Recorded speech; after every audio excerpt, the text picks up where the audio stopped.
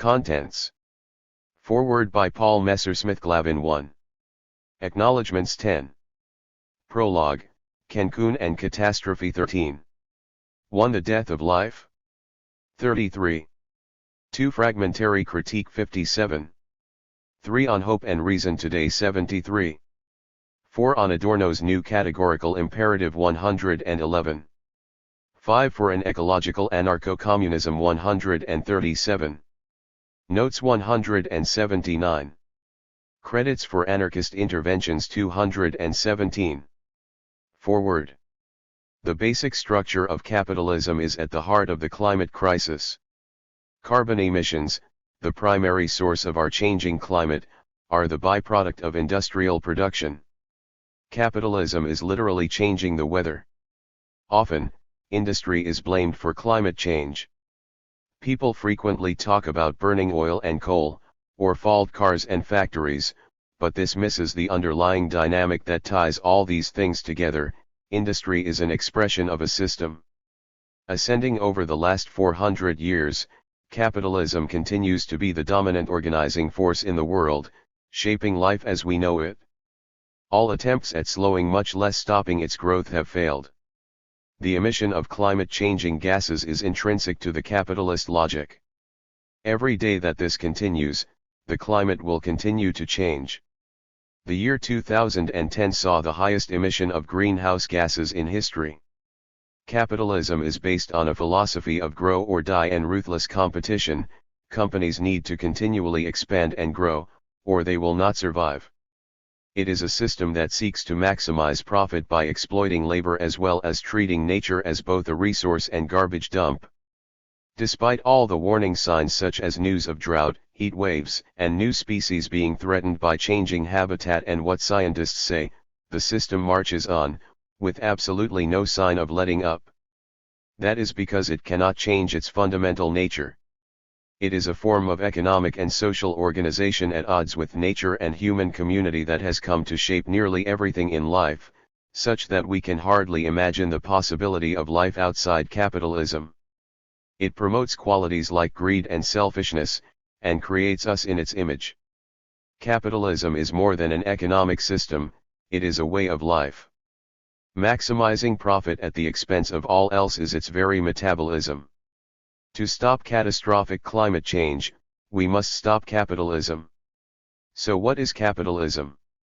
At its core, it is based on only paying a worker the worth of a portion of their work. The owner keeps the remaining worth, or value.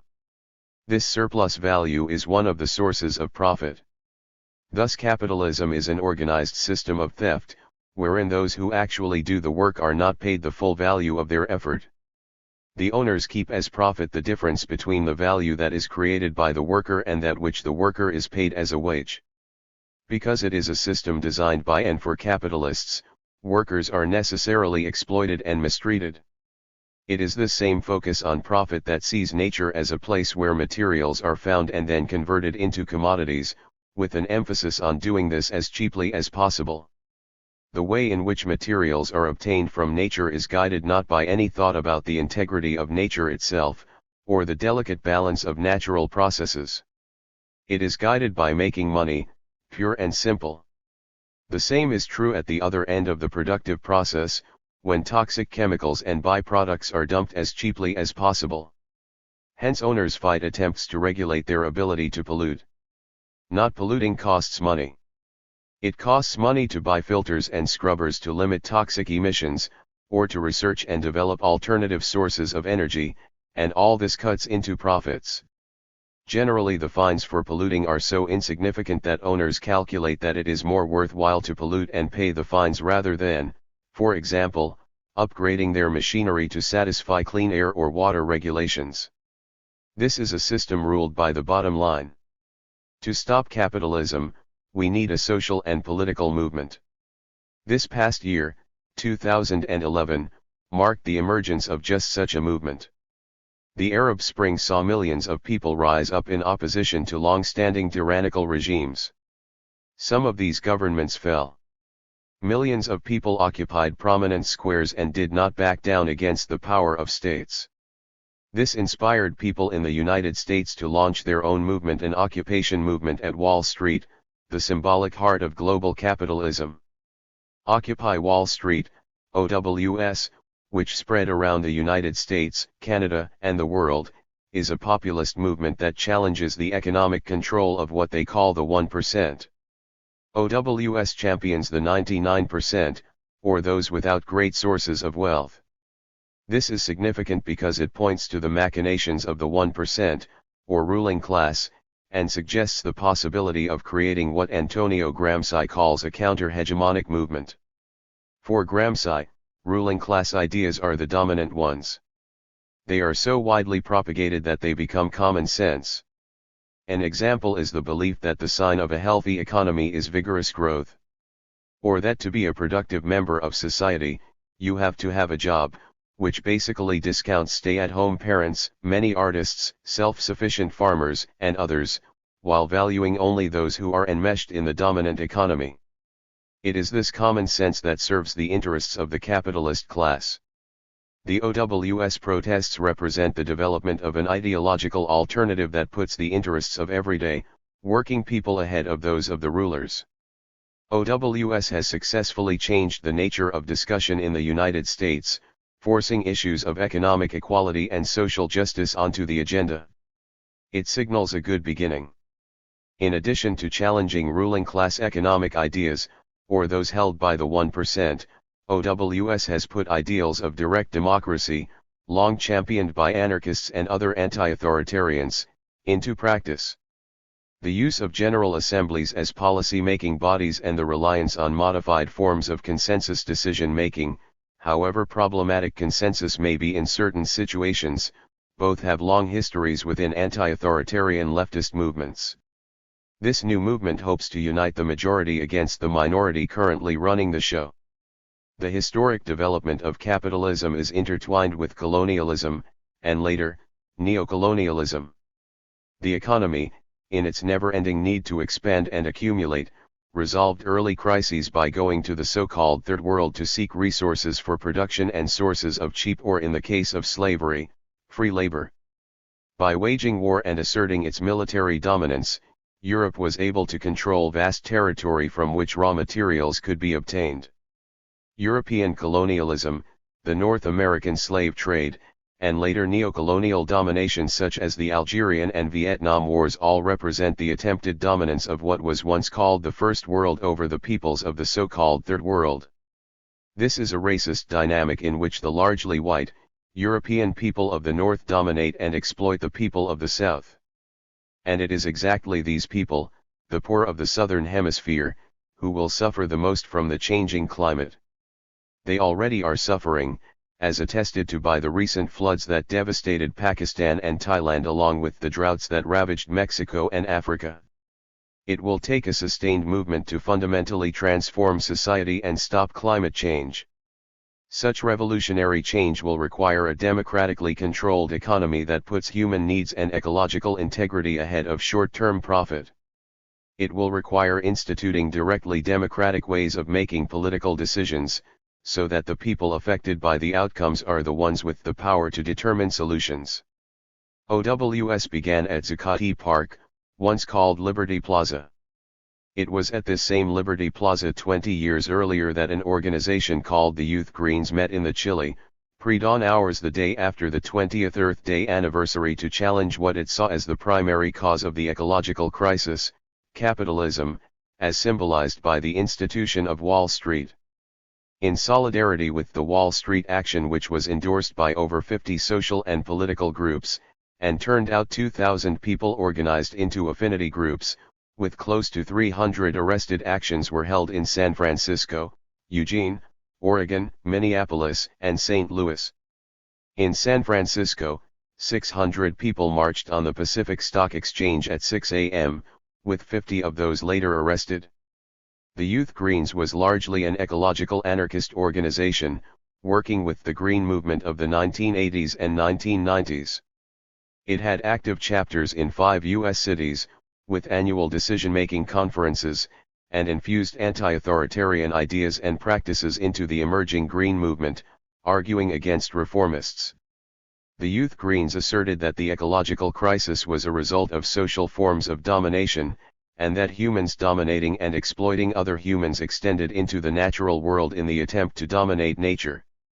Thus, for the Youth Greens and its allies in the Left Green network, resolving the social crisis, by addressing and overturning all forms of social hierarchy and domination, was the only way to solve the ecological crisis. We can learn from the ideas and practices of the Youth Greens. At the Earth Day Wall Street action, Youth Greens assembled the first black bloc in the United States inspired by the German Autonomen, or those who are autonomous. Dozens of young people dressed in all black and covered their faces with black bandanas as a way to avoid being identified and surveilled by police. 9 years later, this tactic would gain worldwide visibility at the World Trade Organization protests in Seattle. The Youth Greens also developed political principles covering almost every aspect of contemporary life, from gay and lesbian liberation to anti-racism to the practice of direct democracy, viewing all this as interrelated and part of a larger global movement. As new movements continue, we need to incorporate an ecological sensibility and understanding of how capitalism, which is responsible for most of the social ills being protested, is also responsible for changing the climate. We will need to fundamentally reorganize society to not only ensure social and economic justice but also preserve humanity. For humanity to thrive, capitalism must die. Climate change is racist. Whether dubbed the 1% or the ruling class, the people who control the countries of the Northern Hemisphere are sacrificing the lives of largely poor people of color to maintain their rule and accumulate wealth. The most privileged people on the planet are letting millions of the less fortunate suffer and die. 300,000 people a year are dying, mostly the poor of the Southern Hemisphere, due to the climate catastrophe. This number will only increase every year that things do not change. Instead of acting to stop the emission of greenhouse gases, the so-called 1% is reorienting its military to adapt to changing climate conditions. The military is the part of the US government that actually takes climate change seriously. The Pentagon, taking climate change as a given, is planning on fighting all the wars that will be necessitated by imperialism within the emerging context of drought, famine, mass death, and millions of refugees. Whereas recent US wars have been in part over the control of oil, future wars will be in response to the destabilizing effects of climate change. It is a vicious dialectic in which oil and coal continue to propel the economy, then wars are fought to maintain control over those resources, and further wars are fought to respond to the results of climate change that stem from relying on those forms of energy. To be most profitable, capitalism seeks the cheapest sources of energy. These happen to be oil and coal. Control of these resources is also highly profitable. The entire capitalist apparatus is built on the exploitation of oil and coal. Despite all the warning signs and reports from scientists, the dominant economic system is pushing irrationally to exploit the remaining reserves of oil and coal through the ecologically disastrous tar sands mining operations in Canada, fracking and mountain top removal in Appalachia, and oil drilling in pristine areas of Alaska and along the ocean shores. Capitalism has become an obsessive, hungry ghost, wanting more and more, despite its inevitable doom. My child will be born this year. If our society does not change fundamentally in his lifetime, the world will be a very different place by the time he reaches old age. In 2112, life on Earth may be unrecognizable. He and his generation will likely ask us what we did to stop this madness when we still had time. Some scientists say we need to reduce carbon output by 90% by 2020, and others assert we need to drastically cut emissions by 2015.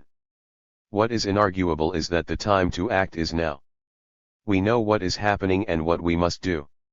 What stops us?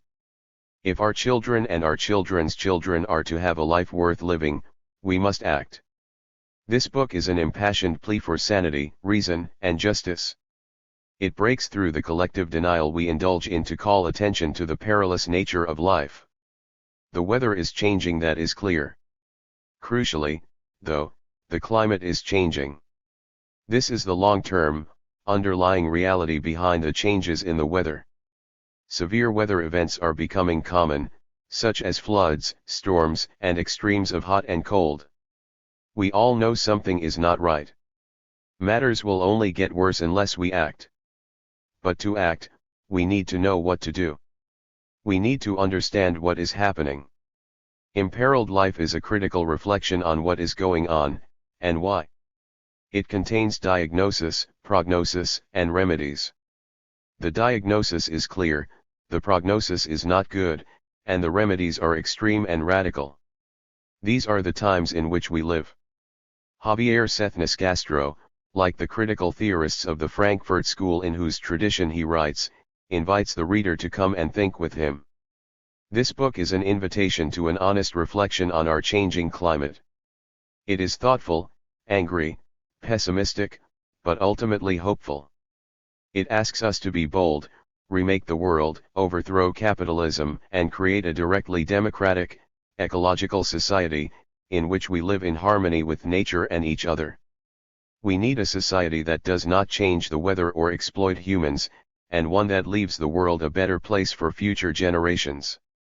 Enjoy reading and, as importantly, act to change the world. Paul Messersmith-Glavin. Acknowledgements.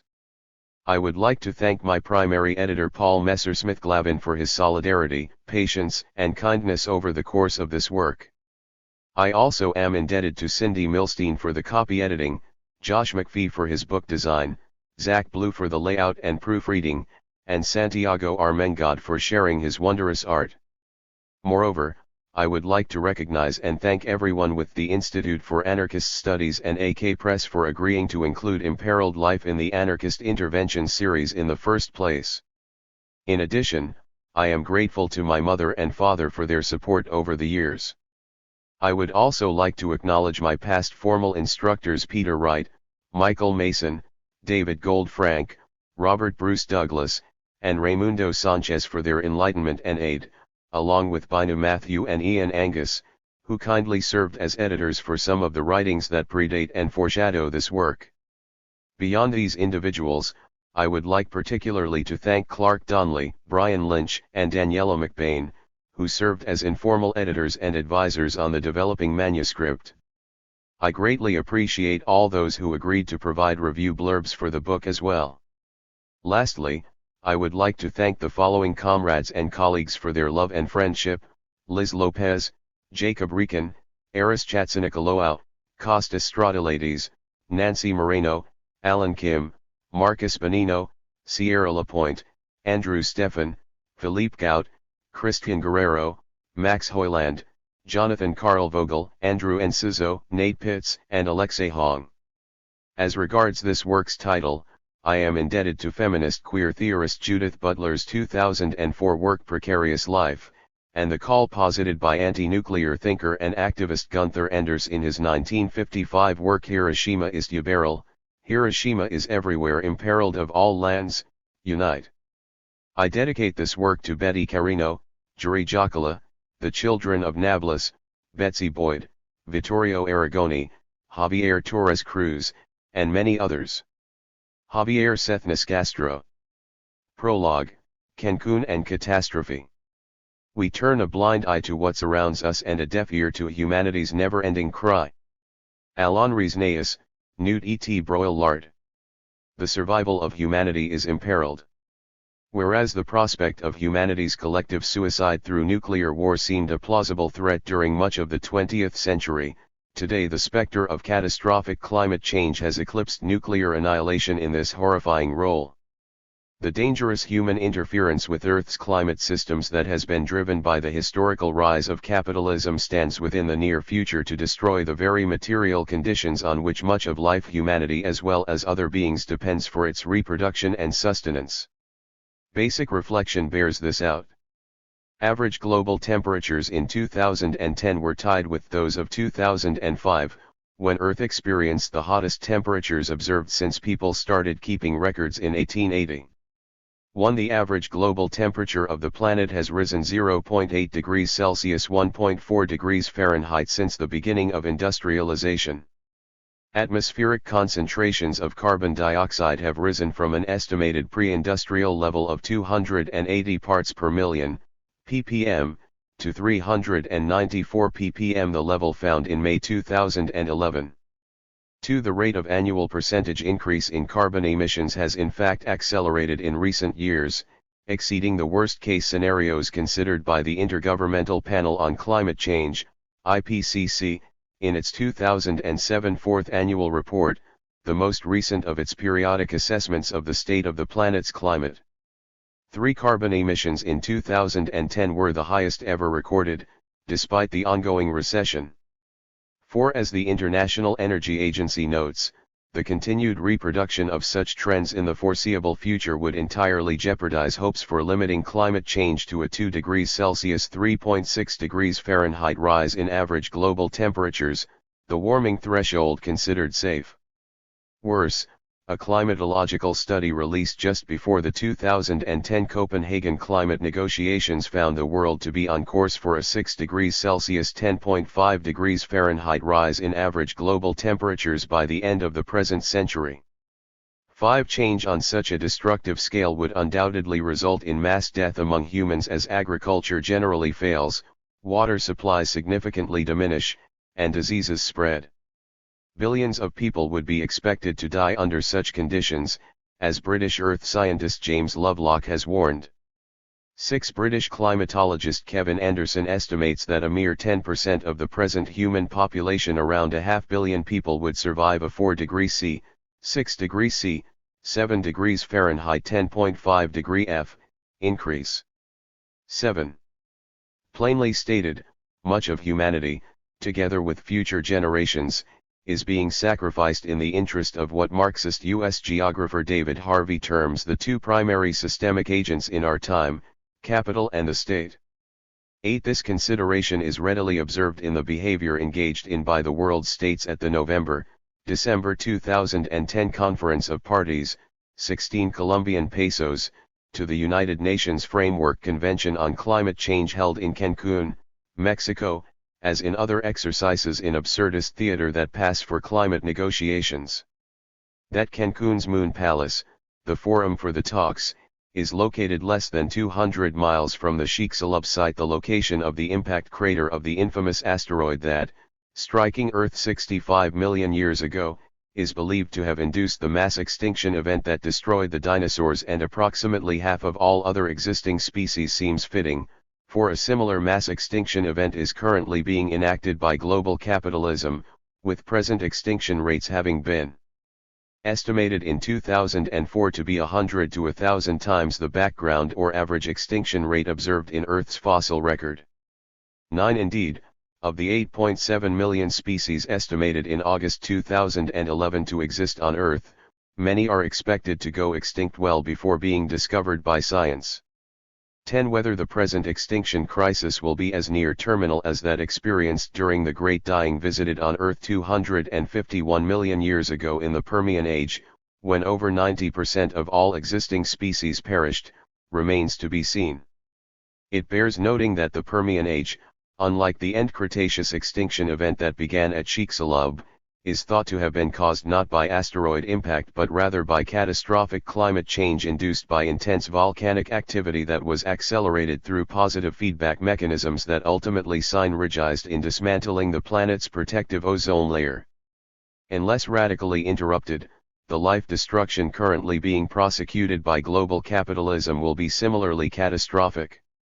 Such reflections militate sharply against German idealist Georg Wilhelm Friedrich Hegel's interpretation of human history, the dubious notion that the real is the rational, and the rational is the real, as well as other manners of understanding and relating to the world denounced by anti-authoritarian French psychoanalyst Félix Guattari as being sedative, that is, ones that render invisible the acute suffering perpetrated by the profoundly wrong nature of existing society.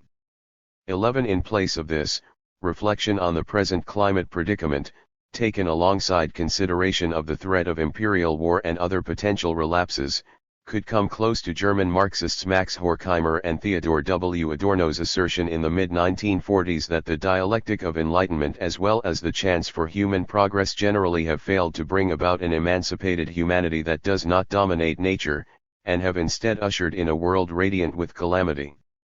12. Guattari was in this sense far too optimistic in his 1989 warning that there is at least a risk that there will be no more human history unless humanity undertakes a radical reconsideration of itself.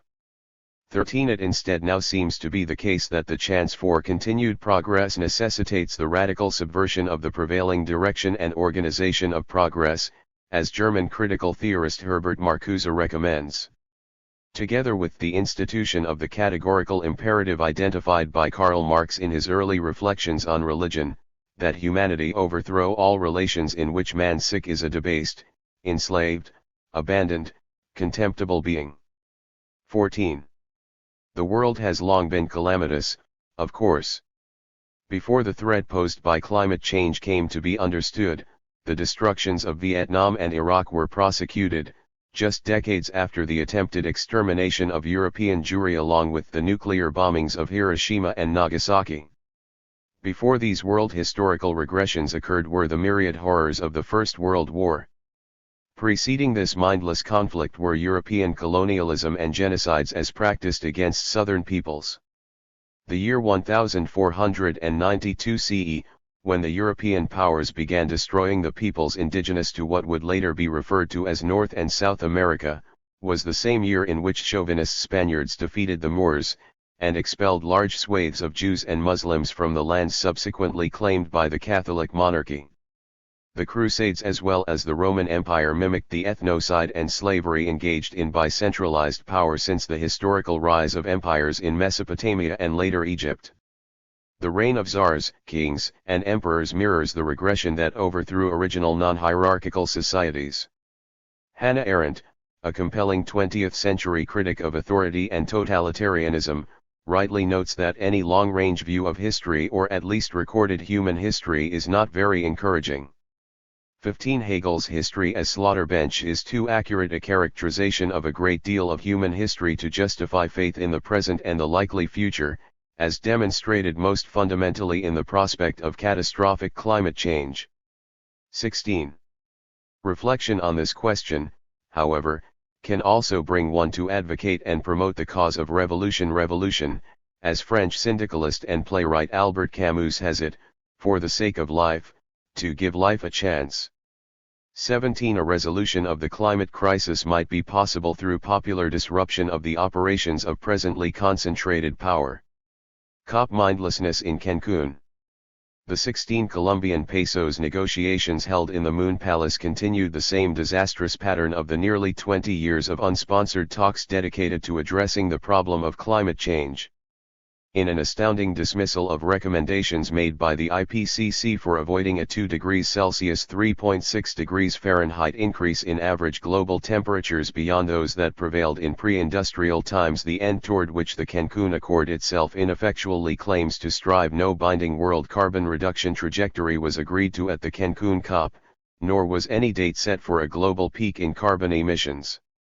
Instead, representatives of powerful states defended existing power and privilege, following the established pattern. The site of Cancun provided an appropriate backdrop for COP's absurdities. The city, the product of the imagination of Mexican planners some 40 years ago, is notable relative to other Mexican cities for the degree to which its life world has been colonized by capital, both national and transnational. Installations belonging to Walmart, OXXO, Chedraui, Soriana, and Office Depot blight the built environment in the city center, while a seemingly endless number of hotel monstrosities line the beach of Cancun's Zona Hotelera. Most of these sites have been granted either 4- or 5-star awards, and hence are completely unaffordable to everyone other than the very privileged. The scale of these installations is gigantic. One hotel in particular models itself after the pyramids of Giza. Located on the supposedly public beaches to which their administrators consciously block off access, these stunning testaments to the social inequality created and overseen by global capitalism stand to be destroyed, like Jimi Hendrix's castles made of sand, by the sea level rise induced by the melting of the polar ice caps. This sea level rise is naturally one of the most serious future risks entailed by climate catastrophe. While the destruction of these temples might represent a justified response to the concentration of power and dismissal of human concerns that is practiced by the wealthy and powerful, this sort of resolution could not be had without devastation for large swathes of humanity, 2/3 of which resides in coastal settlements threatened by rising sea levels. 18. The maintenance and operation of Cancún's luxury hotels and massive corporations is the work of Mexican proletarians. The living conditions of many of these workers, like their counterparts the world over, are lamentable, especially given the contrast of the concentration of wealth exhibited in their places of work. The lot of hotel workers in Cancún calls to mind Marx's comments on capital accumulation. Accumulation of wealth at one pole is therefore at the same time the accumulation of misery, agony of toil, slavery, ignorance, brutality, and mental degradation at the other pole. 19. Whether or not Cancún's proletarians will rise up in defiance, as famously predicted by Marx, is an open question. The seeming lack of participation on the part of locals in mobilizations, discussions, and other events against 16 Colombian pesos proved to be disconcerting, notwithstanding the organizational efforts taken up by various climate activists against this trend. The master of ceremonies at 16 Colombian pesos was Mexican President Felipe Calderón Hinojosa, from the far-right National Action Party. At one point during COP's 2 weeks, Calderón was seen literally dressed in green. His major proposal as presented in Cancún was to mandate that the Mexican federal government phase out incandescent bulbs within the country over the next 3 years. 20. This decidedly minimalist move won, it should be said, in keeping with the more general trend among the world states in light of the climate crisis, also was reflected in Calderón's inauguration of a lone wind energy plant near Cancún on the eve of the summit, the Villa Climatica, a space located next to a McDonald's south of the city in which the federal government held exhibits sponsored by Coca-Cola that purportedly examined climate change and hosted a cultural exhibition where Nextel, Symantec, Oracle, and other telecommunications corporations were afforded space. The Villa Climatica was catered by, among others, Domino's and Señor Frogs. It also featured a section dedicated to the commemoration of Mexico's bicentennial of formal independence, bearing the title 200 Years of Being Proudly Mexican. No similar space could be found in memory of the Mexican Revolution, the centennial of which was also celebrated in 2010. 16 Colombian pesos featured a heavy Mexican military and police presence too. One estimate claims there were 6,000 units in total at the beginning of the talks. 21 military patrols in Hummers with machine guns trained on crowds of Cancunenses and outsiders alike were regular events, as was movement by police trucks carrying masked officers with assault rifles. Local news reports in Cancún suggest that the Mexican government acquired a crowd monitoring drone from the Israeli military. 22 police and military helicopters originating from the United States could be seen surveilling mobilizations. In spite of the repressive powers projected in Cancún, though, resistance was also practiced. The international organization Via Campesina put together the Global Forum for Environmental and Social Justice in Cancún's San Jacinto Canek Park to coincide with the second week of 16 Colombian pesos.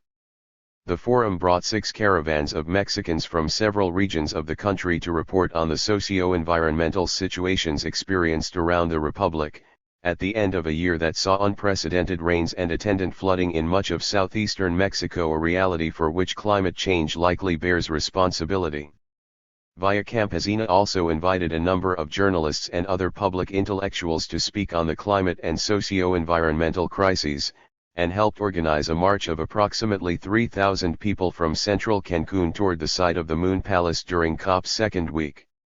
The forum was even addressed by Bolivian President Evo Morales, who spoke of the need for a neo-socialism that incorporates a defense of ecology with class struggle and called for the third millennium to be a people's millennium, one in which oligarchy, hierarchy, and monarchy are overcome as historical residues. However, lacking his own leadership has been in these terms for Bolivia itself, particularly in light of the violence exercised by his police in September 2011 against indigenous protesters opposed to the construction of a highway through the highly biodiverse Isabura Secure National Park.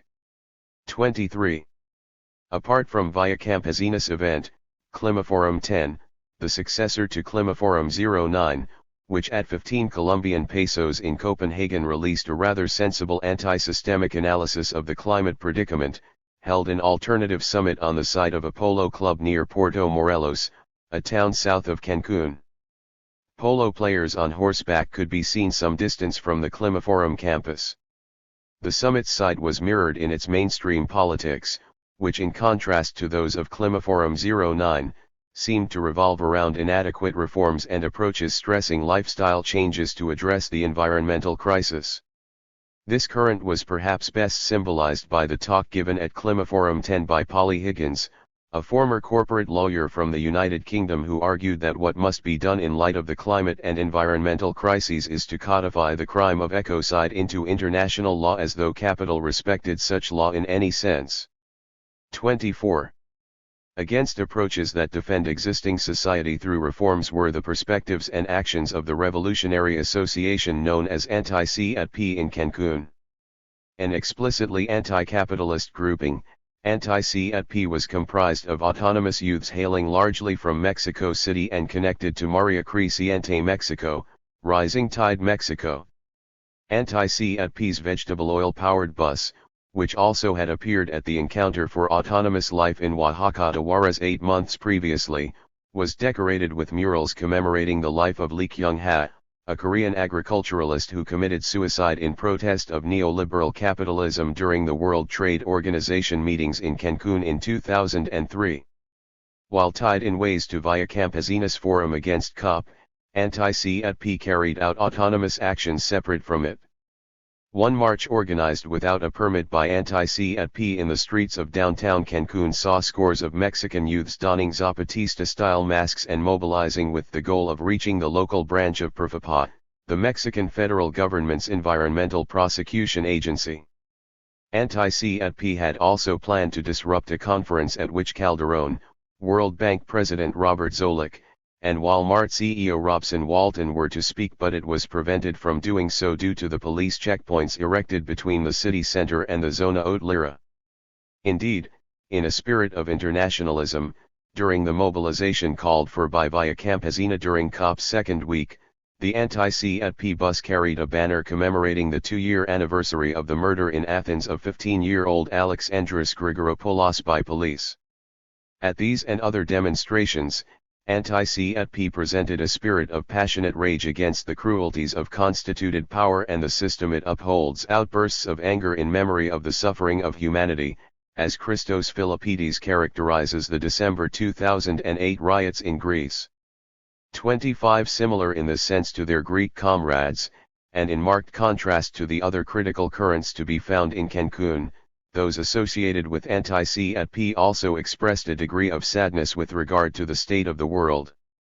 It is unclear whether this intermixing of passions can be considered an expression of the hopeless sorrow of which Hegel warns, but it was undoubtedly informed by what Arendt finds to be the most powerful and perhaps the most devastating passion motivating revolutionaries, the passion of compassion. 26. Above all else, human-induced climate change constitutes a brutal assault on humanity and life itself, but with regard to the former, its effects are to be borne overwhelmingly by peoples of the global south.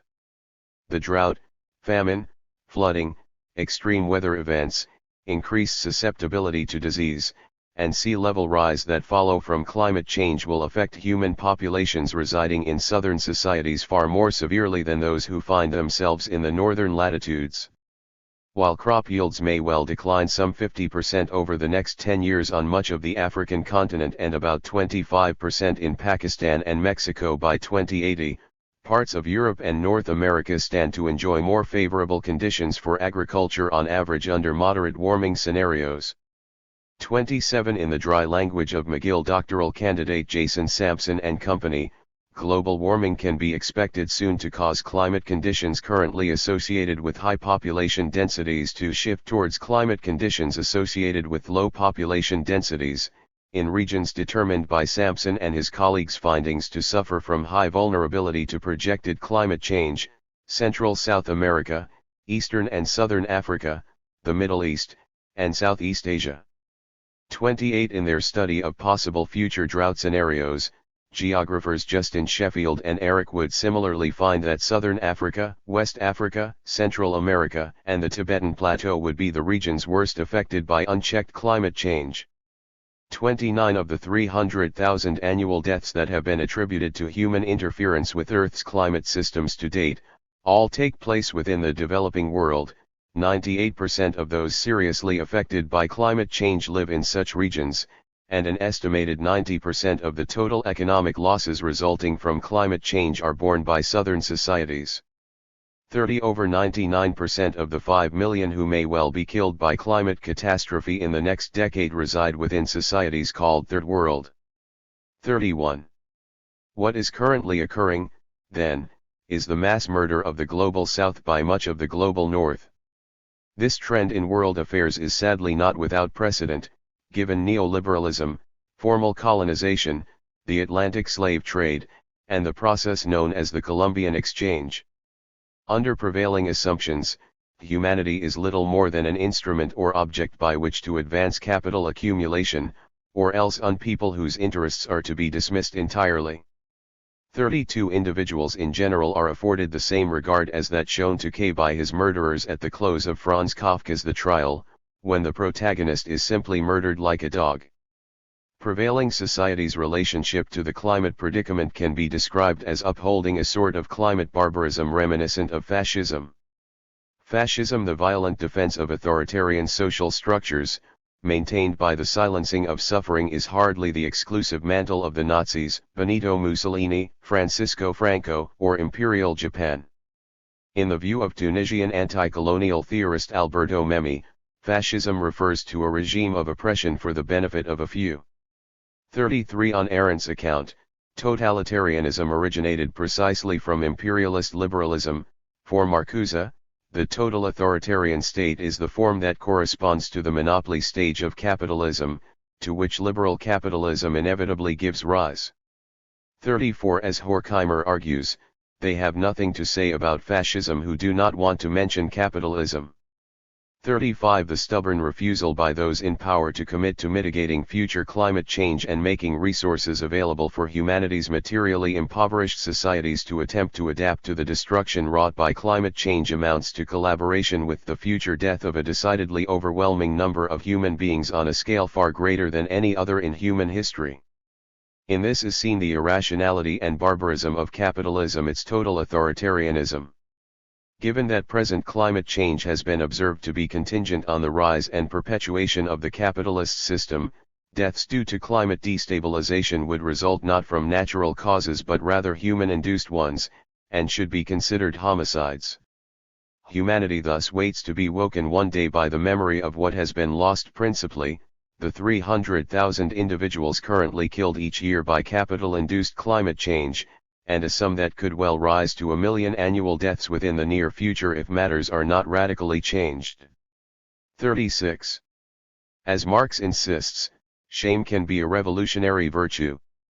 37 Shame regarding humanity's marked failures to protect itself along with the other forms of life with which it shares Earth could help contribute to the radical reconstruction of global society, for this society, though ruled over by the repressive order of statist militarism, is after all constituted out of us, Adorno observes, made up of us ourselves.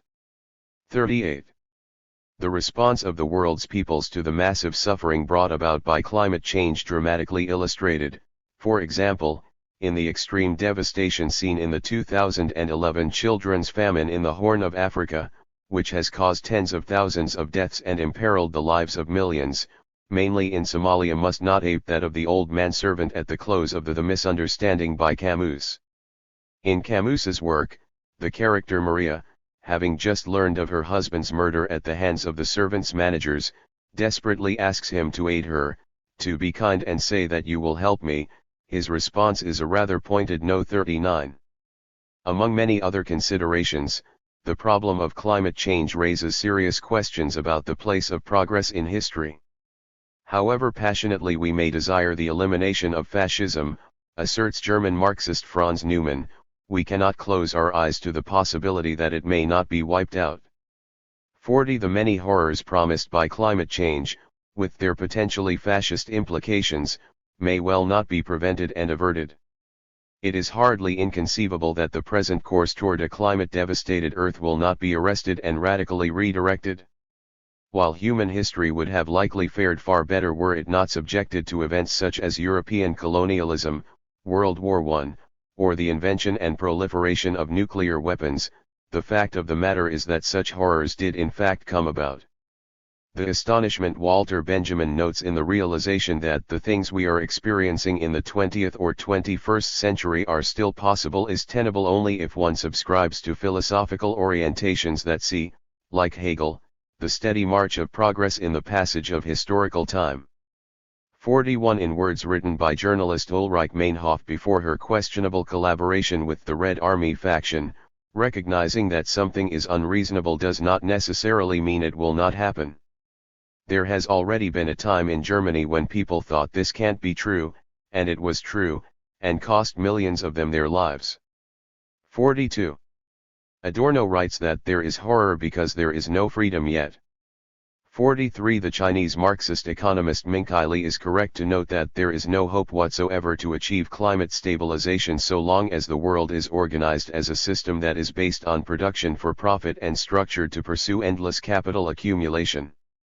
44 Against this radical lack that characterizes the forms in which humanity is at present entrapped nonetheless stands the chance for what French aesthetician Maurice Merleau-Ponty calls the advent of humanity, or what Adorno terms a rational establishment of overall society as humankind, a possibility that in the latter's view opens in the face of extinction.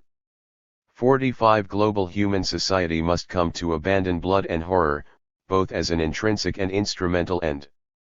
For the debarbarization of humanity is the immediate prerequisite for survival. 46. Fortunately for our prospects, humanity has long resisted. The revolt of the Helots against Sparta as well as the slave rebellions led by Spartacus and Toussaint L'Ouverture are in ways continued in modern times by the efforts of the Spanish anarchists, the anti-Nazi resistance, the Ejército Zapatista de Liberación Nacional, EZLN, the Naxalites of eastern and central India, and the movement for the emancipation of the Niger Delta, among other groups and collectives. This tradition, advanced in Cancun by anti-CEP, involves resistance of the eye that does not want the colors of the world to fade. 47 It has been continued by activists in recent years through, for example, the attempted shutdown of the city of San Francisco the day after the commencement of the March 2003 invasion of Iraq, the blockading of an Israeli air base during the July 2006 war on southern Lebanon, the decommissioning of an Edo MBM weapons production plant in the United Kingdom in January 2009, the direct actions to defend and liberate oppressed non-human animals, the antagonistic fury expressed in Greece against the state and capital in December 2008, the destruction of police stations in Egypt and popular storming of the Israeli embassy in Cairo, and the people's rebellions that have gripped much of the Arab world since December 2010, in addition to the popular occupations of public space that have followed in many Western societies. As can readily be seen through reflection on the fate to date of these revolts, though and generally on the failed culture that has allowed for genocide, the possibility of nuclear warfare, and potentially catastrophic climate change, the specter of despair is far from illusory. While it is to be hoped, as Egyptian Marxist Samir Emin suggests, that the recent waves of popular revolt against oligarchy and tyranny will amount to the autumn for capitalism and the springtime for the peoples of the South, or that, as world systems theorist Immanuel Wallerstein writes, the global protest movement of 2011 will carry the revolutionary 1968 current into the future. The outcome remains uncertain. 48 An orthodox Marxist faith that the subordinated necessarily will be victorious in history, that the abolition of capitalism follows from the premises now in existence, cannot itself be justified. 49 On the contrary, the fear Adorno observes in Marx regarding a relapse into barbarism is a rational one, considering that the relapse has already occurred. 50. In light of the problems posed by the threat of capital-induced climate destabilization, it remains clear that if humanity does not determine itself, it will bring about terrestrial catastrophe. 51. The dark choice presently faced by humankind, in the prognosis of Belgian situationist Raoul Vaneigem, is that of suicide or revolution. 52. Contemplation of this choice is the task of the remainder of this work, which investigates past catastrophes, synthesizes current climatological findings, and considers the question of hope for a progress that leads out and away from total negation. 53. Against the dominion of death, it is to be the position expressed in this book, as Arendt declares beautifully in a repudiation of the philosophy advanced by her mentor Martin Heidegger, that humans, though they must die, are not born in order to die but in order to begin. 54. The death of life.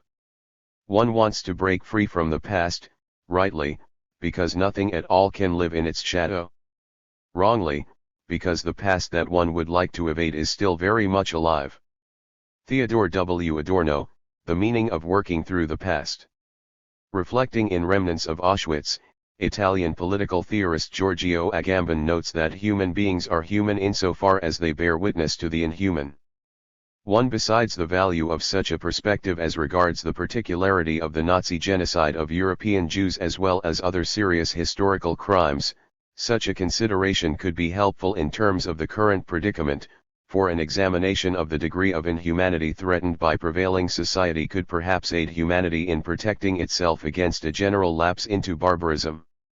In what follows, climate catastrophe is compared with the horror posed by nuclear conflagration, a horror that is hardly a mere historical one.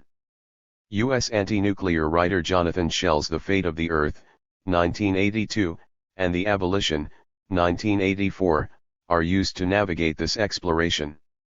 While world-renowned anarchist philosopher Noam Chomsky is right to state that it is not pleasant to speculate about the likely consequences if concentrated power continues on its present course, it is also true that the chance for overcoming brutality and unreason can be helped along by critical inquiry, as Chomsky often stresses. 2. The central question examined in Schell's The Fate of the Earth and The Abolition is the implications raised by the existence of nuclear weapons in relation to Earth's very habitability. The mere existence of such weapons threatens the murder of the future, in Schell's words. 3. In a world imperiled by the factual existence of nuclear arms, the primary responsibility is to reverse the conditions that threaten human survival, because there can self-evidently be no value without human existence, as Schell rightly argues. Just as the right to food is the first right, as utopian socialist Charles Fourier asserts, one that underpins all others, human survival is a precondition for all aspects of human social life, not least of these the very self-reflection Adorno finds to be necessary for the protection of survival itself. 4. Schell's harrowing account of nuclear annihilation places future generations, whose potential existence would quite simply be cancelled by the death of humanity resulting from nuclear holocaust, at the center of concern. Voiceless and disregarded, future generations thus share much with the non-human world and ecosphere, generally understood. Schell movingly expresses the gravity of the situation faced by a nuclear-armed humanity in his reflections on Arendt's notion of natality, the various beginnings made possible by life. He writes that the annihilation risked by nuclear weapons threatens the root of life, the spring from which life arises, birth, or the power of communities composed of mortal beings to regenerate and preserve themselves in history. Clearly, such a predicament is far more serious than that posed by individual death, for extinction, in threatening natality, jeopardizes the continuation of the world in which all our common enterprises occur and have their meaning. 5. The threat of extinction for Schell is a systemic evil. It follows the legacy of terror and genocide as practiced by the Nazis and other fascist forces, including as a matter of course the U.S. government, the first and only force to have directly employed nuclear weapons against human populations. The existence of these weapons jeopardizes, in the first place, the lives of billions of human beings and the very underpinnings of global human society, but their being also threatens a total assault on Earth systems taken as a whole. Nuclear arms in this sense amount to the single most advanced weapon in humanity's general assault on nature. Given that the support systems allowing for the biological existence of the millions of species on Earth would essentially be dismantled by a war involving nuclear arms, that is, a possibility that follows from the very existence of such arms, a nuclear devastated planet Earth would be capable of supporting only radically simplified life forms, if any life at all is to survive such an event. Indeed, the extent of human knowledge regarding the effects that can be expected from the hypothetical future event of nuclear war is both vast and alarming, says Shell. 6. In light of the knowledge available to humans regarding the risks implied by the development and possession of nuclear weapons, the lack of conscious action on humanity's part designed to resolve the problem of nuclear weapons abolition is to Shell a manifestation of social insanity. At times mirroring the critiques of social democracy and other reformist political philosophies raised by Benjamin and others, Shell writes with concern on the tendency to repress reflection on the existence of nuclear weapons. The normality sought by ideologies and practices that distract from as well as actively subvert the project of resolving the nuclear threat is in this sense mass insanity, since it defends the iron cage that has quietly grown up around the Earth, imprisoning every person on it.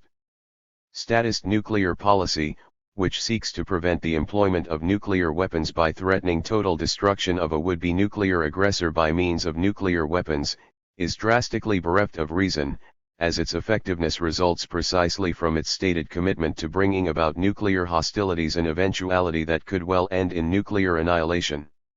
Such a development would be self-evidently absurd and totally unjust. As the destruction of humanity can never be an ethical act, for the drowning of all human purposes for all time would be the supreme negation of ethical action, it follows that no justification can be had for postures and acts that threaten humanity's collective suicide by means of nuclear annihilation, conditions that rationally can be expected to transform the world into a desert, as Arendt fears, and thus deliver what German philosopher Gunther Enders terms sheer nothingness, a rotating globe without any life on it. 7. That humanity in fact came to endanger itself through the invention, development, and maintenance of nuclear arms constitutes, in Shell's view, the greatest collective failure of responsibility by any generation in history. Under such conditions, self-congratulation is certainly out of order, however much people in general may seem to have adjusted to and accepted the monstrousness implied in the threat nuclear weapons hold for life.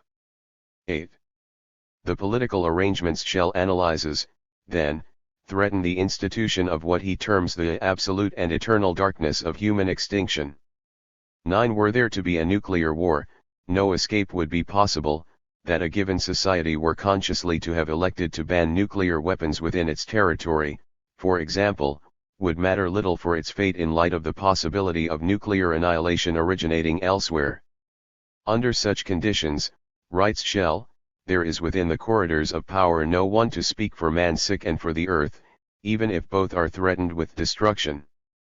10. As P.D. James has her character Theo in The Children of Men lament, it would seem that there exists no security or home for our endangered species anywhere under the uncaring sky. 11.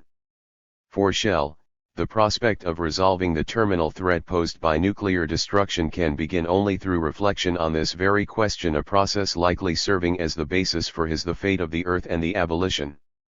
A means to salvation could be made possible if humanity were to permit itself to recognize clearly the breadth and depth of the peril, to assure itself once and for all of its boundlessness and durability, for if the profundity of the threat were to be generally acknowledged, consideration of the peril of self-extinction could take the place Shell claims it deserves within our conceptions of being, that is to say, central.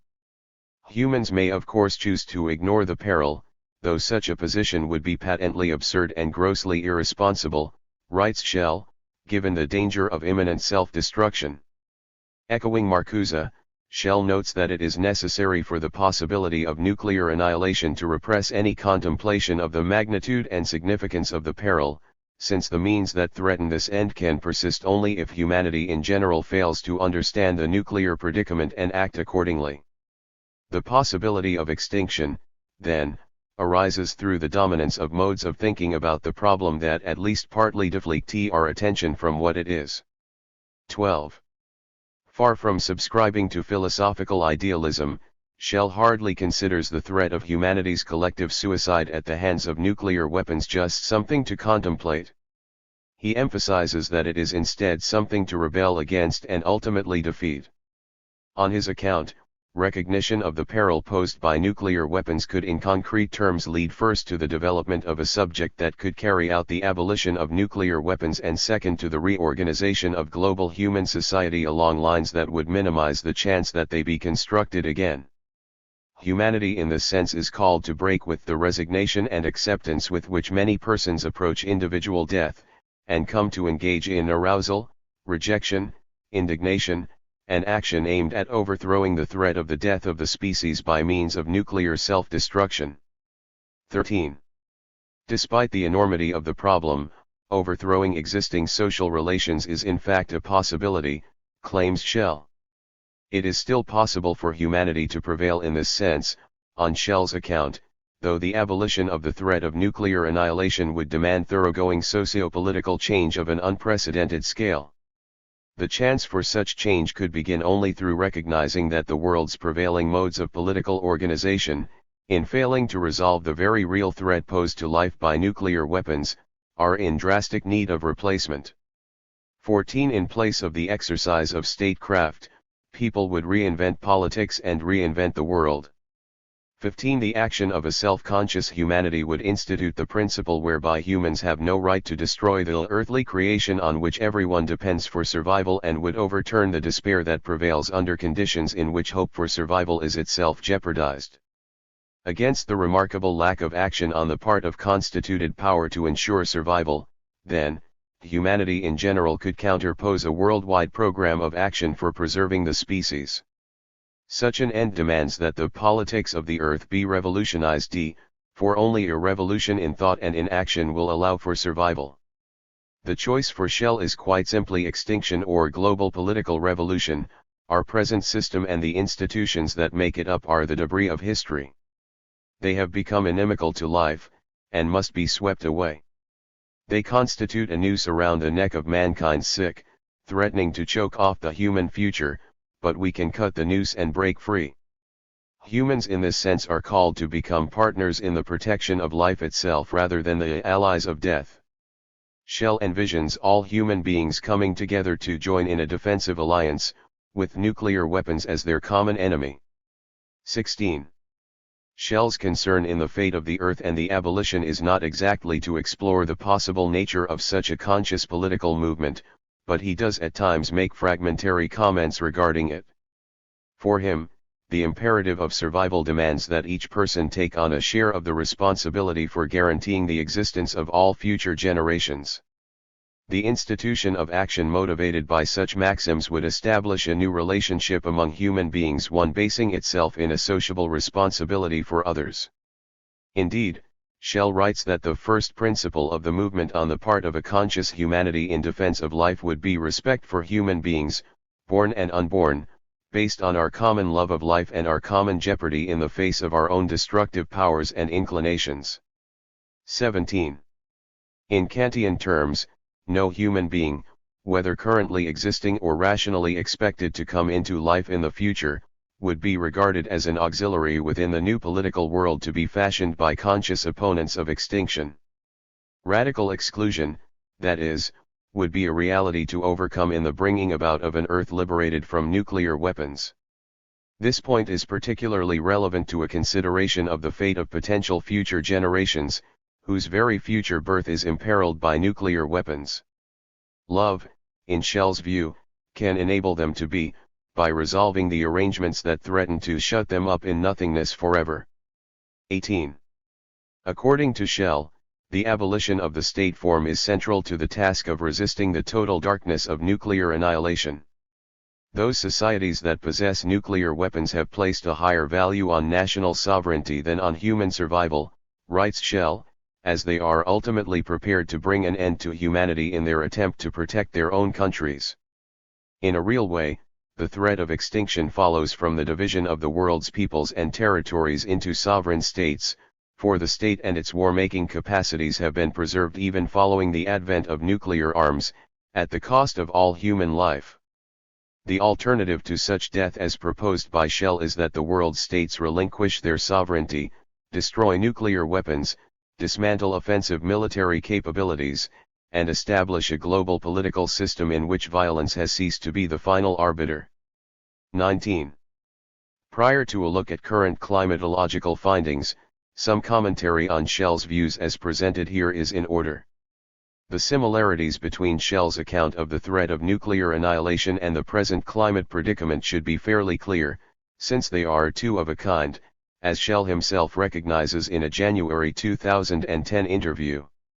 20. The perpetuation of dangerous human interference with Earth's climate systems, like the prospect of nuclear war, would be irredeemably senseless, and may even threaten oblivion for humanity. 21. If we are to attempt to even begin resolving the threats posed by climate change and nuclear arms, if we are to avoid becoming the allies of death and underwriters of the slaughter of billions of innocent people, we must rebel with the aim of overthrowing that which exists, as Shell and other commentators rightly note and as our own reason and conscience would demand. 22. Besides the justified urgency that motivates Shell's works, much of the commentary he makes on the socio-political implications of the nuclear arms problem bears consideration. It is the historical division of the world into sovereign states that raises the threat of nuclear annihilation in the first place, and it is the perpetuation of the state system that defends the capitalist mode of production threatening climate catastrophe. The state of death is identical to that of sovereignty, Benjamin writes, or at least it threatens to be so. 23. The nuclear danger continues to exist as long as nuclear weapons and the states that protect them exist too. As Chomsky observes, it has effectively been a miracle that nuclear arms have not again been directly employed against persons since their first use in August 1945. 24. Similarly, the threat of irradiation of the biosphere that would follow from the related problem of a full-blown meltdown at any one of the hundreds of the world's nuclear energy plants lives on, as the 2011 disaster at the Fukushima Daiichi site reminds us. This risk persists insofar as such technologies are generally found to be acceptable. Considerations regarding human vulnerability to these various threats have guided popular mobilizations in opposition to technological madness in anti-nuclear movements past and present. This movement from below desde abajo y la izquierda, from below and to the left, as the neo-Zapatistas put it, would do well to heed Shell's call for an association to overthrow social exclusion, both for the presently suffering social majorities and the expected future generations, and in so doing, institute a political act of love and respect. Particularly important for this end, as Shell contends, is the task of examining the depth of the peril and the darkness it promises. To contemplate recent climatological findings on the current and possible future state of Earth's climate systems is to confirm Benjamin's diagnosis of the prevailing state of affairs as amounting to an emergency that demands revolutionary resolution. The breadth of climate barbarism. The need to lend suffering a voice is a condition for all truth.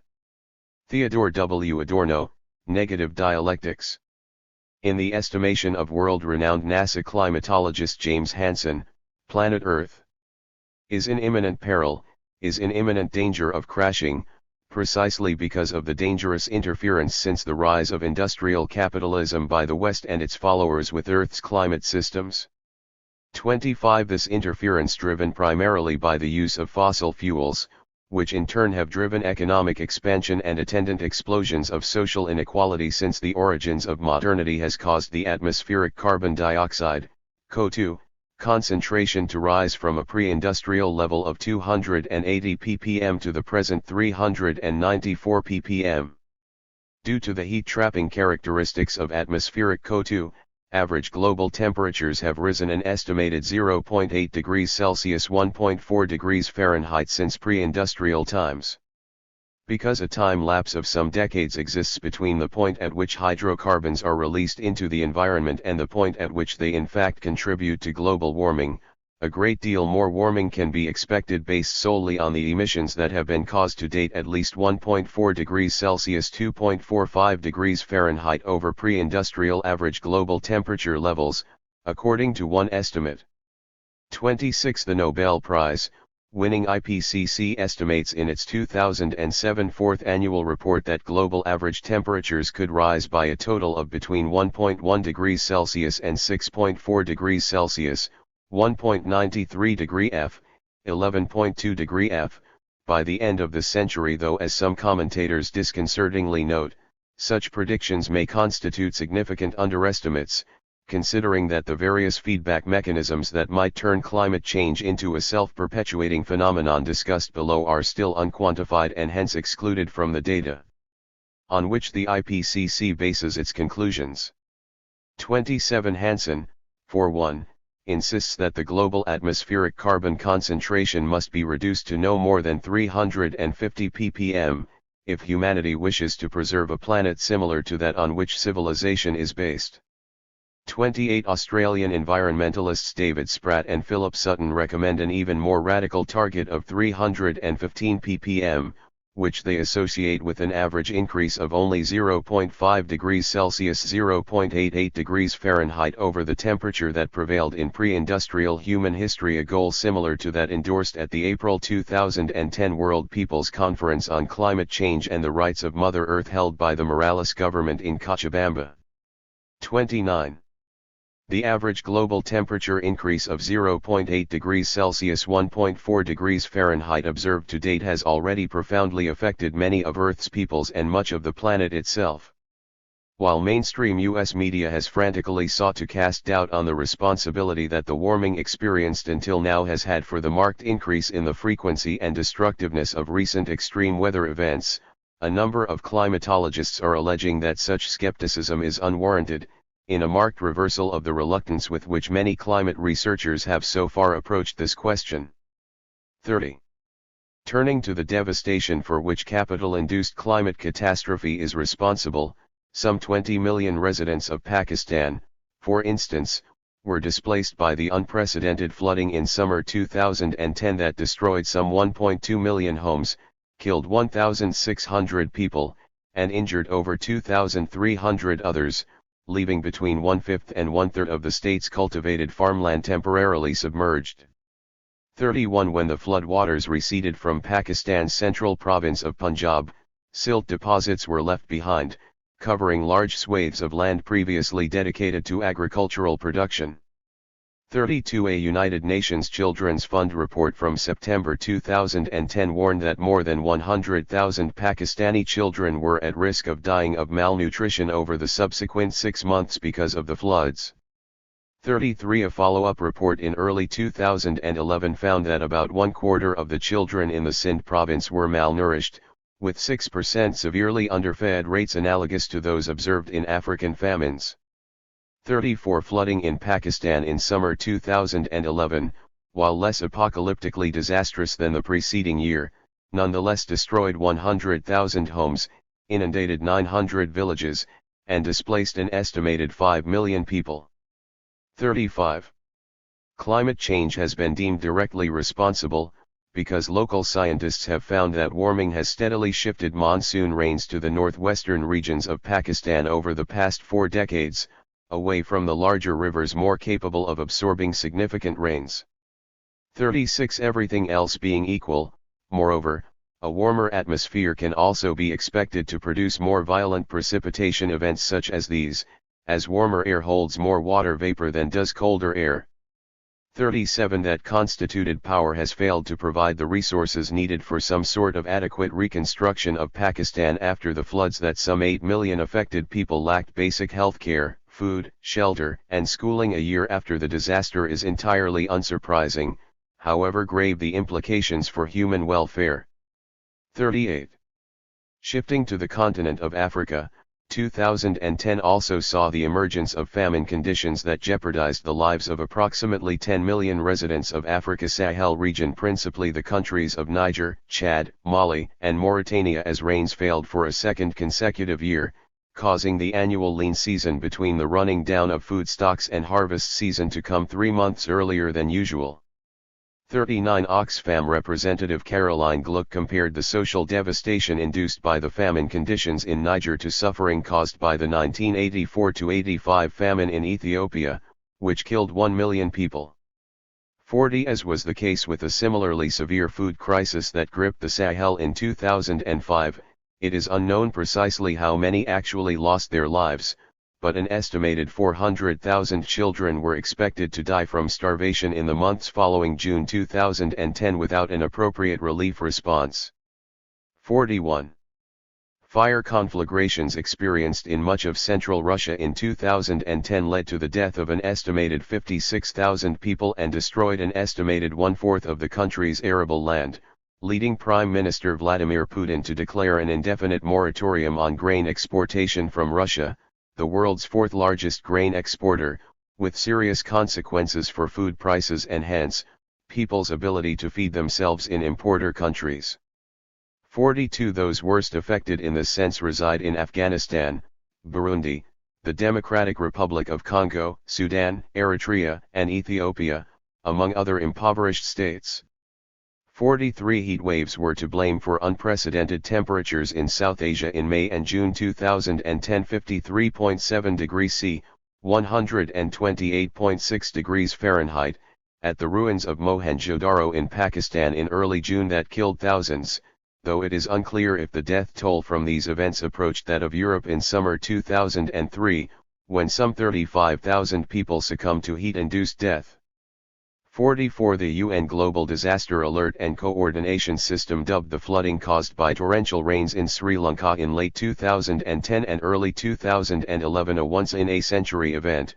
The rains washed away 80% of the rice crop on the island country's eastern Batticaloa district. 45. Additionally, 2010 saw a drought in Amazonia the likes of which had not been experienced for some 40 years, with the Rio Negro, one of the Amazon's largest tributaries, reduced to its lowest level since records began in 1902 and an estimated 8 gigatons of CO2 emitted by dying trees, a greater total amount, it should be added, than the estimated present annual carbon emissions of China, the greatest current emitter of all. 46. In the Arctic, an ice island 4 times the size of Manhattan broke off Greenland's Petermann Glacier in August of the same year. Indeed, the 2010 Arctic summer ice extent was the third lowest ever recorded, and the same data for 2011 may well match the all-time low observed in 2007. Reflections of the death spiral into which the Arctic ice has been forced. 47. Climate change likely also bears responsibility for the disastrous flooding experienced in the U.S. South in mid-2011 and Hurricane Irene that same summer, as well as the dry spring in northern Europe and the southwestern United States, the former having brought about the driest April observed since people started keeping records in England in the 17th century, and the latter the driest spring in more than a century. 48. Climate overheating is also the likely culprit for the spectacular drought suffered in China in 2011, which drove Chinese authorities to release some 5 billion cubic meters of water from behind the infamous Three Gorges Dam for irrigation and personal use. 49. Anthropogenic interference with Earth's climate systems is clearly seen as well in the catastrophic failure of rains in the Horn of Africa in 2011 and the attendant drought, found by the United Nations to be the worst in 6 decades. 50. This devastating event left some 13 million individuals at risk of dying from starvation, a number that included millions of children, thousands of whom have perished to date. 51. It is this event, together with the ongoing torturous civil conflict in the region, that has seen thousands of desperate Somalis arriving daily at the Dadaab refugee camp in Kenya, a settlement originally established 2 decades ago to house 90,000 persons, but now populated by some 500,000. It is this event that has brought about the conditions for the emergence of malnutrition rates of 58% among children in Somalia's Bay region, and thus the potential death of 3/4 of a million people, as the United Nations warns. 52. These disconcerting events have taken place in just the past 2 years. In addition to the 2003 heat waves in Europe, episodes of drought in western North America, 1994 to 2004, and Central and Southwest Asia, 1998 to 2003, along with flooding in Europe, 2002, are consistent, in the IPCC's words, with physically based expectations arising from climate change. 53. It is estimated that China loses 965 square miles to desertification annually. Increased sea levels have already begun to sterilize the soils of Tuvalu and the Solomon Islands, hampering the cultivation of taro in both island groups. 54. In Kiribati, rising sea levels are salinizing the water supplies. On Vietnam's Mekong Delta rivers, they are forcing agriculturists to abandon rice cultivation en masse. 55. Lake Chad in the Sahel has been reduced to 10% of its size only 40 years ago, and Lake Tanganyika was observed in mid-2010 to have higher temperatures than at any other time in the past 1500 years and is warming at an unprecedented rate. 56. The world's oceans are 30% more acidic now than a century ago. 57. Glaciers across the globe are in steady retreat, with 75% of the Himalayan glaciers now classified this way according to a March 2011 study. 58. Temperatures observed in Tibet in 2010 reached highs not previously seen in the past 5 decades of record-keeping. 59. Peru's glaciers have lost 22% of their surface area over the past few decades. 60. Oxfam reports that flooding and extreme storm disaster events have tripled in impoverished southern societies since the 1980s. 61. As Edward S. Herman and David Peterson note, the genocidal conflict in Darfur may have found some of its basis in the climate change that has already occurred. 62. A recent Columbia University study found that historical conflict in southern societies were twice as likely in years with an active El Niño southern oscillation, which in drastically decreasing rainfall patterns over much of the tropics Africa, the Middle East, India, and Southeast Asia simulate the conditions that further climate destabilization can be expected to bring about. 63. Mike Davis's findings that the historical synergy between late 19th century El Niño events and the onset of capitalist colonialism in India, China, and much of Africa produced the worst famines recorded in human history, ones that killed between 30 and 60 million people, take on new meaning in light of today's climate change. 64. To date, then, climate change has proven disastrous, yet the threats posed by climate destabilization will likely be far more severe in the near future. The following examines some of the climatological findings regarding our downward spiral toward climate catastrophe and eventuality that is promised without a rational and revolutionary intervention to check it. In its 2007 fourth annual report, the IPCC offers its worst-case scenario of a 6.4 degrees C, 11.2 degrees Fahrenheit, increase in average temperatures by the end of the 21st century as being based on the lack of any sort of sensible mitigating policies and the reproduction of fossil fuel-intensive capitalist growth. The report states that a 2 degree C, 3.6 degree F, increase in average temperatures is associated with an atmospheric carbon concentration of about 500 ppm, a 3 degree C, 5.25 degree F, rise with 600 ppm, and a 5 degree C, 6 degree C, 8.75, 11.2 degree F, increase with 900 to 1000 ppm. 65. As has already been noted, humanity presently finds itself tied to a trajectory that would see the realization of the 6 degree C increase by the century's end. The UK Met Office maintains that a 4 degree C, 7 degree F, increase by the year 2060 is entirely possible. Anderson's predictions for life in a world warmer by 4 degrees C, mentioned above, is relevant here, as is Hansen and his colleagues' determination that the current warming rate is progressing between 10 and 1,000 times more rapidly than the nearly terminal extinction rate at the end of the Permian era. 66. At lower levels of climate change, 1 degree C, 2 degrees C, say climatological reports, much of the world's oceans will be rendered dangerously acidic due to the mass dissolving of CO2 in water. The subtropical arid belt that currently rests where the Sahara lies will likely move into southern Europe. India's wheat-producing northern states will be devastated. The Andes glacial ice could well disappear altogether, and the critical melt threshold for the Greenland ice sheet will have been surpassed. 67 regions of China face significantly higher vulnerability to parasitic disease given a 2 degree C, 3.6 degree F, global temperature increase, and the general incidence of diarrheal diseases will likely increase significantly under such conditions. 68 Drought and desertification from such warming levels will increase the probability that little food will be available on the international markets. Mass starvation is thus to be expected. 69 With a 3 degree C, 5.25 degree F, increase, the sand seas of the Kalahari Desert are expected to begin expanding, thereby rendering Botswana and much of the rest of southern Africa uninhabitable by humans. Much of Central America and Australia will no longer be able to support agricultural production. Amazonia will likely collapse into a desert of Saharan proportions, and a permanent El Niño would be instituted. 70 Citing his colleague David Archer, German climatologist Hans-Joachim Schellnhuber asserts that a 2 degree C, 3 degree C increase in average global temperatures could provoke a sea level rise of 164 feet, 50 meters.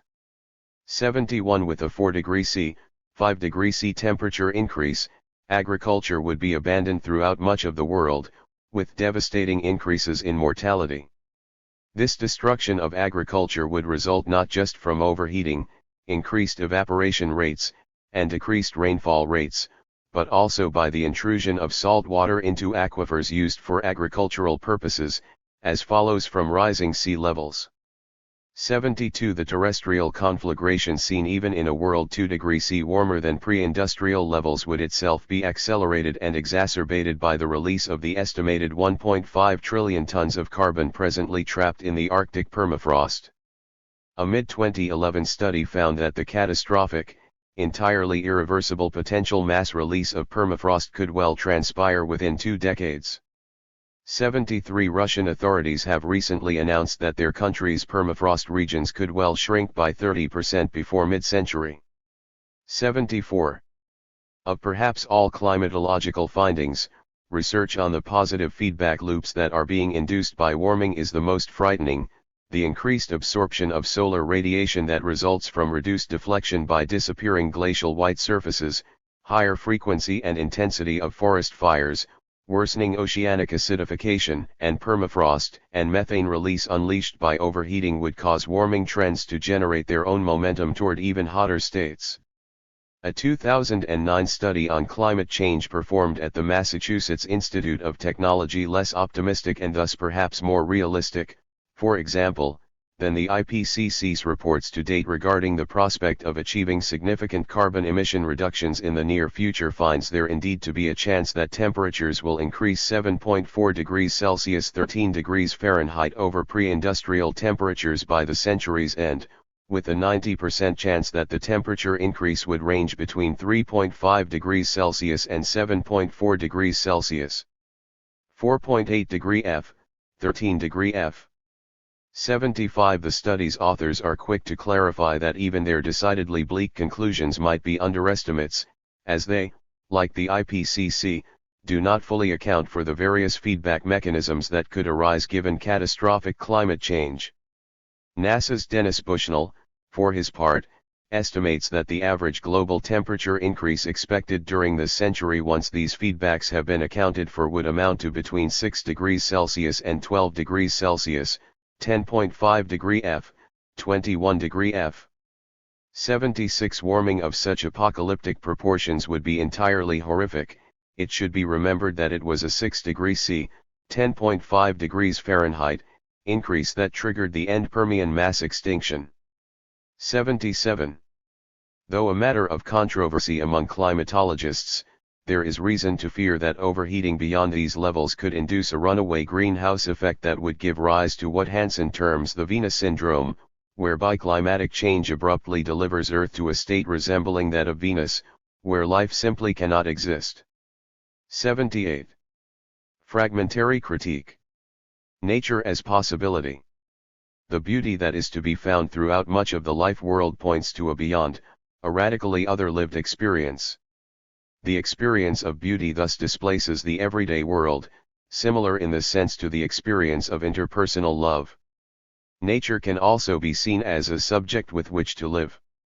One as Adorno writes, natural beauty recollects a world without domination. 2. It militates radically against the world that has been reduced to a gigantic gasoline station in favor of a totality that overthrows the evil senselessly visited on all the persecuted, whether animals or human beings. 3. Against forgetting. Reflecting on nature can help people remember their origins, for humanity itself arose from nature. Humans are not aliens that chanced on Earth, they came about through coevolution with other beings, however destructive their present relationships.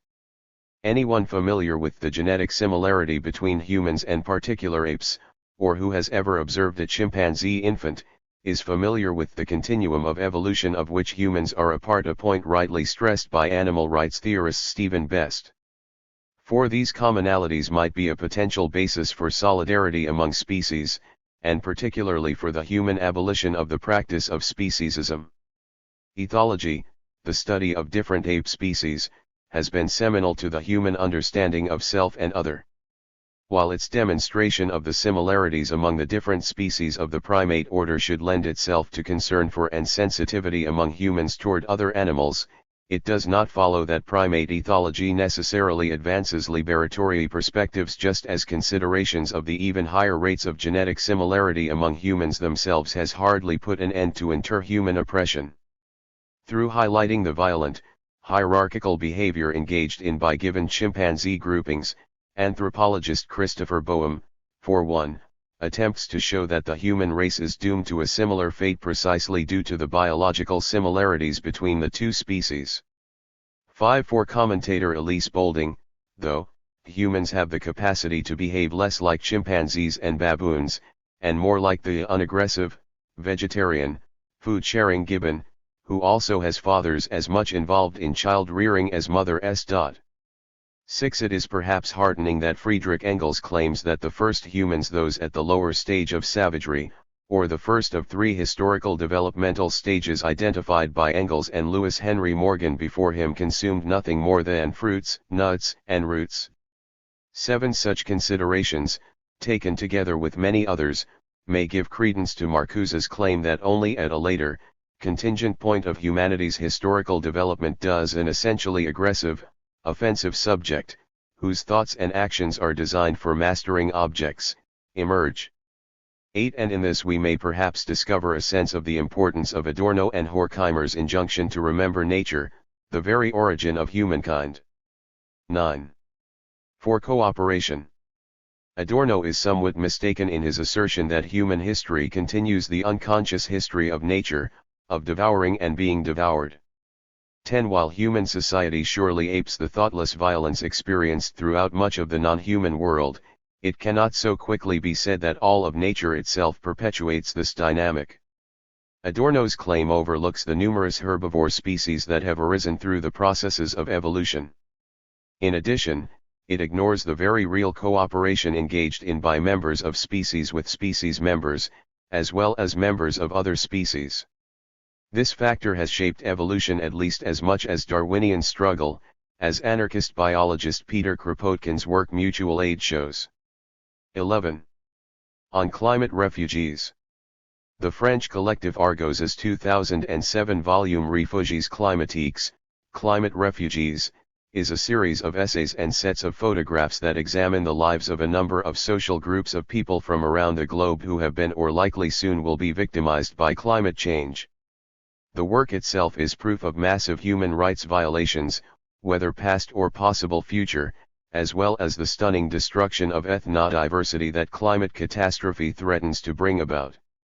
Though much of its textual argumentation is allied to reformism, its coverage of a number of regions in which individuals are menaced by climate change, the Arctic, Bangladesh, Chad, the Maldives Islands, the U.S. Gulf Coast, northern Germany, Tuvalu, northern China, and Nepal is crucial. Moreover, many of its photos are certainly worthy of reflection. Yet Refugiés climatiques' written reflections on the prospect of climate catastrophe are disappointingly tame, perhaps the product of a reliance on the now outdated climatological reports available when the work was written. One of the book's introductory essays, by Jean Jouzel, a high-ranking IPCC official, alleges that while stabilizing our climate is a huge challenge, the world's political leaders deserve credit for making this issue a centerpiece of their discussions at the international level.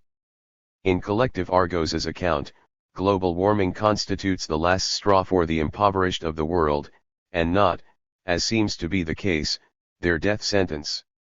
The work, in addition, rather dramatically underestimates the possible number of climate refugees, that is, those who have survived and been displaced by the effects of climate change, as 200 million by century's end, despite the fact that some 20 million were displaced by unprecedented flooding in Pakistan within a matter of weeks in recent memory.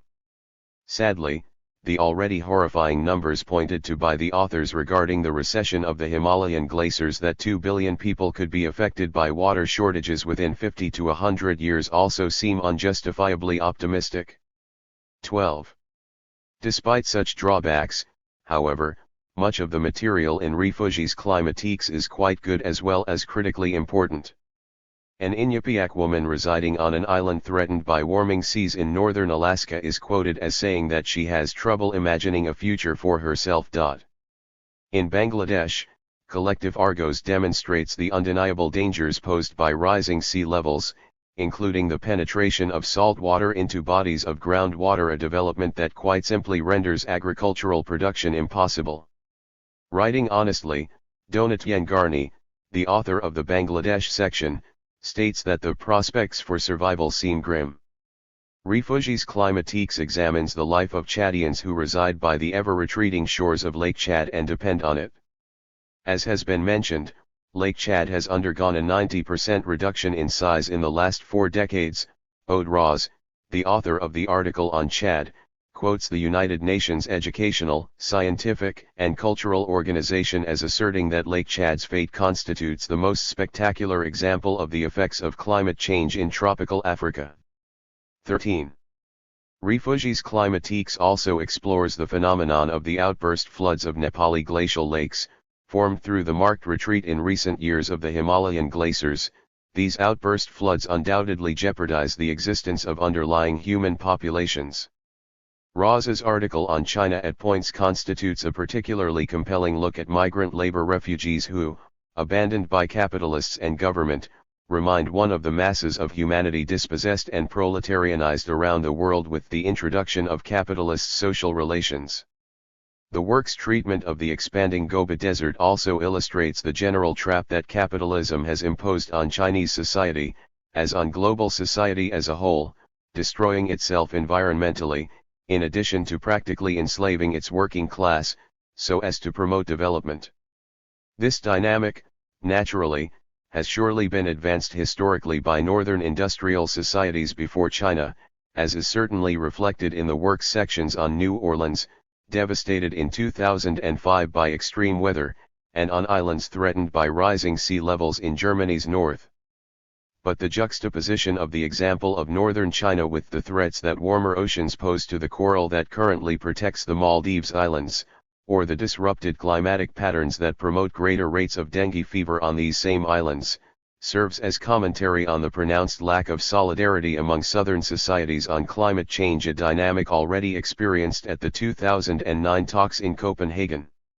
In essence, Refugees Climatiques constitutes a stark warning regarding the endangered paradise, as it studies all of them metaphors for the totality of Earth, itself a potential paradise imperiled by climate catastrophe.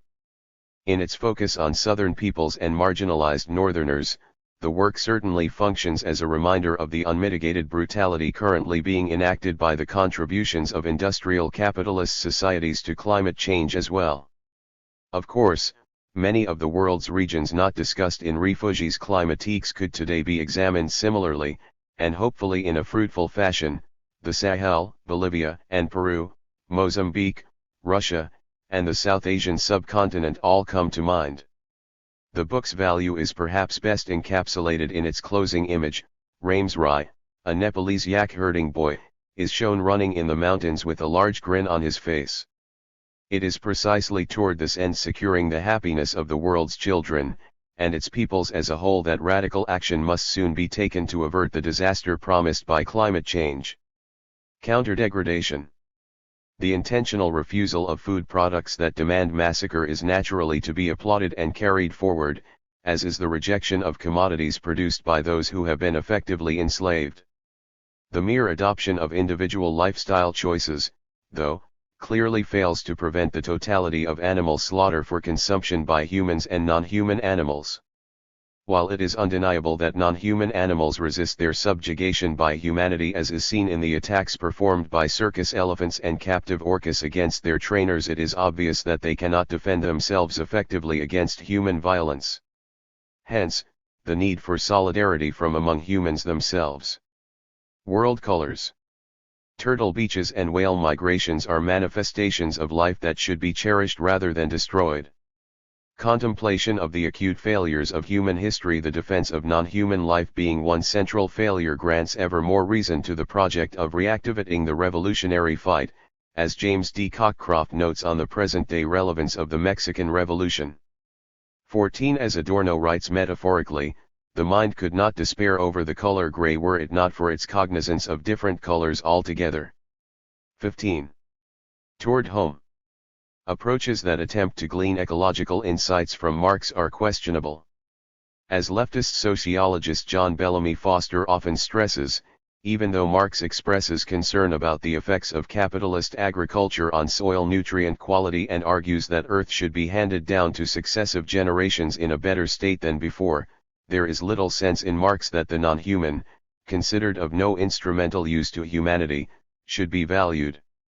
16. Such failures likely follow from Marx's assertion that humanity represents the sovereign of nature as well as his call for the humanization of nature. 17. These perspectives on nature are not as developed or sympathetic as those of Rosa Luxemburg, who writes of the suffering of a buffalo she encountered as a political prisoner during the First World War. The animal, having been violently exploited for conscription, was then subjected to merciless flogging by its handler. Regarding the animal, Luxemburg observes the expression on its black face and in its soft black eyes to be like that of a weeping child, one that has been severely thrashed and does not know why, nor how to escape from the torment of ill treatment. When the beast looked at her observing the scene, she writes, the tears welled from my eyes.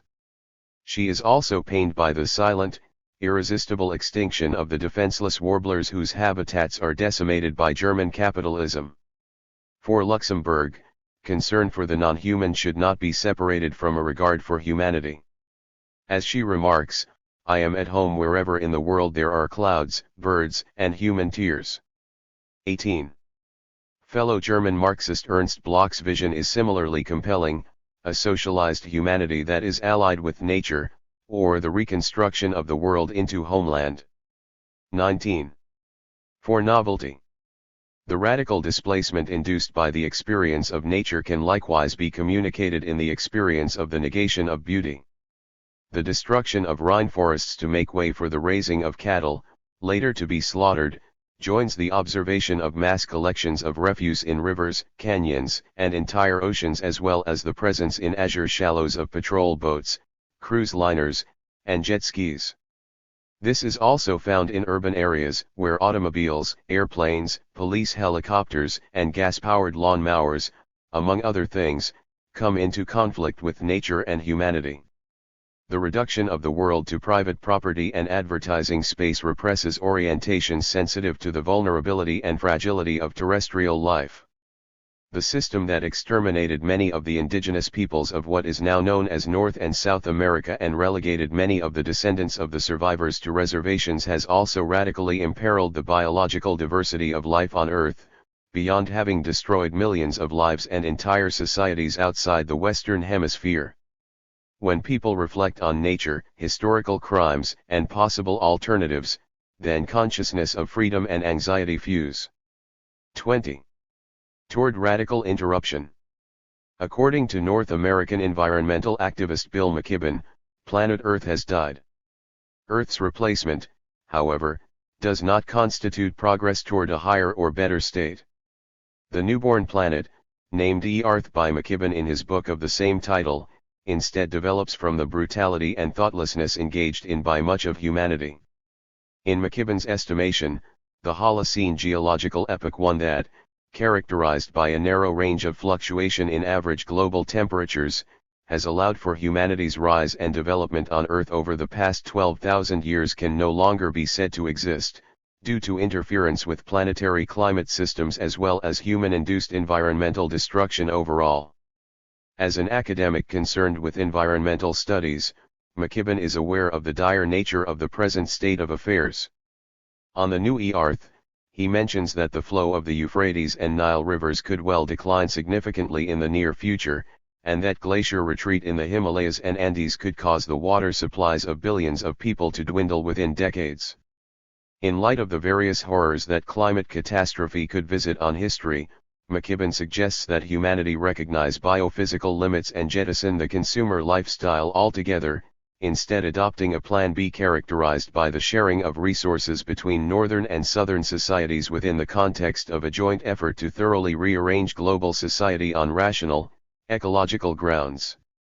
Toward the end of attaining an atmospheric carbon concentration of 350 ppm, McKibben endorses what he labels a clean-tech Apollo mission and ecological New Deal, arguing that such thoroughgoing changes be accompanied by a return to small-scale organic agriculture on humanity's part. 21.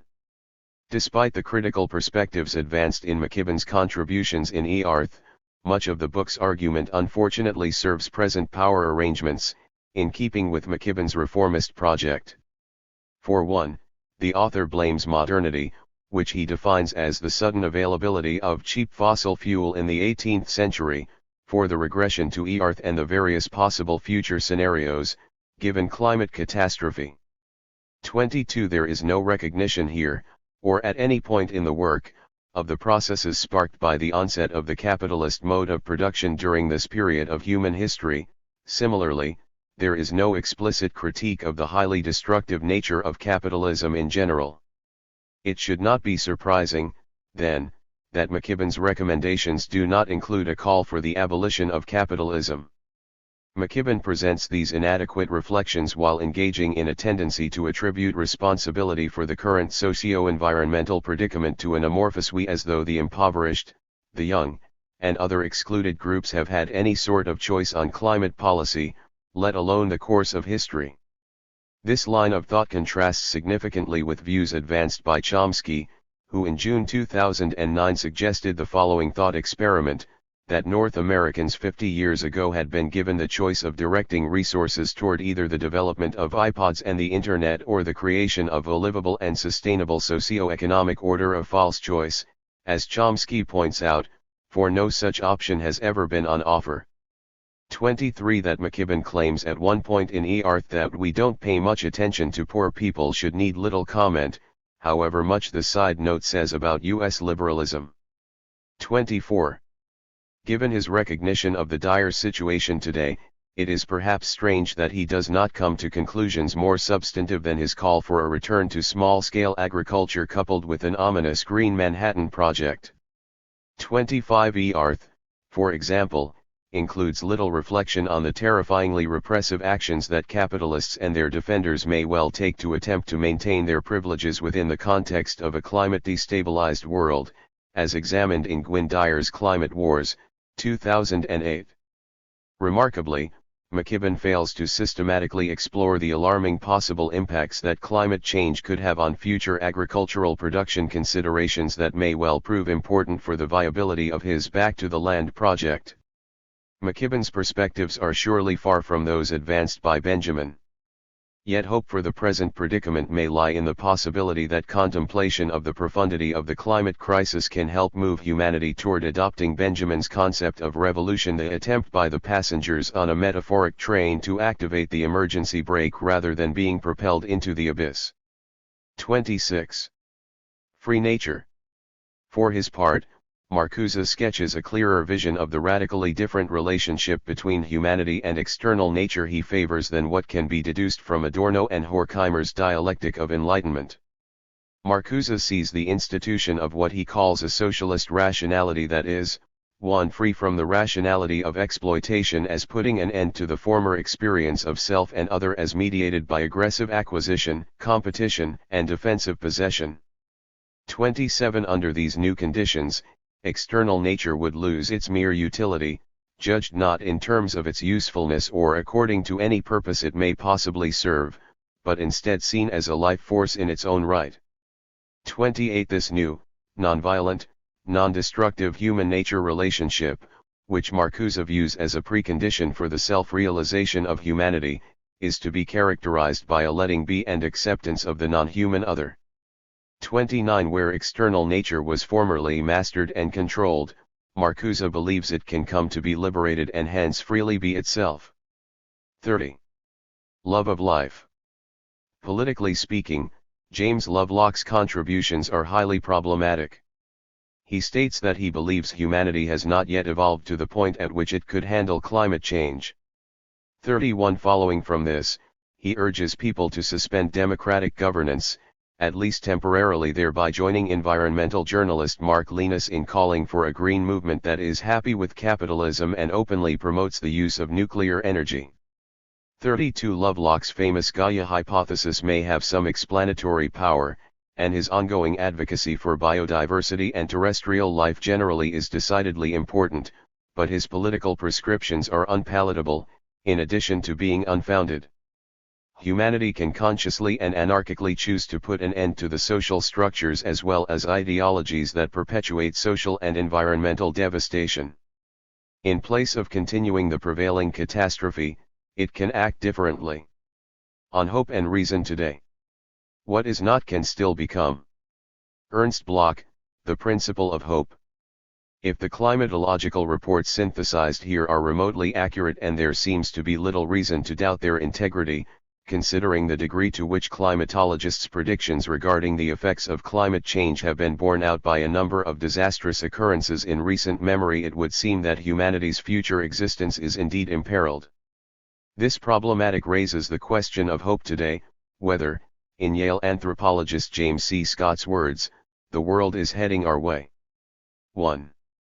Initial reflections on this question should emphasize the rather obvious point that the mere existence of hope for social progress, the overthrowing of humanity's oppressors, in Bertolt Brecht's formulation, reflects what Bloch calls the enduring problem of the non-realization of the very conditions sought by hope.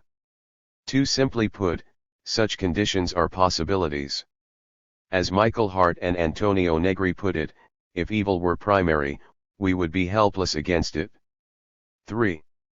Furthermore, Arendt seems entirely correct to claim that the prevention of evil at its most extreme, the total destruction that Adorno sees as being the objective potential of bourgeois society, requires the exercise of reason as the faculty of thought. For against the twin catastrophes of war and climate destabilization, reason would minimally demand the preservation of humanity as a species, in Adorno's words, so as to allow for the possibility of that self-reflection that could transcend egotistical drives and thus allow humanity to realize revolution. 5. In light of such potentialities, Arendt writes, thinking itself is dangerous, for it can be employed toward the withdrawal of consent and obedience to laws, to rulers, to institutions, and a generalized movement to delegitimize a given social regime, one that could under ideal conditions overturn the superior means of violence employed by capital and the state. This superiority lasts only as long as the power structure of the government is intact, that is, as long as commands are obeyed, observes Arendt. When this is no longer the case, the situation changes abruptly. 6. Toward the promotion of abrupt changes in the prevailing state of affairs, this section explores the question of hope and human progress as examined by a selection of thoughtful public intellectuals whose work has contemplated the profound crises of modernity: anarcho-syndicalist Chomsky, critical theorist Adorno, democratic socialist Robert L. Heilbronner, and anti-authoritarian leftist Ronald Aronson. Chomsky's work is the most contemporary account of the present predicament among the four, although the perspectives advanced by the others are hardly invalidated by their age. A comment on the fact that the oft-invoked working through of the past has to this day been unsuccessful, that the causes of what happened in past catastrophes have failed to date to be eliminated. 7. Chomsky, Anarcho-Syndicalism qua Progress. For Chomsky, the primary challenge faced by the world's peoples today is decent survival. 8. Human survival, in Chomsky's view, is presently being jeopardized by the specters of war, nuclear annihilation, and environmental collapse. His reflections on these questions dovetail with his concerns regarding evolutionary biologist Ernst Mayer's assertion that the emergence in evolution of the higher intelligence afforded humans is little more than a biological error that could soon cease to exist, with humans thus joining the billions of other species that have been relegated to extinction since the origins of life. 9. Chomsky shares Mayer's sentiments on the human prospect, for he has variously referred to the present situation as being the possibly terminal phase of human existence and, borrowing from Indian journalist Arundhati Roy, the potential end game for the human race. 10. Some of the most serious threats to decent survival are, for Chomsky, those posed by a militarized humanity, especially the increasingly advanced death technologies maintained and developed by dominant power groups. Critical for Chomsky in this sense is consideration of U.S. nuclear weapons policy, which asserts the right to strike first even against non-nuclear states, and recent U.S. efforts to develop tactical nuclear weapons for offensive rather than deterrence use. 11. In addition, U.S. plans to develop ballistic missile defense programs begun under George W. Bush and advanced by Barack Obama are highly disconcerting to Chomsky, for such putatively defensive capabilities could well be used offensively, since they provide their possessors with total defense from retaliatory missile strikes. 12. Because a ballistic missile defense program would be directed from satellite installations in space, such systems are in fact vulnerable to anti-satellite attack by means of technologies readily available even to those societies Chomsky terms lesser powers. 13. The furtherance of ballistic missile defense may, then, demand the implementation of a military doctrine of total spectrum dominance, implying the subjection of terrestrial matters to overwhelming control and the advancement of the militarization of space itself a major threat to survival. 14. Among other considerations, such policies would likely demand the institution of a prompt global strike capability, which would allow its handler, the United States, to attack any target on Earth within a matter of hours or even minutes. It bears mentioning that development of the prompt global strike system has been promoted by the Obama administration, particularly with the August 2011 attempted flight of the Falcon HV-2. A remotely controlled military aircraft that could have traveled at speeds of 13,000 miles per hour. 15. Though the test flight of the Falcon HV-2 thankfully failed, Chomsky is right to note that the advent of such projects has no remote historical parallel.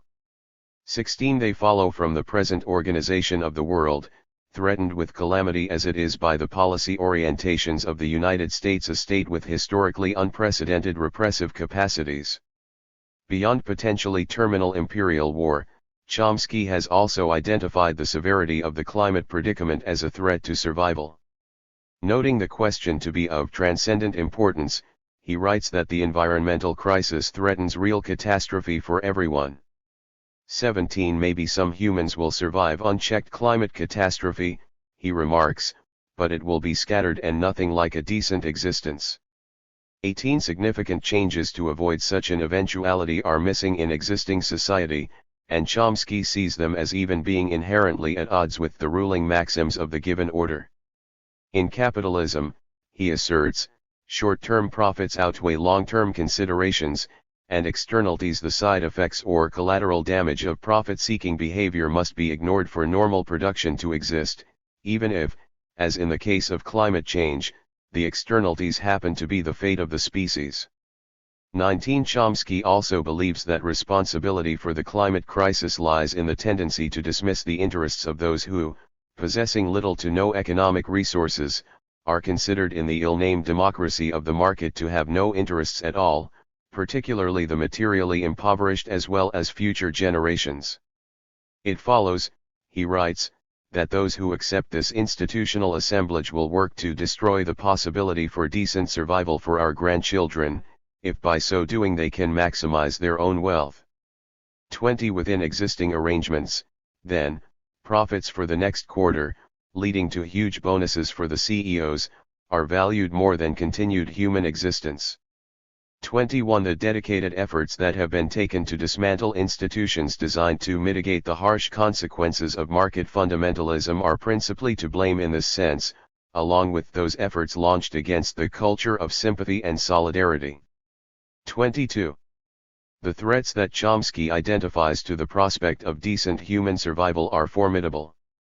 Despite the grave implications of having existing technologies be largely controlled by capitalists and state managers, agents who respond to little other than profit and power, Chomsky nonetheless stresses that the present predicament should not be considered a historical aberration. The unprecedented present near monopoly of the means of large-scale violence in the hands of one state, the United States, can be said to follow from the conquest of most of the world by Europe and its settler societies, a process greatly accelerated by the events of 1492, and subsequently carried forward by the development trajectory implied by colonial capitalist control of vast foreign territories and labor forces. 23. The Allied victory in World War II left the United States as the reigning superpower, and the collapse of the Soviet Union only strengthened the U.S. position as world ruler. Though it should be uncontroversial to observe that those with power and privilege act to protect and defend such power and privilege, an understanding of this dynamic can greatly help to explain the prevailing situation. In this sense, Chomsky's drawing of parallels between the actions of the United States since its rise to superpower status in the mid-20th century and the efforts of the reactionary Austrian Count Metternich and Russian Tsars to hold then prevailing power relations is instructive. 24. It helps account for a particularly salient characteristic of global political experience as subordinated to U.S. power, the fierce repression by the United States and its various allies of what Oxfam has termed the threat of a good example, or successful independent development, as in Cuba, Guatemala, Nicaragua, and Vietnam, to name only a handful of rebellious societies that have met with the U.S. mafia doctrine, that disobedience, a virus that spread as contagion, cannot be tolerated, that the idea of taking matters into one's own hands must be repressed. 25. The threat, as Caribbean scholar Nick Nesbitt notes, is one of ideological contamination. 26. It is reproduced, for one, in the alternative that highland stateless societies represent to the captive subjects of Southeast Asian party states, and in those alternatives posed to centralized power by the Parisian sections of the French Revolution of 1789 and the Soviets after 1917. 27. The United States can hardly be said to have a monopoly on the practice of Chomsky's mafia doctrine, in light of similar actions taken by powerful states from Israel to the Russian Federation. The doctrine is a practice following from the existence of hierarchical power structures in the first place and the violent efforts taken by those privileged by such arrangements to maintain such power relations. Perhaps most important, though, an understanding of this dynamic may go some way in explaining the marked absence today of substantive spaces dedicated to the advancement of social revolution. Though the correlation of present-day forces is undoubtedly dire, Chomsky, as an Enlightenment rationalist, holds this reality to be socially contingent. The policy choices that enhance the threats to survival posed by militarism and environmental catastrophe are formulated by elite classes the world over, individuals whom Chomsky refers to as the principal architects of policy, themselves constrained by their embeddedness within prevailing institutional frameworks championing capitalist profit along with the maintenance and furtherance of domination as fundamental ends to be advanced. 28. If these two aspects of global society can somehow be overcome, Chomsky argues, rationality and humanity may in fact be allowed to prevail, and the various threats to human survival be resolved. Critical for the project of avoiding severe consequences for the species is, in Chomsky's view, a radical reconsideration of the sectors that are in a position to determine policy. 29. In the U.S. context, Chomsky identifies this agent as being the presently dormant second superpower, or the general public, which under normal conditions is relegated to being little more than a spectator observing the work of responsible functionaries of capital and the state.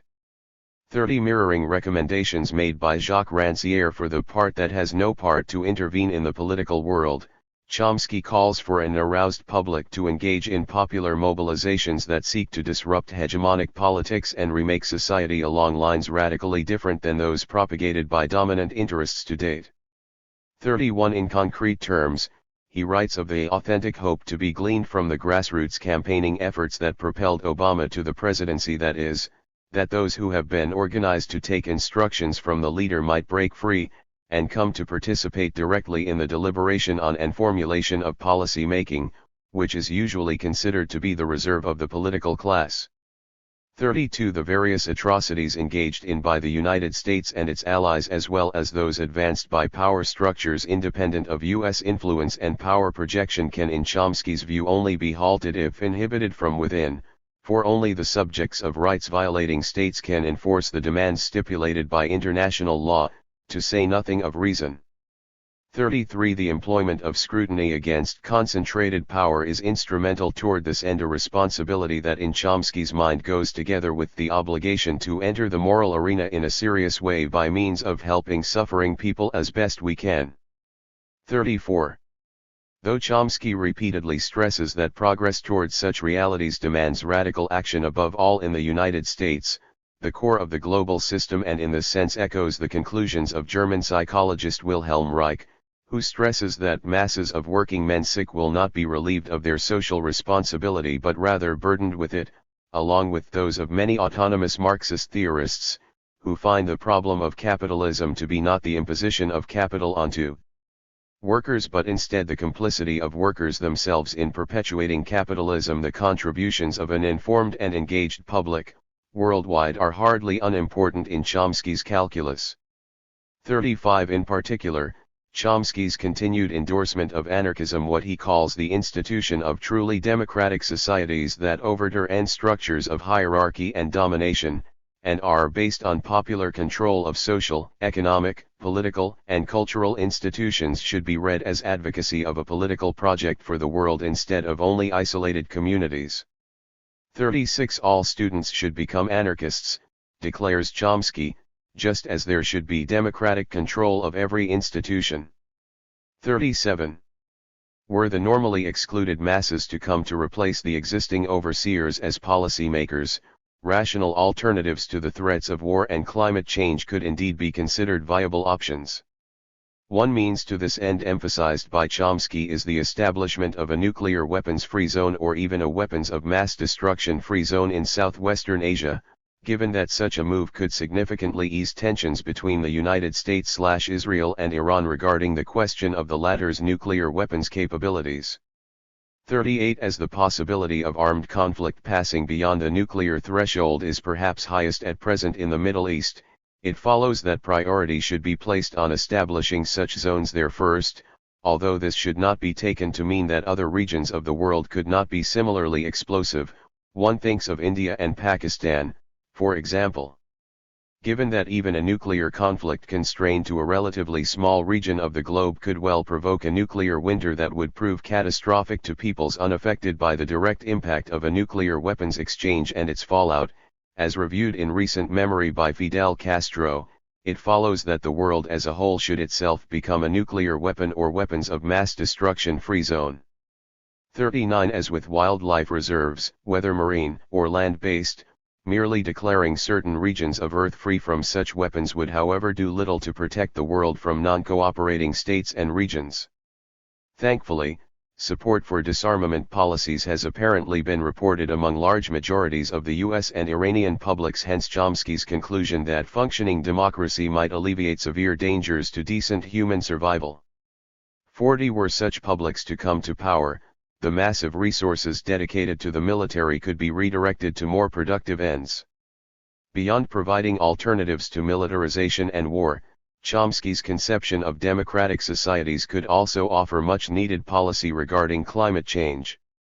Liberated from the strictures of capitalism, global society could move with dispatch toward conservation and renewable energy, and in particular dedicate substantial resources toward harnessing solar energy, though in Chomsky's view human society would necessarily have to overturn the huge state corporate social engineering projects of the post-World War II period based on wasteful reliance on fossil fuels, while also dismantling the entire sociological, cultural, economic, and ideological structure which is just driving humankind to disaster. 41. In particular, Chomsky sees great promise in the prospect of redesigning the U.S. manufacturing base so as to advance the project of mitigating climate change, as is commensurate with his anarcho-syndicalism. One of the things that could happen is that the workers in General Motors plants could simply take over the factories and say, okay, we're going to construct and develop, we're going to reconvert, we're going to develop high-speed rail. Which they have the capacity to do.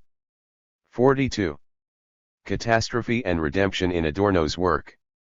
The contemplation of catastrophe and historical regression were primary questions for Adorno. He asked whether culture, and whatever culture has become, permits something like the good life, whether the good life is possible within the bad one, whether the right form of politics lies within the realm of what can be achieved today, and whether humankind is able to prevent catastrophe. 43. For Adorno, speaking after the military defeat of Nazism, any appeal to the idea of progress would seem absurd given the scale of the catastrophe of the industrial genocide perpetrated by the Nazi regime. 44. The totality in which Adorno finds himself is for him odious and abhorrent, as it reduces people to the level of objects, thus radically eroding the possibility of the good life. 45. The prevailing Weltlauf, or course of the world, continues to hold a pistol to the heads of human beings, and the dream that humanity would organize the world humanely is one that the actual world of humanity is resolutely eradicating. 46. In messianic terms, Adorno claims that the name of history may not be spoken, as what would truly be history, the other, has not yet begun. 47. In his view, the very chance for freedom has sunk to such a minimal level that it calls into question the possibility of moral action in the world. At the very least, he says, the nature of existing society would necessarily lead almost everyone to protest. 48. Though it is unclear whether this call in particular should be taken as equivalent to the Russian "everyone to the barricades," at other points Adorno finds space for anti-systemic violence. 49. The present, Adorno argues, could give birth to both utopian and absolutely destructive possibilities.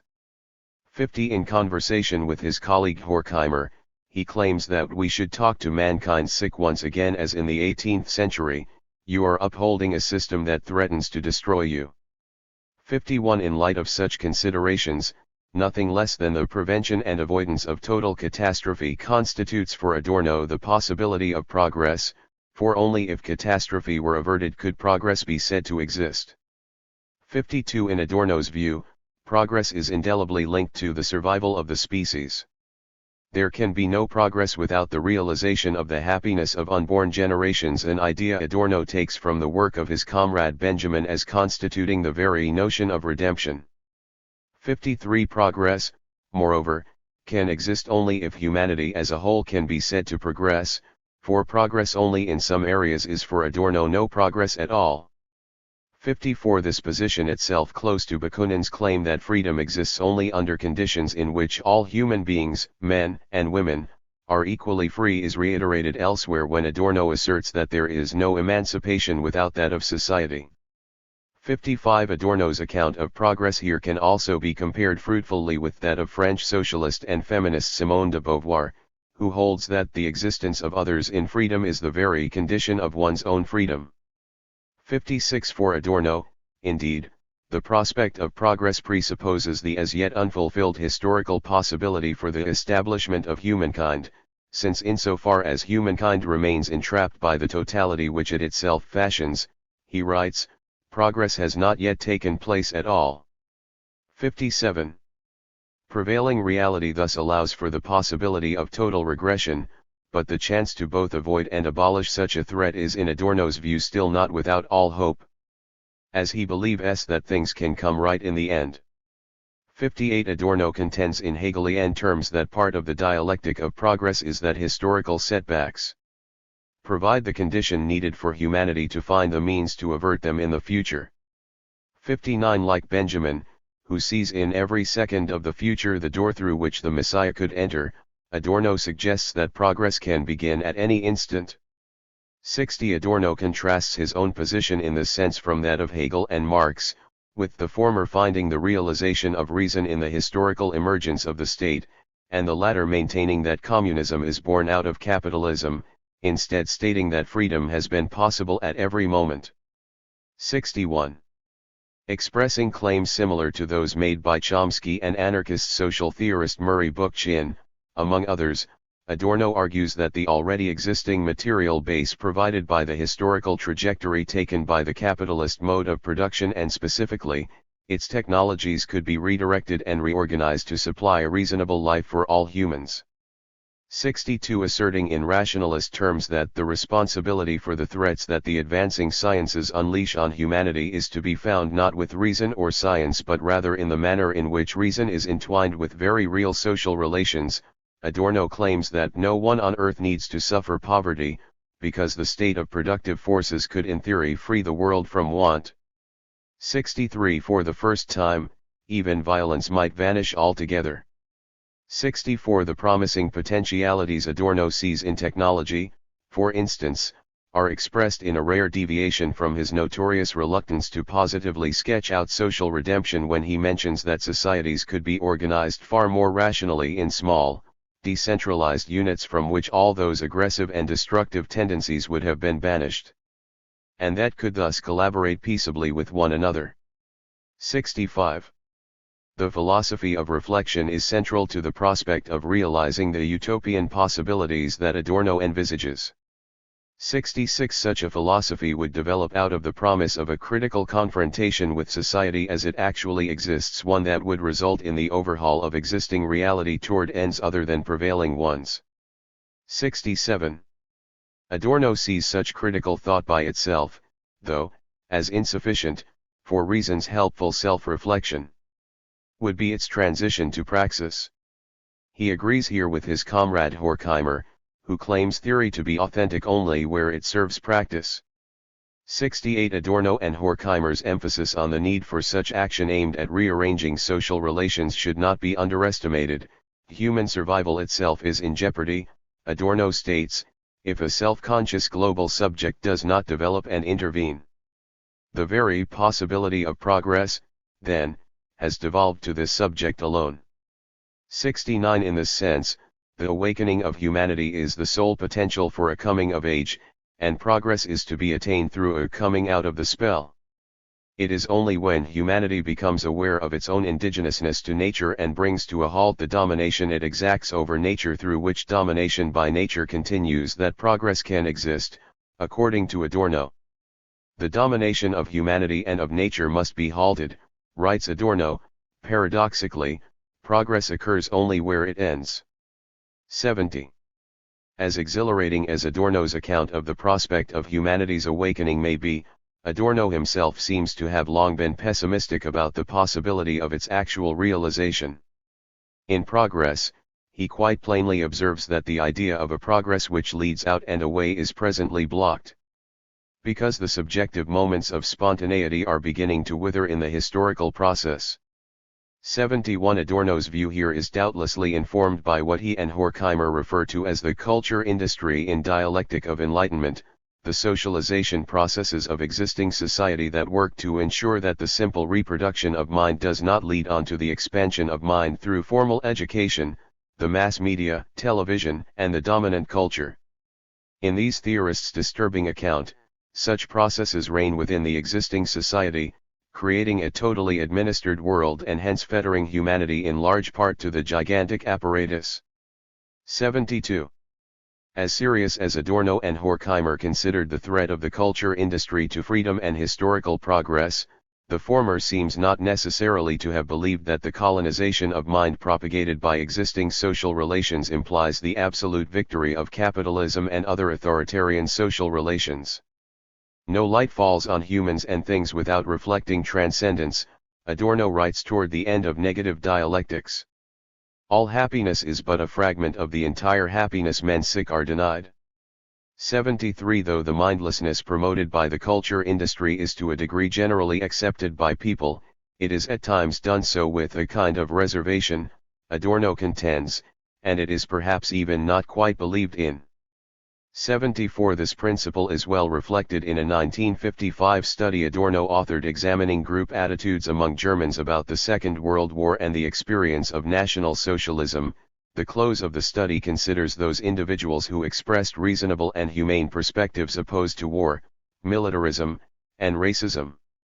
75. Adorno's fundamental position is best described in his following comments to Horkheimer. On the one hand, the world contains opportunities enough for success. On the other hand, everything is bewitched, as if under a spell. If the spell could be broken, success would be a possibility. 76. Even Horkheimer, perhaps the more resigned of these two theorists, expresses similar faith in humanity's potential.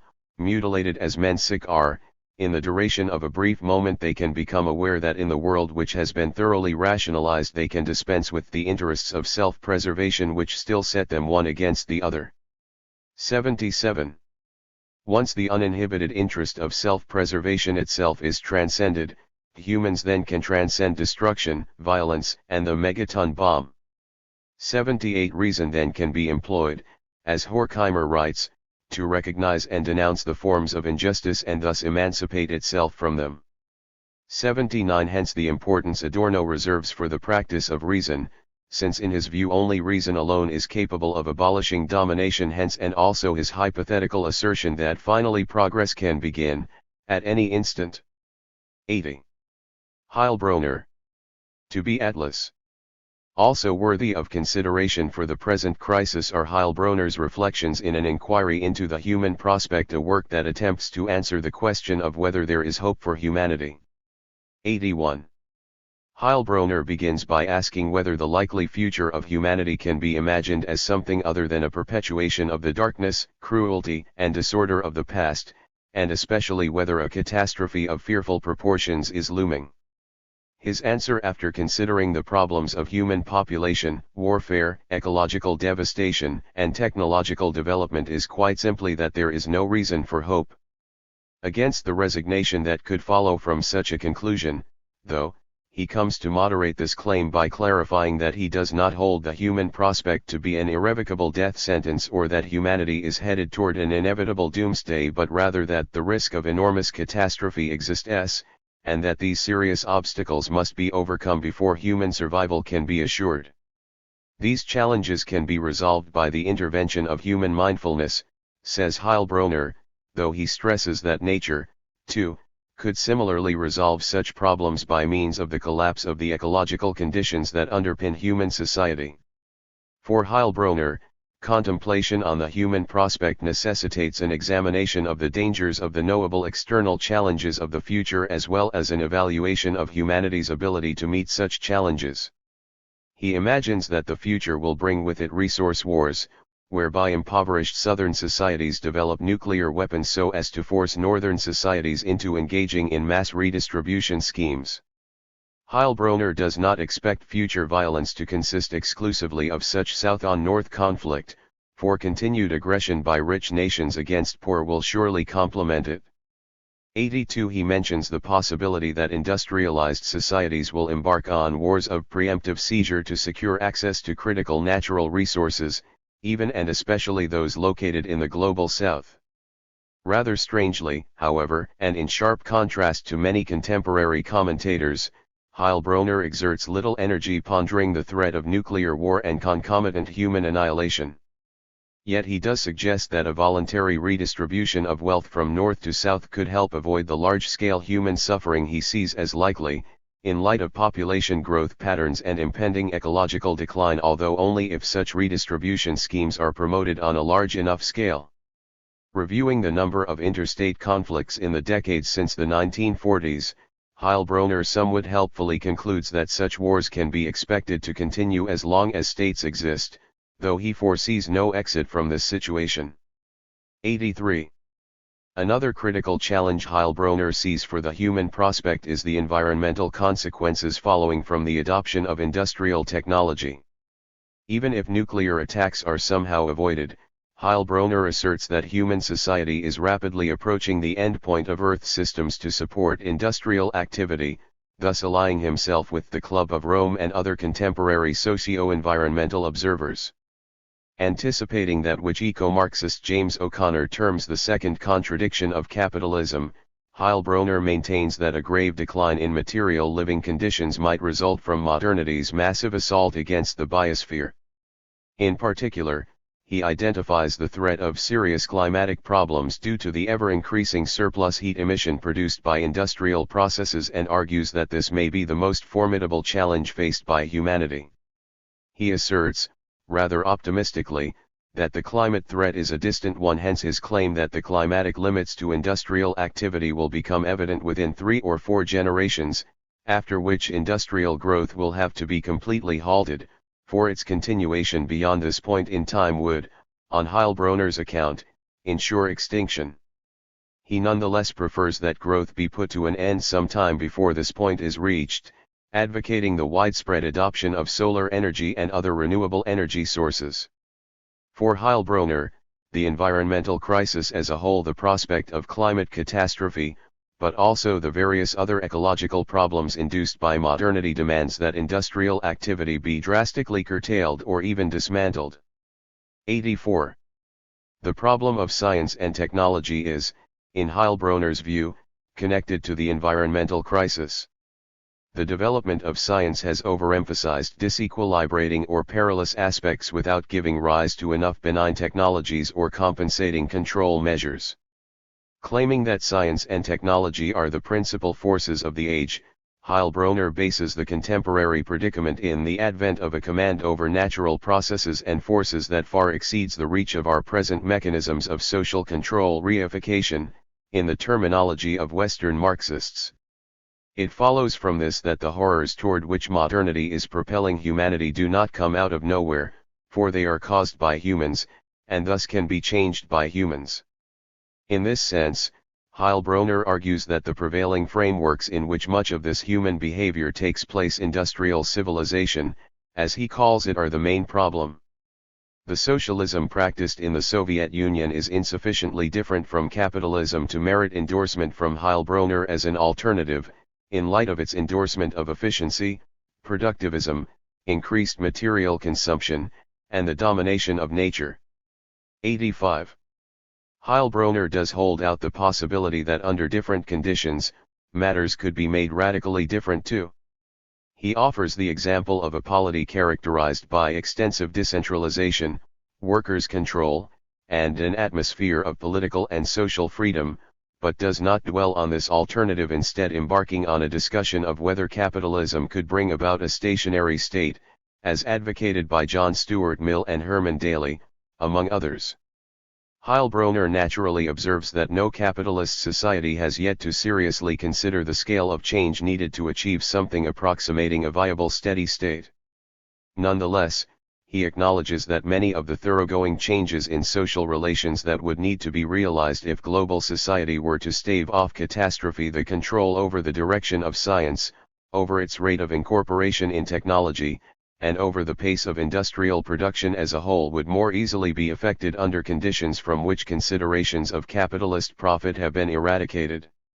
86. Though Heilbronner devotes relatively little of his inquiry to reconstructive political projects, he lays out some of the basic features of the path he feels would lead away from the prevailing state of affairs. For one, impoverished southern societies could come to redefine the term development through stressing the education and vitality of their citizens over the quest for capital accumulation. Major efforts in northern societies to minimize the enormous wastefulness of industrial production as it is used today could contribute to the success of this project. Heilbronner also holds out the prospect of a reduction in scale from immense nation-states to human communities emulating the polis of the ancient Greeks, and suggests that simplicity and frugality must come to replace prevailing consumerism. For Heilbronner, the chance that these alternative institutions could emerge and sustain themselves remains possible, though rather improbable, as he sees an undeniable need for a centralization of political power to carry through the myriad social transformations that are in his view required to uphold the human prospect, especially given his pessimism regarding the question of whether people will consent to proposed socio-economic overhauls. Heilbronner emphatically proclaims that no substantial voluntary diminution of growth, much less a planned reorganization of society, is today even remotely imaginable. Beyond structural considerations, Heilbronner claims that this is largely the case because of the radically limited capacity he sees for humans to empathize and identify with peoples of other societies as well as future generations, such empathy and identification being, in Heilbronner's account, a necessary prerequisite of popular advocacy of the social changes he endorses. 87. On the specific question of whether existing generations can be said to possess a collective bond of identity to future generations, Heilbronner desperately extrapolates from what he defines as prevailing attitudes. When men sick can generally acquiesce in, even relish, the destruction of their living contemporaries, when they can regard with indifference or irritation the fate of those who live in slums, rot in prison, or starve in lands that have meaning only insofar as they are vacation resorts, why should they be expected to take the painful actions needed to prevent the destruction of future generations whose faces they will never see? 88.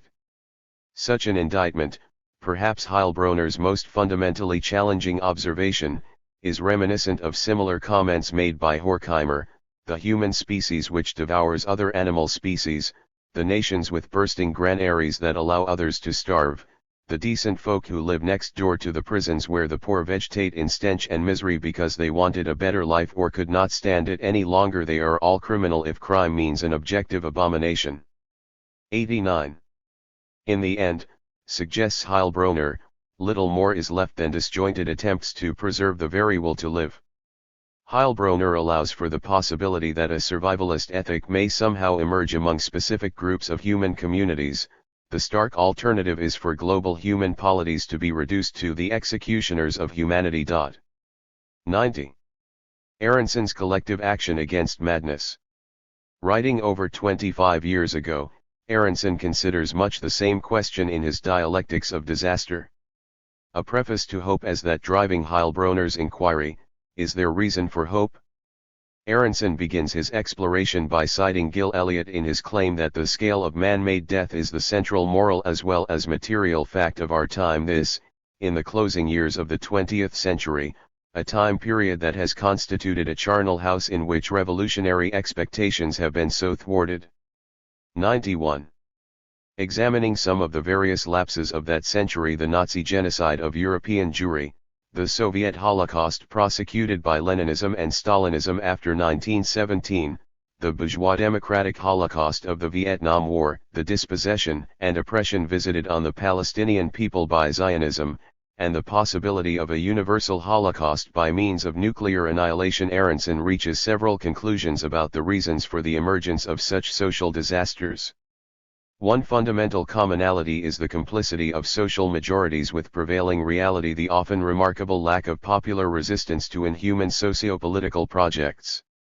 Echoing some of Arendt's commentary on the experience of Nazi and Soviet totalitarianisms at points, Aronson stresses the importance that repressive ideologies, nationalism, racism, and corrupted senses of Hegelianism have had in legitimizing decidedly illegitimate practices.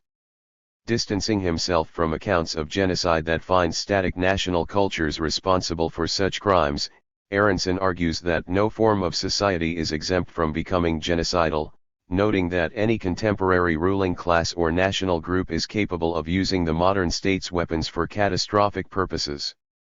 Citing U.S. psychologist Stanley Milgram's investigations into authority, Aronson contends that the tendency to obey within hierarchical apparatus helps explain the Nazi experience, but he also stresses the active complicity of many and the silent acquiescence of others as important considerations. Stalinism, Aronson finds, developed directly out of the October 1917 Bolshevik takeover, and the genocide perpetrated during the Vietnam War was prosecuted by a smoothly functioning society at the peak of its wealth and power. 92. Writing of the contemporary world, Aronson notes the limited resistance to increasingly mad mainstreams, lamenting madness as being ascendant over the oppositional forces of sanity and humanity it continues to generate. With nuclear weapons in mind, Aronson writes that human life itself has been put in question by the people and technology who ostensibly serve it, making the following crucial point: to jeopardize life on any scale without compelling reason, and to do this while denying that one is doing it, is mad. Against this, Aronson holds out the promise of an anti-authoritarian classless society in which ordinary people really do exercise collective control over their lives. He claims humanity's inability to institute such a set of social relations as being at the very root of the threat of nuclear annihilation. 93. Similar to Arendt and Adorno, Aronson concludes that the social catastrophes he explores need not occur again, if enough people thoughtfully reflect on historical terror and engage in action that seeks to prevent its reoccurrence. Claiming evil to always be a human project, he declares that its practice therefore is not necessarily a given. He believes that people will struggle for reason and justice as long as the human species exists. Aronson thus finds hope in the prospect of collective human action aimed at bringing about survival, peace, and well-being, at instituting a better world that will respect both its source and its ultimate term, people, and will abolish the conditions that led to Auschwitz, the Gulag, Vietnam.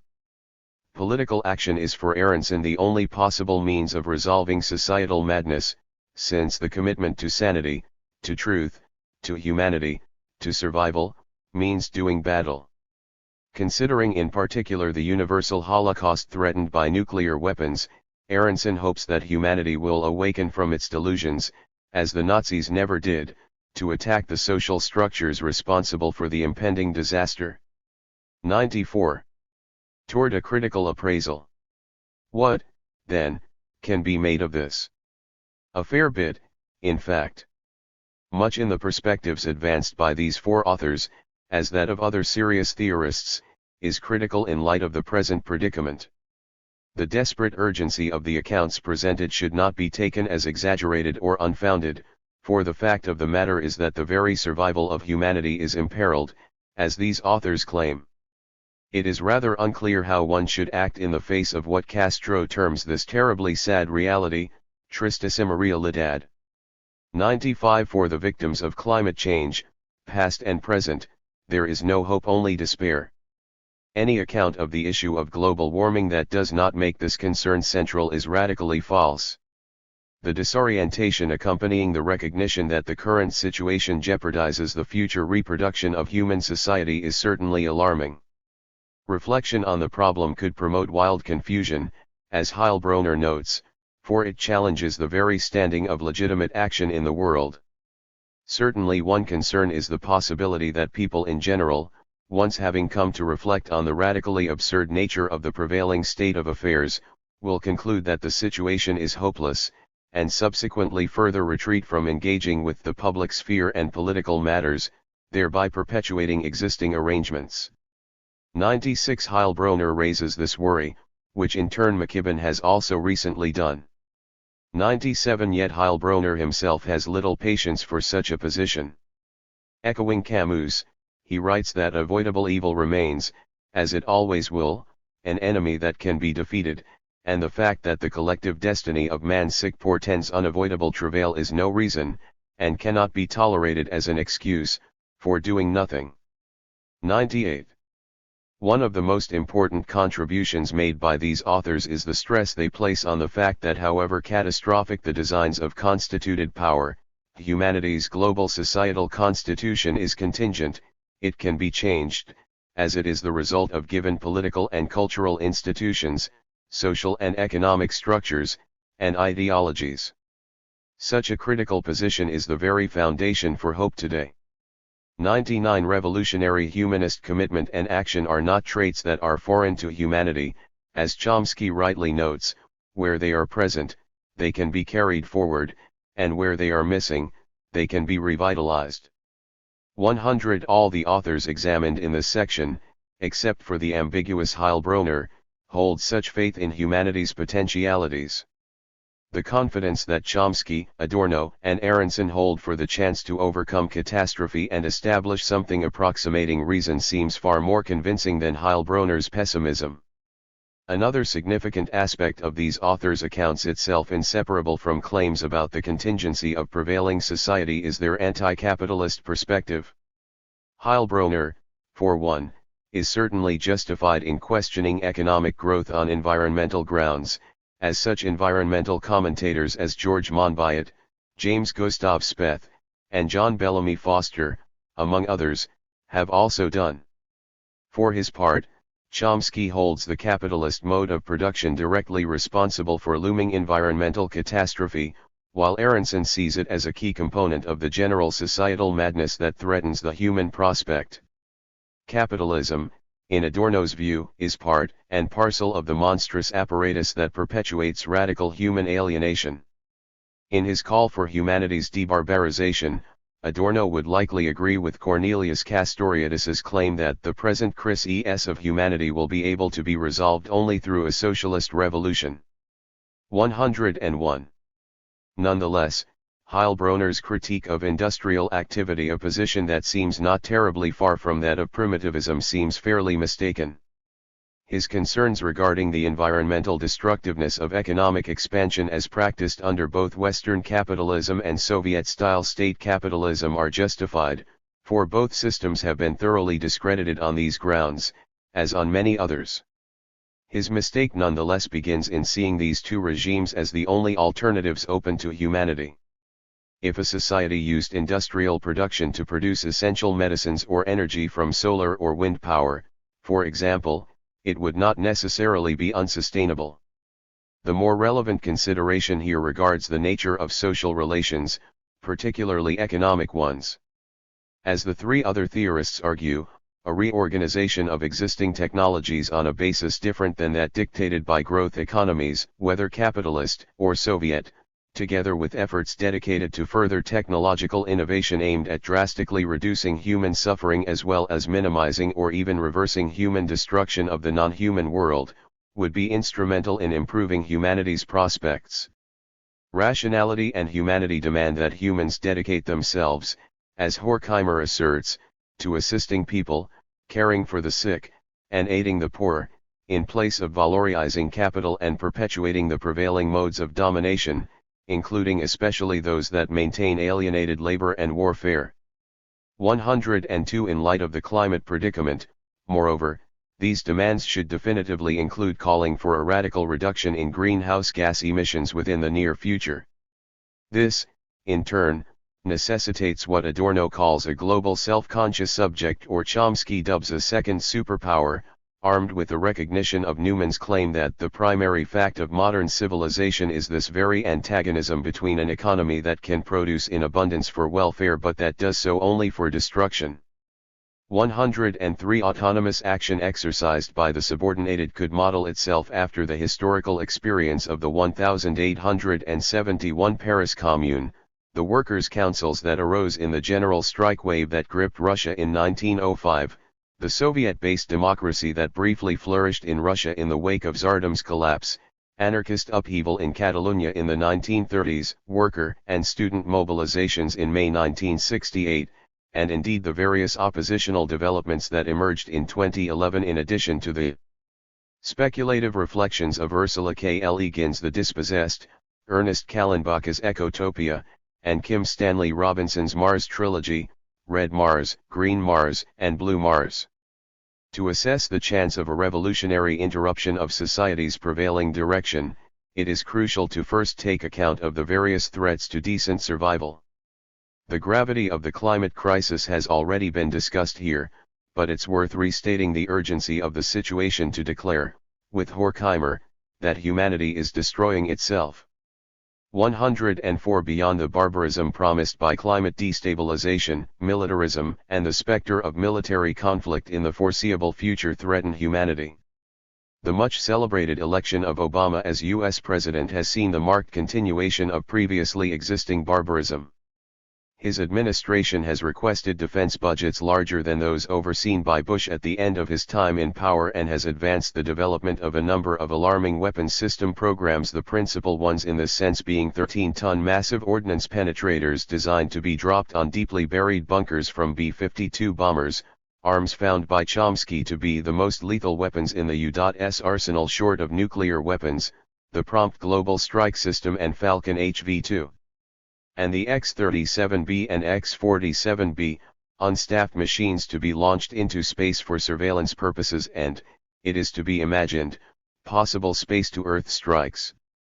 105 Current near-term plans to utilize agrofuel sources as part of U.S. military operations are similarly worrying, given the well-known conflict between agrofuel and food cultivation, and this under conditions in which some 1 billion individuals are undernourished, with billions more expected to starve because of climate change.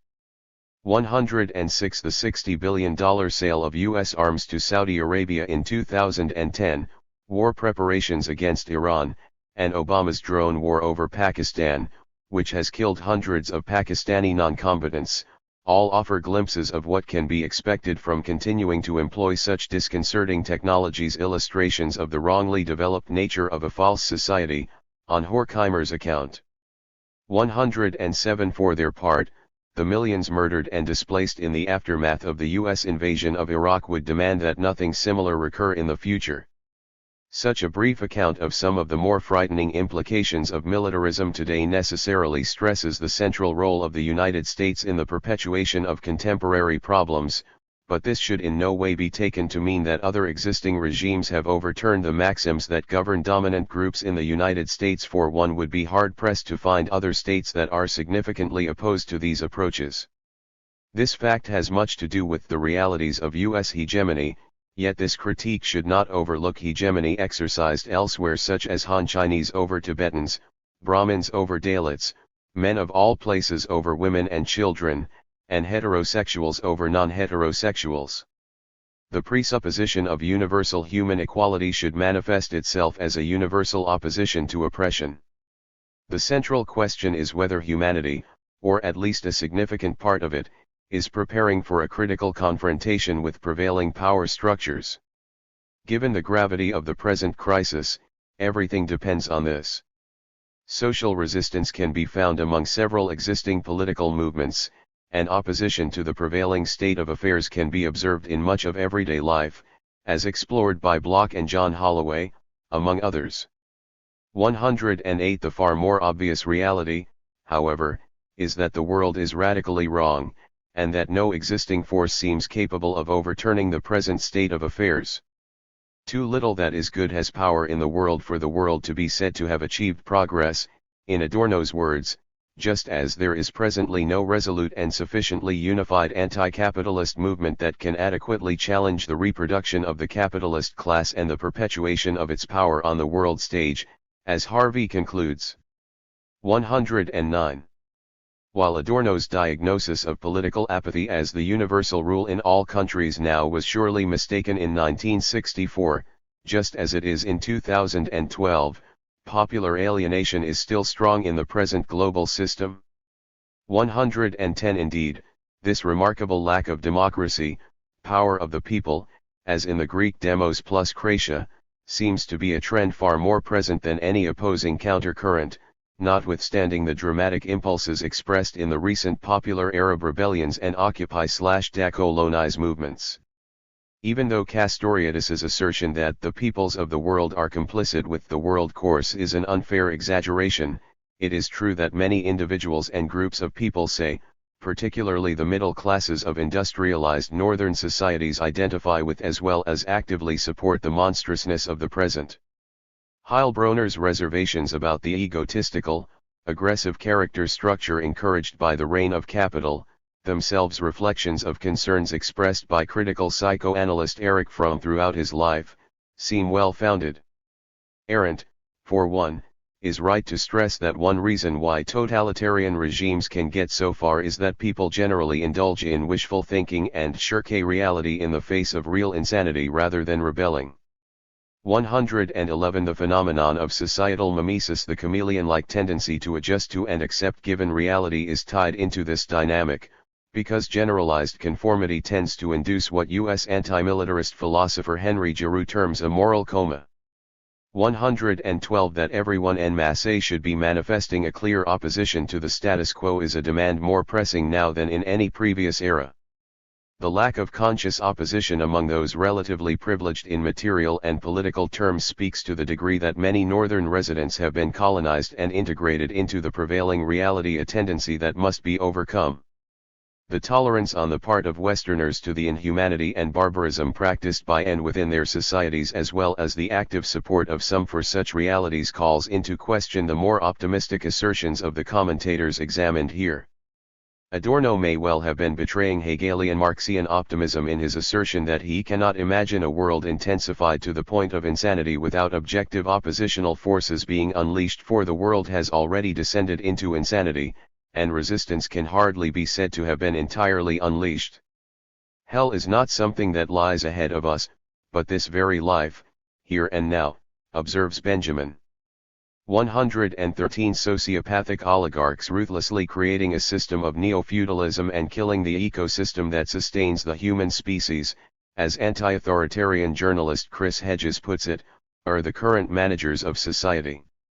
114 Progress under such conditions can only amount to the first revolutionary measures taken, in Benjamin's terms, or action that works to bring about the abolition of presently constituted power. 115. The task of bringing about a state that allows for freedom is radically removed from the conformist orientations that allow for the election of reactionaries like members of the U.S. Republican Party, or for that matter, the U.S. Democratic Party. That openly barbarous forces are gaining increased control of government in many locations beyond the United States, such as Hungary, the Czech Republic, the Netherlands, the United Kingdom, and Russia, reflects a rapidly deteriorating world. Although drawing conclusions about given societies from election results is not a straightforward task, given considerations, for instance, regarding participation rates or limitations on electoral choices. If, then, as Adorno says, anything that we can call morality today merges into the question of the organization of the world, serious questions arise about the possibility of morality under present conditions. 116 Acceptance of the cultural hegemony promoted by dominant groups, as in Adorno's and Antonio Gramsci's accounts, goes a long way toward explaining the absence of self-determined societies, as does the melange of self-interest, fear, and mindlessness that perpetuates the status quo. 117 The lack of alternative societies, disenfranchisement, in Chomsky's conception, as well as generalized anti-systemic movements aimed at instituting social alternatives, is consistent with the continuation of radical exclusion and alienation.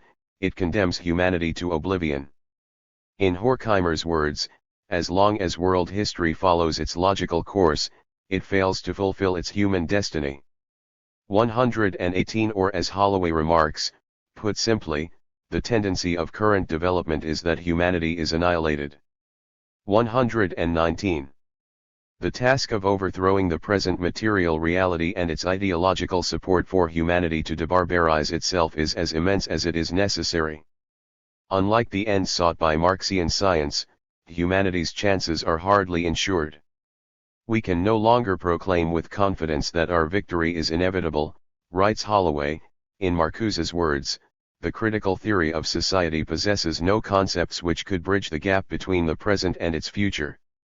120 The hope, then, if there can be hope, is that social passivity and conformism will be shattered so as to allow for the generally social democratic attitudes, which Chomsky claims are widespread among the U.S. populace, to be made more profound by means of a transition to more radically participatory political spaces. The grounds for the hope that a reasonable and just future can be born from the present are not entirely baseless, as alarming as the threats posed to humanity by environmental catastrophe are.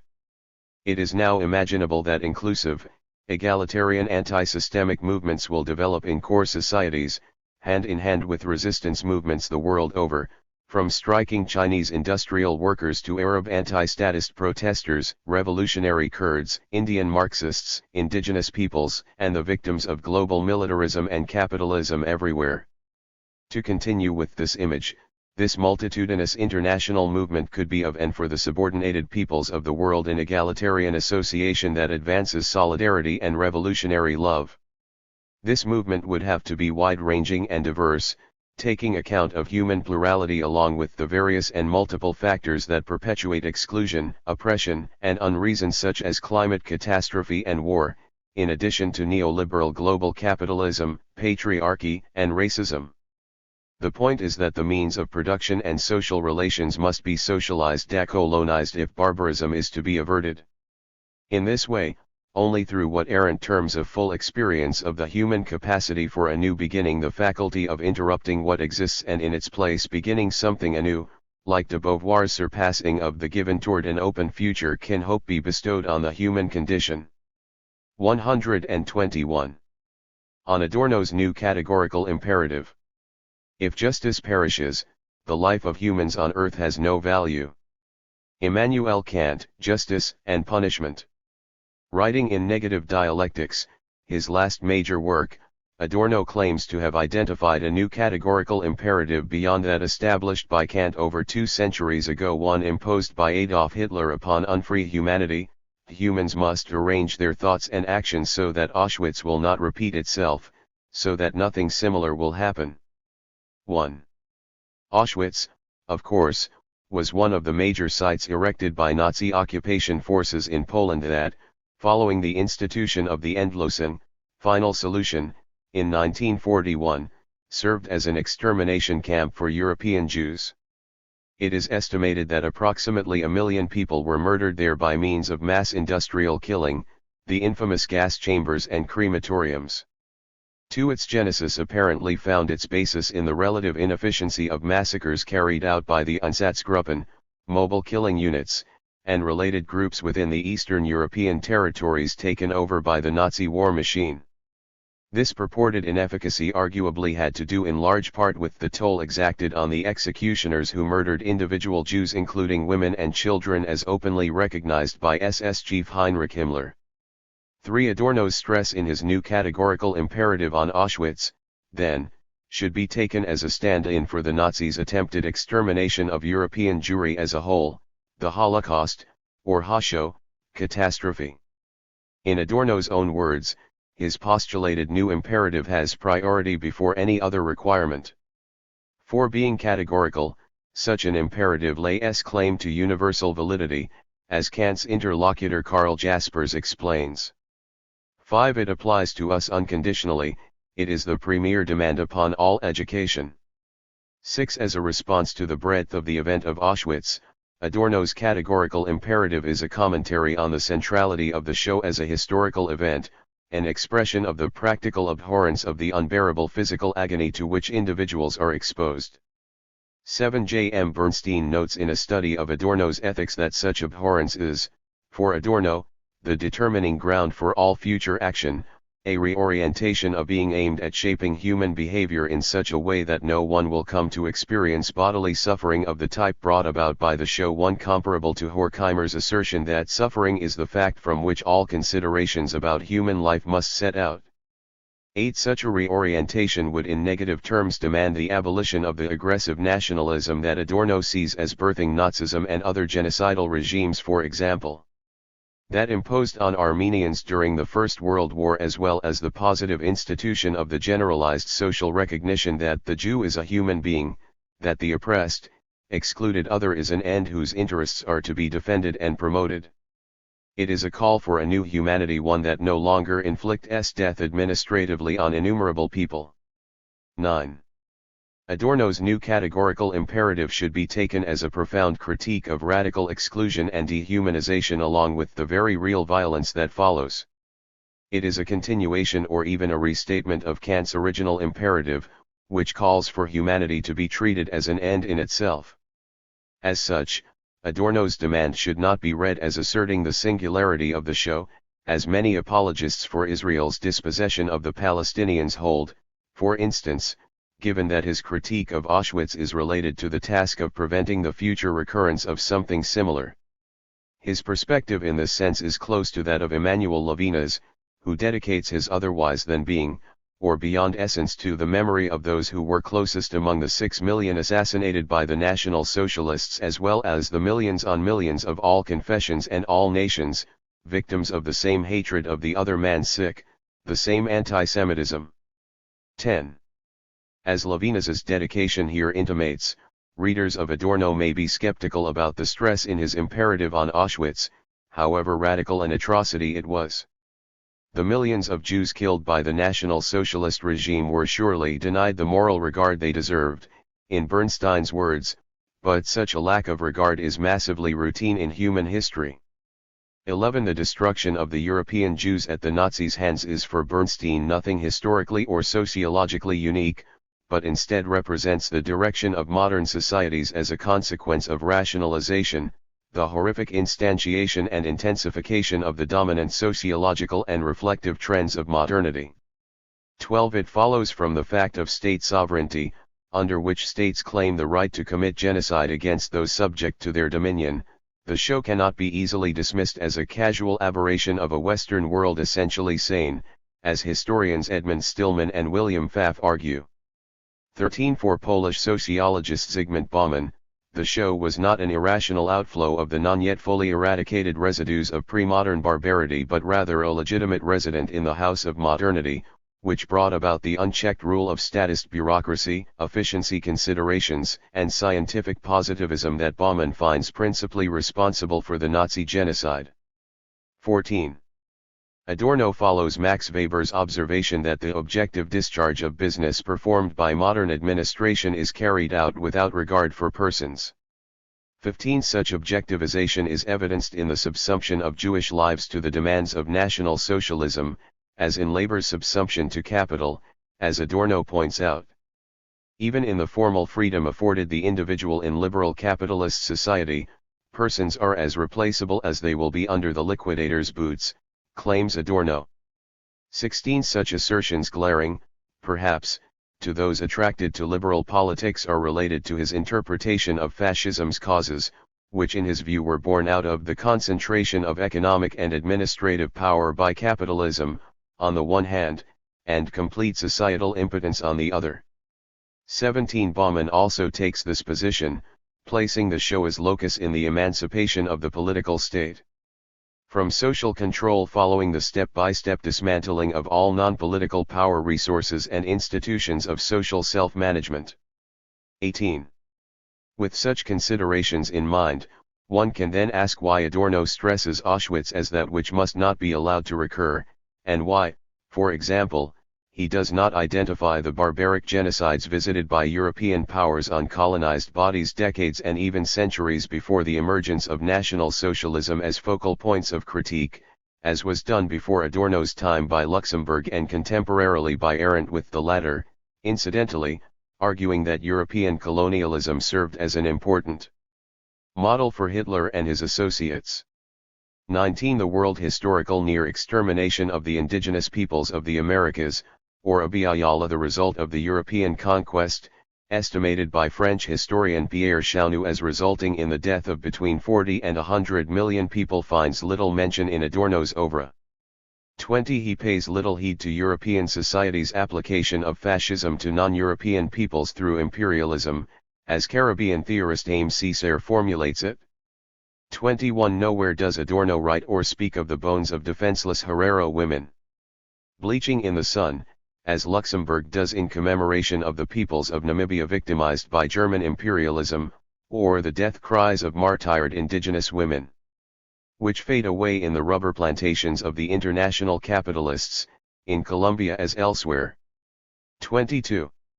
As is noted by U.S. Marxist literary critic Frederick Jameson, Adorno showed little enthusiasm for contemporary decolonization and anti-imperialist efforts in Southern societies, in contrast, say, to his colleague Marcuse. 23. While this omission could have to do with a lack of faith on Adorno's part as regards the expected progress for Southern peoples by means of formal decolonization, it is true, as Lebanese Marxist Gilbert Ichkar notes, that the history of imperialism is multiple, such that colonialist usurpation of a given territory need not ipso facto entail the racist extermination of whole populations. 24. Foreign domination as practiced by the Ottomans, for example, was rather different than occupation overseen by the Nazis. Still, recognition of this distinction should hardly be an excuse for Adorno's failure to concern himself centrally with the lived experiences of those subjected to European imperialism, for the inhumanity of this project should clearly have been self-evident to any observer. This tendency to overlook Frantz Fanon's Wretched of the Earth can indeed be observed as having been shared by many other contemporary Western intellectuals, even radical ones, Bookchin and Arendt not the least of these. While it may be that Adorno's rendering invisible of the colonialism problem amounts to an omission indicative of racism, Adorno generally does not seem to have been a racist, in keeping with his concerns regarding social exclusion and authoritarianism. In his view, the atomic bombing of Hiroshima was an act reminiscent of Auschwitz, and the invention of nuclear weapons belongs in the same historical context as genocide. 25. His further opposition to racist imperial politics is seen in his denunciation of the horror of the napalm bombs used by the U.S. military in Vietnam and the sympathy that biographer Stefan Mullerdum sees him as having for those protesting the war. 26. Indeed, in his 1965 lectures on metaphysics, Adorno states that his use of the term Auschwitz should be taken to mean not only Auschwitz but the world of torture which has continued to exist after Auschwitz, particularly as reflected in the most horrifying reports coming from Vietnam. 27. While Adorno's concrete efforts to resist the Vietnam War were rather minimal in comparison with those of his more activist colleague Marcuse, and though his new categorical imperative is not, as in Anders's demand, that there be no more Hiroshima-s, the formulation of his imperative should be read as one demanding the total rejection of social systems responsible for the perpetuation of human suffering, as follows from Kant's original imperative. 28. Serious efforts directed toward preventing the recurrence of Auschwitz or anything similar should likely take account of the barbarism that did in fact allow for Auschwitz and the show. Explanations for the rise of Nazism and institution of the Endlosen are varied, as well as highly contentious. Newman, for one, finds Nazism to have been the product of collaboration among Germany's industrial capitalists, governmental bureaucracy, military leadership, and the National Socialist Party. The Nazi regime in this sense was in Newman's view a reality imposed by dominant power groups as opposed to any expression of the will of Germany's subordinated classes, which merely follow that leadership or even resist it. 29. In stark contrast to Newman's conclusion here is the questionable depiction by Harvard professor Daniel Jonah Goldhagen in his Hitler's Willing Executioners, Ordinary Germans and the Holocaust. Goldhagen contends that National Socialism and the show reflected widespread, almost primordial anti-Jewish sentiments on the part of the German people as a whole, and eliminationist anti-Semitism found among amorphous groups of Christian Europeans in general and particularly Germans, who are described by Goldhagen as being fundamentally anti-Semitic. 30. Goldhagen claims that such sentiments took hold of German society before Nazism, and even and especially gripped the German industrial proletariat, a rather unconvincing theory on all counts. Reviewing relevant scholarship on these questions, dissident ex-professor and activist Norman Finkelstein notes that economic considerations among Germans served as grounds for support for the National Socialist Party, and that most Germans did not support Nazi atrocities against Jews before the war years and even expressed outrage at such. 31. Baumann similarly finds that Germans in general did not accept the Nazis' racist propaganda, observing rightly that the historical legacy of anti-Jewish sentiments was much less extreme in Germany as compared with other European societies. Even toward the end of the war, following the hardening of many Germans to the suffering of others, it was German commoners who provided aid to Jews forced by the Nazis to engage in death marches, as Goldhagen himself recognizes. Continuing this line of thought, anti-fascist researcher Ruth Byrne sees Goldhagen's voluntarist interpretations of the perpetration of the show at the hands of ordinary Germans as highly problematic, agreeing instead with historical scholarship that stresses the mixture of peer pressure, careerism, and obedience that Goldhagen dismisses entirely. 32. Another way to understand the rise of Nazism is Nicholas Hollemann's claim in Principia Dialectica that the emergence of racist Nazi sociological theories, brutal imperialist expansionism, and the Endlosen would likely have not entered history had the popular revolution attempted in Germany at the close of World War I been successful rather than suppressed as it was by the Social Democrats. 33. Indeed, Germany's Social Democratic Party and the attendant lack of an autonomous labor movement must assume a great deal of the responsibility for the Nazi catastrophe.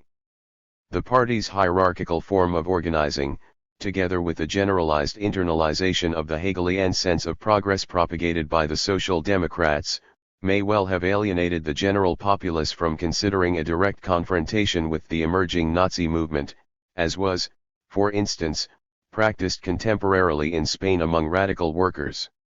The social programs and economic stimulation provided by the National Socialist Party in response to the crippling depression also helps explain popular consent to the regime. More fundamentally, Richard Koenigsberg's critique of the state and its ideology of nationalism is another aid in understanding complicity with fascism and mass industrial murder.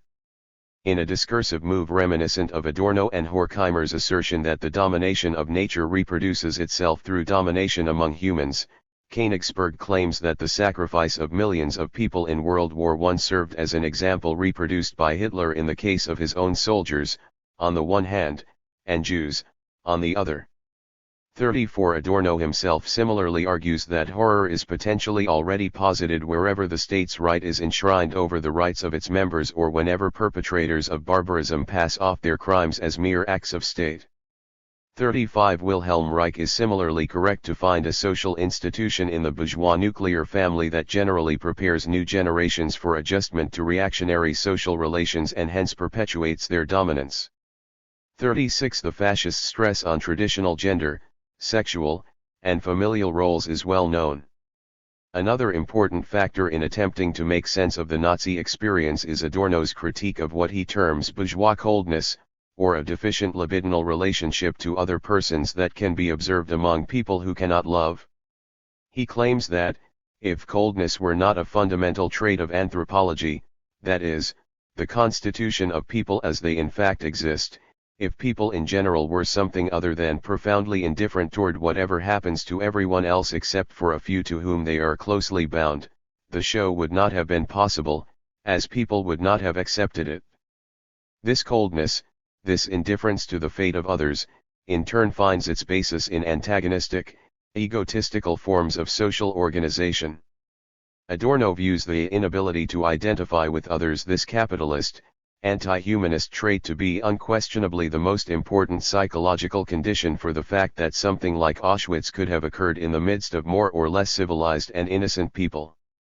37 The grip that such coldness seems to have held on the German social imaginary helps explain, according to Arendt, the remarkable absence of resistance on Germans' part to the Nazi regime, this in marked contradistinction to the responses of several peoples residing in spaces occupied by the Nazis, from Yugoslav and Greek guerrillas to Jewish communist female partisans. 38 One must not forget, though, the courageous and desperate efforts of the youthful members of the White Rose to denounce fascism as well as those Germans who gave Jews refuge in their homes, however much bourgeois coldness likely synergized with popular anti-Jewish sentiments among the general German population to allow for the show. This brief review of analyses of the Nazi catastrophe, while partial and incomplete, leads to the following conclusions regarding Nazi totalitarianism. It was imposed by dominant groups and met with moderate opposition, which proved inadequate.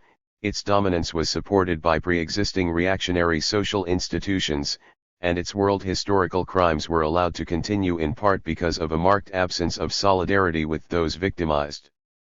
While history cannot simply be said to repeat itself, social structures of domination, subjugation, and exclusion surely do reproduce themselves, as attested to by a basic understanding of recorded human history. Hegel's slaughter bench. Many observers have criticized attempts to draw parallels between happenings since the defeat of National Socialism in 1945 and what occurred during Nazism's 12-year reign over Germany and much of Europe. For example, the Bush presidency and particularly his 2003 invasion of Iraq, or Israel's treatment of the Palestinians and other Arabs. Many of these same commentators would likely find Bernstein's and Bauman's explorations of the positional similarity between the show and other dominative practices highly problematic. It nonetheless must be cried out à la Jacques Derrida in his observation that never have violence, inequality, exclusion, famine, and thus economic oppression affected as many human beings in the history of the earth and of humanity as in the late 20th century. That the climate catastrophe currently underway is causing social exclusion, human suffering, and senseless death on a scale for which the historical examples of Auschwitz and the Shoah are a useful analog. 39. Horkheimer's assertion in 1956 that humanity is heading for a situation compared to which Nazism was a relatively moderate affair surely merits consideration, especially in light of Adorno's injunction that nothing similar to Auschwitz should be allowed to occur again. 40. The case of industrial genocide is not dissimilar to that of nuclear annihilation, as analyzed by Schell and others, including Adorno himself, for the latter would amount to a universal holocaust, to recall Aronson. 41. It follows that there seems to be no reason not to likewise consider the various threats posed by climate catastrophe. There is, in fact, much reason to do so. Climate change threatens to induce severe, widespread human suffering the world over, and greatly increase the suffering imposed and overseen by capitalism. Does the desertification of formerly populated agricultural lands around the globe, eventualities entirely dependent on the use of hydrocarbons by industrial societies through their employment of capitalism and growth economies, not constitute a monstrous crime? Can the eradication of numerous Pacific Island societies due to increased sea levels ever be justified, or the destruction of coastal human settlements housing the vast majority of humanity? What can be said regarding the prospect that some 5 million people, many of them children, are expected to die over the coming decade because of climate change, or the specter of billion-person famines, or indeed, the likelihood that the Andes and Himalayan glaciers, on which billions of lives depend for water, will be radically diminished by the global heating induced by capitalism, other than that everything should be done to attempt to prevent such possibilities from coming to pass? 42. An Earth that experiences climatic changes that make large areas, particularly the tropics, uninhabitable would clearly violate Adorno's new categorical imperative, as would truly apocalyptic degrees of warming, 6 degrees C, 12 degrees C, or 10.5 degree F, 21 degree F, that would likely amount to what anti-authoritarian scholar Myramnath terms a final solution for humanity as a whole. 43. Faced with such horrific possibilities, humanity can turn to the Shoah experience as a way of illuminating the current climate predicament. As has been noted, climate catastrophe could well disrupt agricultural production in much of the world, thus provoking devastating increases in malnutrition, hunger, and starvation rates, with enormous increases in human deaths. Such a possible future eventuality can be likened to the phenomenon of der Muselmänner in the Nazi camps, or inmates who had reached such a state of acute malnutrition due to their exclusion that they became little more than staggering corpses, largely incapable of expressing emotion or thought. Muslims, in the Orientalist imaginary of the imprisoned. 44. Though still nominally alive, der Muselmänner attested to the total triumph of power over the human being, similar to those potentially facing starvation induced by climate change. 45. The total disregard suffered by those who became Muselmänner, alongside that shown to those who were outright murdered, speaks to the nature of the concentration camp administration. Similar observations could be made about currently prevailing administrative processes and administrators. Indeed, in light of the clearly horrendous toll that climate change stands to take on human life across the globe, the ease with which Premier U.S. climate envoy Todd Stern dismisses the historical responsibility of industrial capitalist societies for the climate crisis, let alone moves toward making resources available to aid southern societies in adapting to the climate catastrophe, is in ways reminiscent of Adolf Eichmann's claim, when facing prosecution by the Israeli state for his crimes against European Jewry, that repentance is for little children. 46. In similar terms, at the conclusion of the Copenhagen climate negotiations, Sudanese negotiator Lumumba Stanislas Diaping observed that the dominant approaches endorsed by the global powers at COP, approaches radically at odds with recommendations based on established science, are based on maxims like those that funneled 6 million people in Europe into furnaces. 47. In naming the accord for what it is, an agreement devoid of any sense of responsibility or morality, Diaping points to the anti-reason of totalitarian capitalism, which, as Horkheimer and Adorno melancholically state, makes the satisfaction of needs impossible and tends toward the extermination of humanity. 48. Clearly, Such trends have been affirmed rather than overthrown by the subsequent negotiations since Copenhagen, from Tianjin to Bonn and Cancun to Durban, and can be expected to be reproduced by policymakers at the 18 Colombian pesos talks to be hosted by the Qatar dictatorship in 2012 and beyond.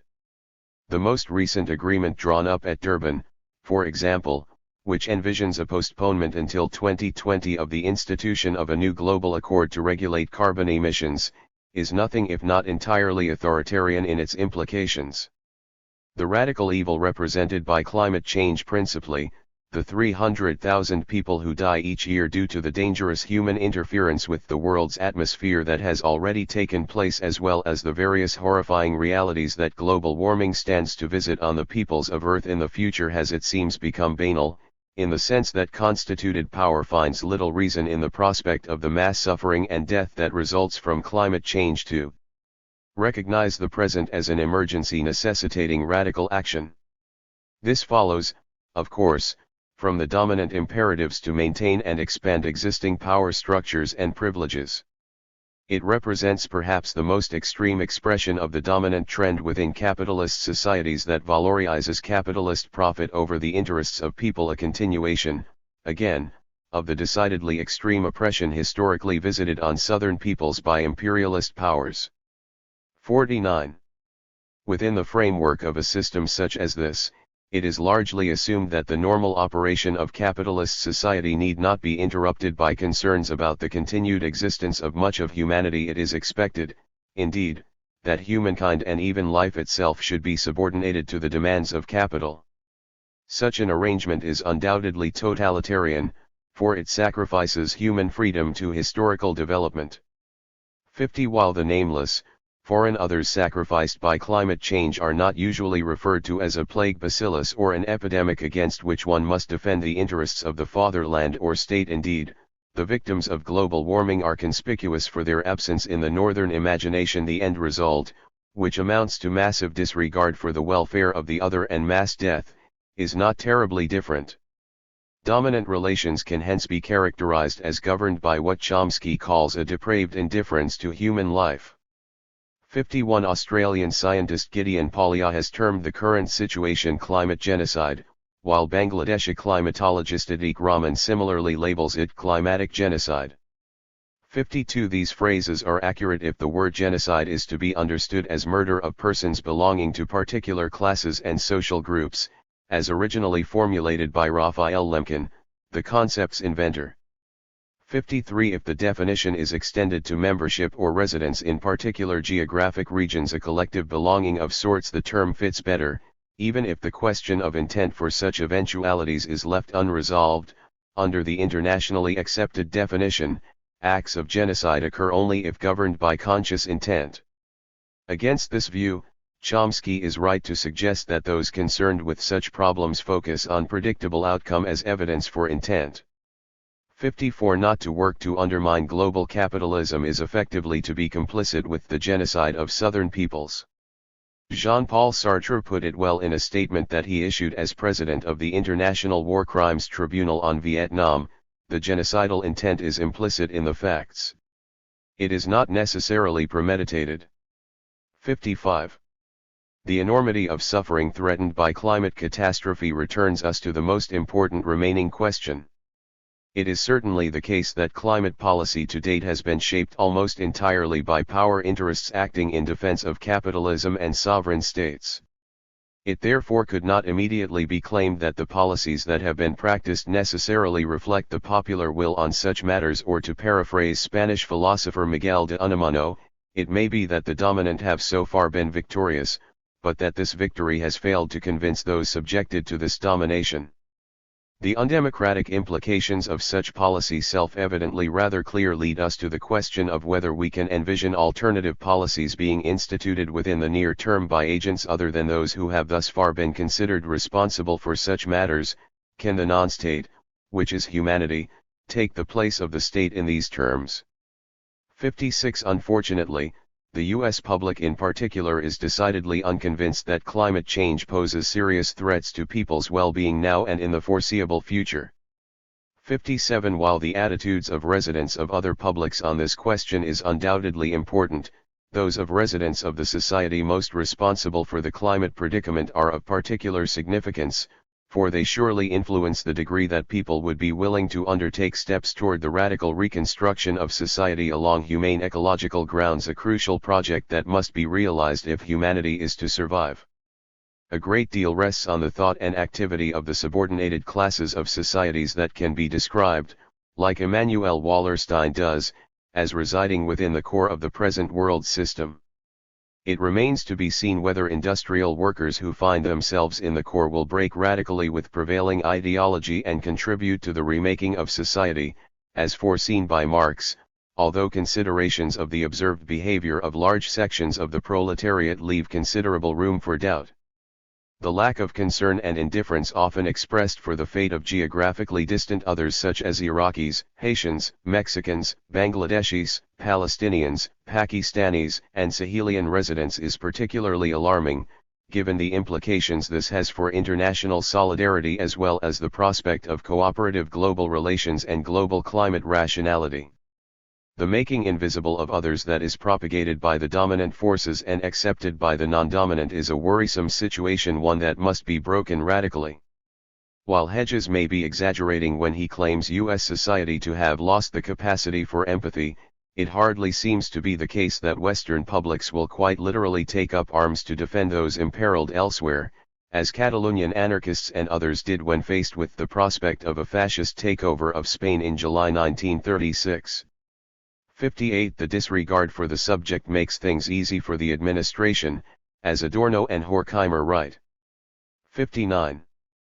Progress toward the realization of autonomous social relations presupposes the existence of autonomous individuals capable of putting existing laws into question, as Castoriadis claims, or ones who practice what Marcuse terms an autonomous reason. 60. Movements for autonomy and reason are alarmingly lacking across much of the globe, but particularly so in the North. It is at times as though the dominant U.S. imaginary considered other regions of the world to be a vast East that merits little investigation.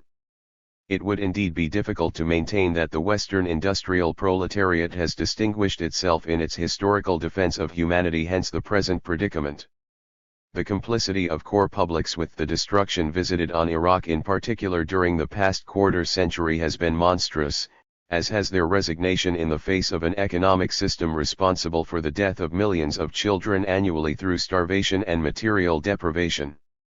A recognition of and struggle over the moral character of action is missing among many who have the privilege of not personally confronting today's acute horrors, many of which are impelled by the socio-economic system to which these people have seemingly adjusted. Presumably, such individuals would act differently than they do, were they concerned about such questions. 61. Still, such a trend is not destiny, as environmental commentator David Orr puts it. 62. The fate of the future, though potentially catastrophic, is not yet a fait accompli. The world's course is not absolutely conclusive, as Adorno claims, and the horizon of history is still open, in Marcuse's words. 63. As Hart and Negri observe, and as has been dramatically demonstrated in, say, the recent wave of popular revolts in Arab-majority societies, a metropolis can ignite overnight as can a countryside or an entire region. 64. There may be value in recalling Horkheimer's explosive assessment of Kant's original imperative as regards the relevance of Adorno's new categorical imperative to the present. In this society of isolated individuals, the categorical imperative runs up against the impossibility of its own meaningful realization. Consequently, it necessarily implies the transformation of this society. 65. Similar conclusions follow from reflecting on Adorno's posited imperative on Auschwitz. Just as the reign of capital and the state renders impossible the generalized treatment of humans as ends, the forms of prevailing society threaten fundamentally to violate Adorno's formulated imperative. That which exists must be negated and overcome to give way to a liberated society, one that would neither engage in genocide, whether climatic or otherwise, nor take actions that would effectively destroy Earth's ability to support life. This new society would reverse the traditional reality that affords capital and the state unchecked power, instead of merely being spectators subjected to the prevailing power, participants in the construction of this new world would seek to abolish these authoritarian forms. 66. To paraphrase Camus, we must rebel so that we will continue to exist. 67. All rests on the development of an exit from the monstrous present. As Newman declares, the system can only be overthrown by the conscious political action of the oppressed masses. 68. This conscious political action is seen, among other geographic historical spaces, in the efforts of slaves in the French colony of Saint-Domingue, thereafter Haiti, to liberate themselves from domination.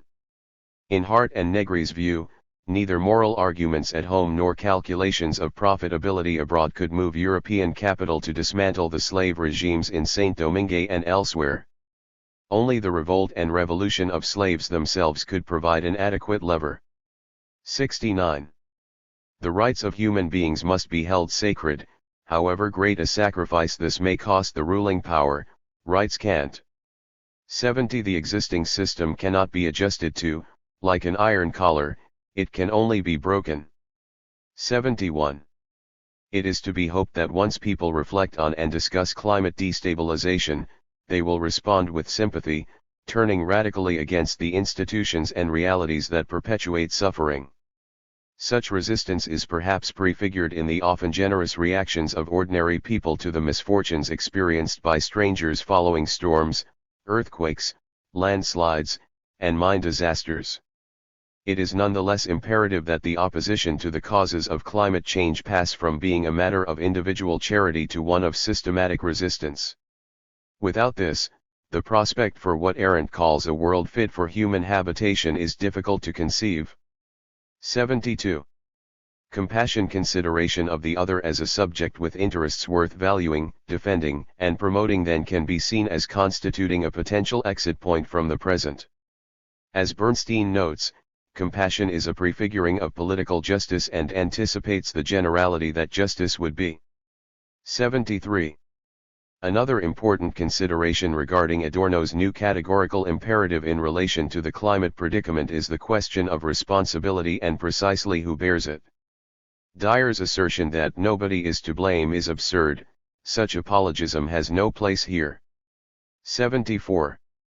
Perhaps one of the most radical takes on responsibility for the Nazi catastrophe is the one advanced by Reich in his The Mass Psychology of Fascism, in which he quite bluntly states that the working masses of men and women, they and they alone, are responsible for everything that takes place, the good things and the bad things.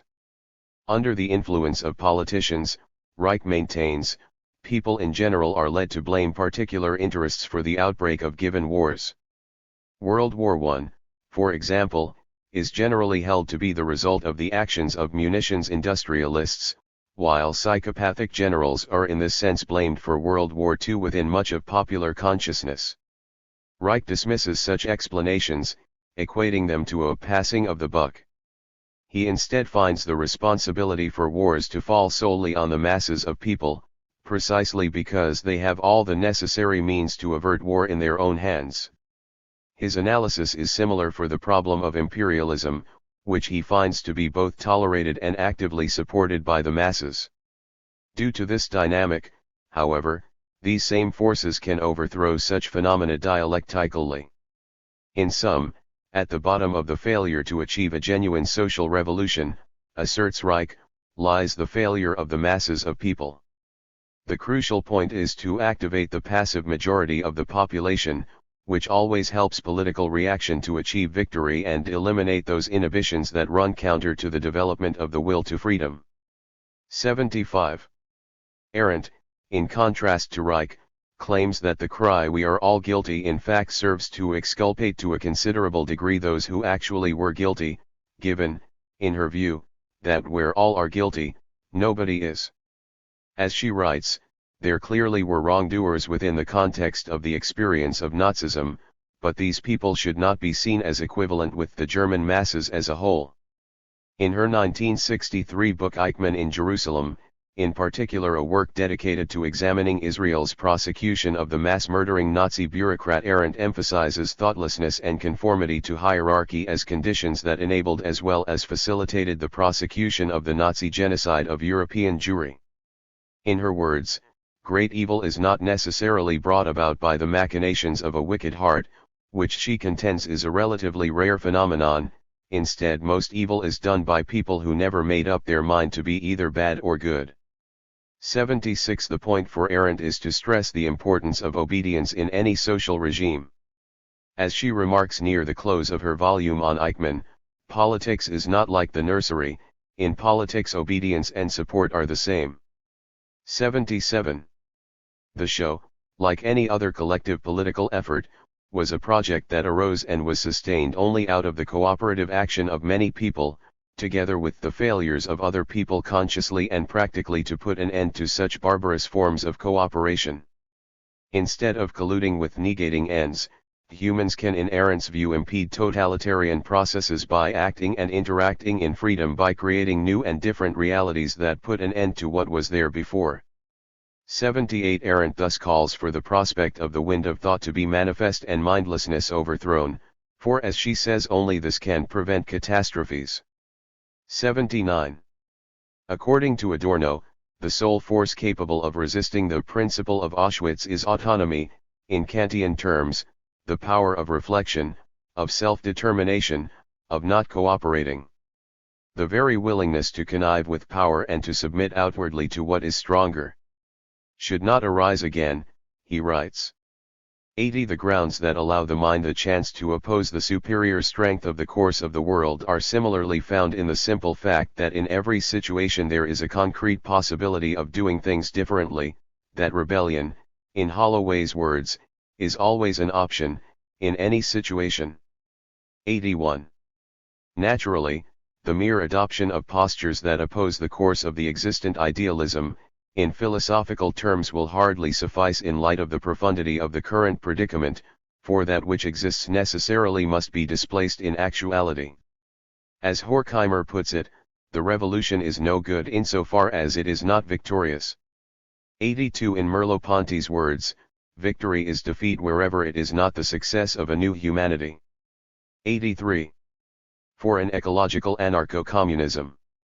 The bourgeoisie may blast and ruin the world they live in before exiting the stage of history, but we carry another world here in our hearts. Buenaventura Durruti. From the arguments presented up to this point, it should be clear that the demands of decency and reason require a radically different world organization than presently exists. The alternative political project offered here is an ecological anarcho-communism. While the case for such a project is compelling, it does not approximate the status of a Hegelian end state or Platonic ideal. Marcuse is right to insist that those fashioning themselves as critical theorists need to be critical of their projects and selves. 1. In the words of dissident Russian novelist Yevgeny Zamyatin's character I-330, there can be no final revolution, for the number of revolutions is infinite. 2. The social transformations that will be necessary to avert total climate catastrophe cannot emerge from conventional approaches to political questions.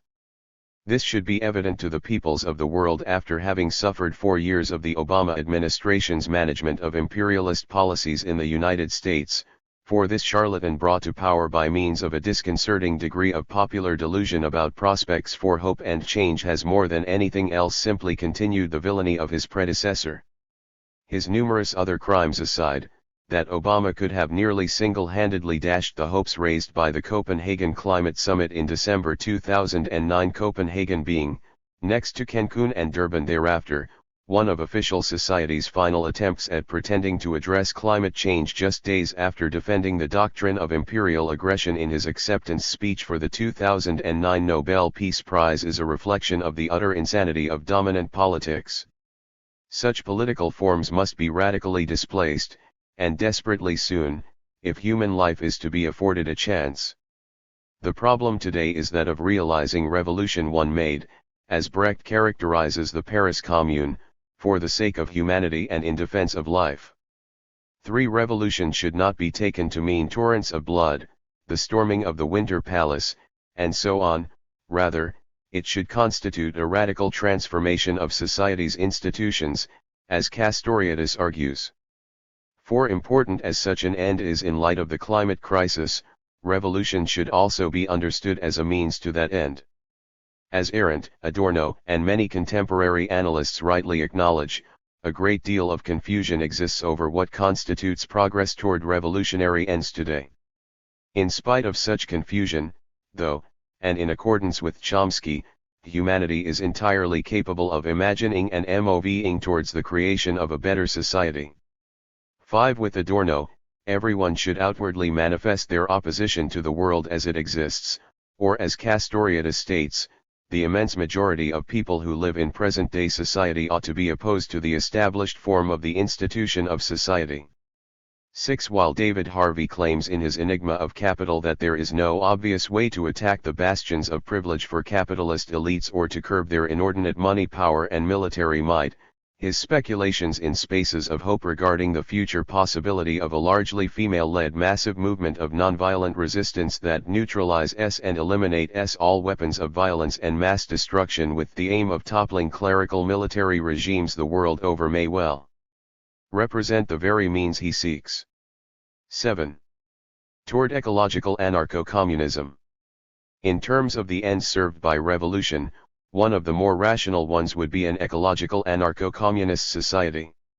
The type of social relations sought by ecological anarcho-communism would in the first place be communist, that is, a society in which Marx's principle of from each according to ability, to each according to need would govern economic questions, with classes and the division of labor abolished as well as anarchist, or bereft of authoritarian social practices.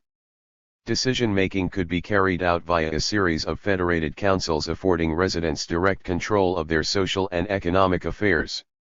As in Buchan's model of libertarian municipalism, communities rather than orthodox Marxism's industrial proletarians would control production and distribution schemes, since to limit decision-making power merely to workers would be unnecessarily exclusive, marginalizing youths, older people, non-industrial workers, such as agriculturalists, and non-workers. Decision-making processes under such conditions would allow for the flowering of humanity's reason and compassion, as well as fairly represent the interests of voiceless others, such as future generations and non-human animals. Nothing in the mere existence of participatory democratic social relations, of course, would ensure such outcomes. Nevertheless, such a framework could provide the conditions under which reason and sanity would be afforded the best chance of prevailing. Takis Fotopoulos' claim that the development of a culture critical of patriarchal relations and hierarchy in general would likely create a new ethos of non-domination extending to the human and non-human world is both compelling and encouraging in this regard. 8. An ecological anarcho-communist politics would be directed toward realizing Adorno's demand that no one shall starve any longer, that no one shall be denied the material conditions necessary for a dignified life. In addition, this anarcho-communism should seek to ensure social conditions under which no one will fear to be different and all will be able to engage in the free development of each as such. 9. Radical exclusion would be overthrown, with human multiplicity and plurality seen as traits to be cherished and celebrated rather than suppressed. Patriarchy would be largely eradicated under these conditions, if not fully abolished, as would racism, ageism, homophobia, ableism, and all other conditions of unfreedom. Anarcho-communist social relations should strive to maximize the space available for the practice of what Marx terms free conscious activity, or autonomy, a practice that can only be had in the realm of freedom, away from alienated labor. The generalized exercise of self-defined conscious inquiry would follow from the dramatic reduction of work, together with the emancipation of social relations from domination. Solidarity would serve as the basis for interrelating. Friendliness and respect would be shown to individuals. People's capacities for autonomy and creativity along with their vulnerabilities would be acknowledged. Social life would recognize the place for what Arthur Schopenhauer calls the most necessary thing in life: the tolerance, patience, regard, and love of neighbor, of which everyone stands in need, and which, therefore, every human owes to one's fellow. 10. Individuals participating in the construction of anarcho-communism hopefully would institute the innate repugnance that Jean-Jacques Rousseau postulates humans experience in seeing their fellow men sick suffer. 11. Chomsky's call to deepen the emerging global bonds of sympathy and solidarity would be similarly welcomed. Such bonds, like Rousseau's pity, might help facilitate the chance for total liberation. 12. Given that such means and ends are arguably far removed from much of what currently prevails, how might progress be made toward revolution? Barring the rapid development of a revolutionary movement, a series of thoroughgoing transitional social reforms may be needed. 3 primary revolutionary reforms involve a guaranteed minimum income for all, full universal access to health care, and the decommodification of basic goods, such as food and water. Guaranteed income levels would allow working people to break from their dependence on earning a wage, and hence have greater opportunities to associate autonomously and help build social alternatives, as recognized by left-wing French philosopher André Gortz, while the second 2 demands would have immediate and significant impacts on health and happiness the world over. Such changes would demand that a massive redistribution of resources from the transnational capitalist class in large part be directed at reconstructing societies devastated by disasters as well as neoliberal capitalism and militarization processes. Here one thinks of Iraq, Pakistan, Haiti, and the Democratic Republic of Congo, among other societies. One potentially transitional means toward the specific end of redistribution would be the institution of high taxes on luxury consumption, the expropriation of capitalist wealth, and redirecting the funds that presently underpin global military spending, or simply the socialization of property and the means of production. 13. Global nuclear disarmament. The making of the world into a nuclear weapons and nuclear energy-free zone could be similarly helpful. A future anarcho-communist society would abolish the presently widespread practice of humans' consumption of non-human animals. The enslavement of these animals for human purposes should be abandoned as a social practice as much as possible. Beyond the rather inescapable cruelty and suffering implied by the raising of animals for slaughter, the mass consumption of animals must be halted or at least radically reduced in the near term on environmental grounds. Studies estimate that the industrial processes facilitating meat consumption account for between 18 and 51% of the total greenhouse gas emissions produced by humanity. 14. Due to the dramatic wastefulness in the production of animal meats in terms of both the water and grain used, surely the grain fields currently dedicated to the feeding of cattle and other domesticated animals, which in the United States reaches 3/4 of the total, could more sensibly be used to feed the billions of humans who go without food. It becomes clear that humanity should exercise conscious reason together with compassion and abolish meat consumption to the greatest extent possible. Adopting vegetarian or vegan diets can in part prefigure a liberated future, as could a broader overhaul of the industrial capitalist food system, which sees southern societies exporting food for sale to northern consumers while large swathes of the residents of such societies suffer from food scarcity as their lands are bought up by transnational firms that seek to cultivate agrofuels crops there.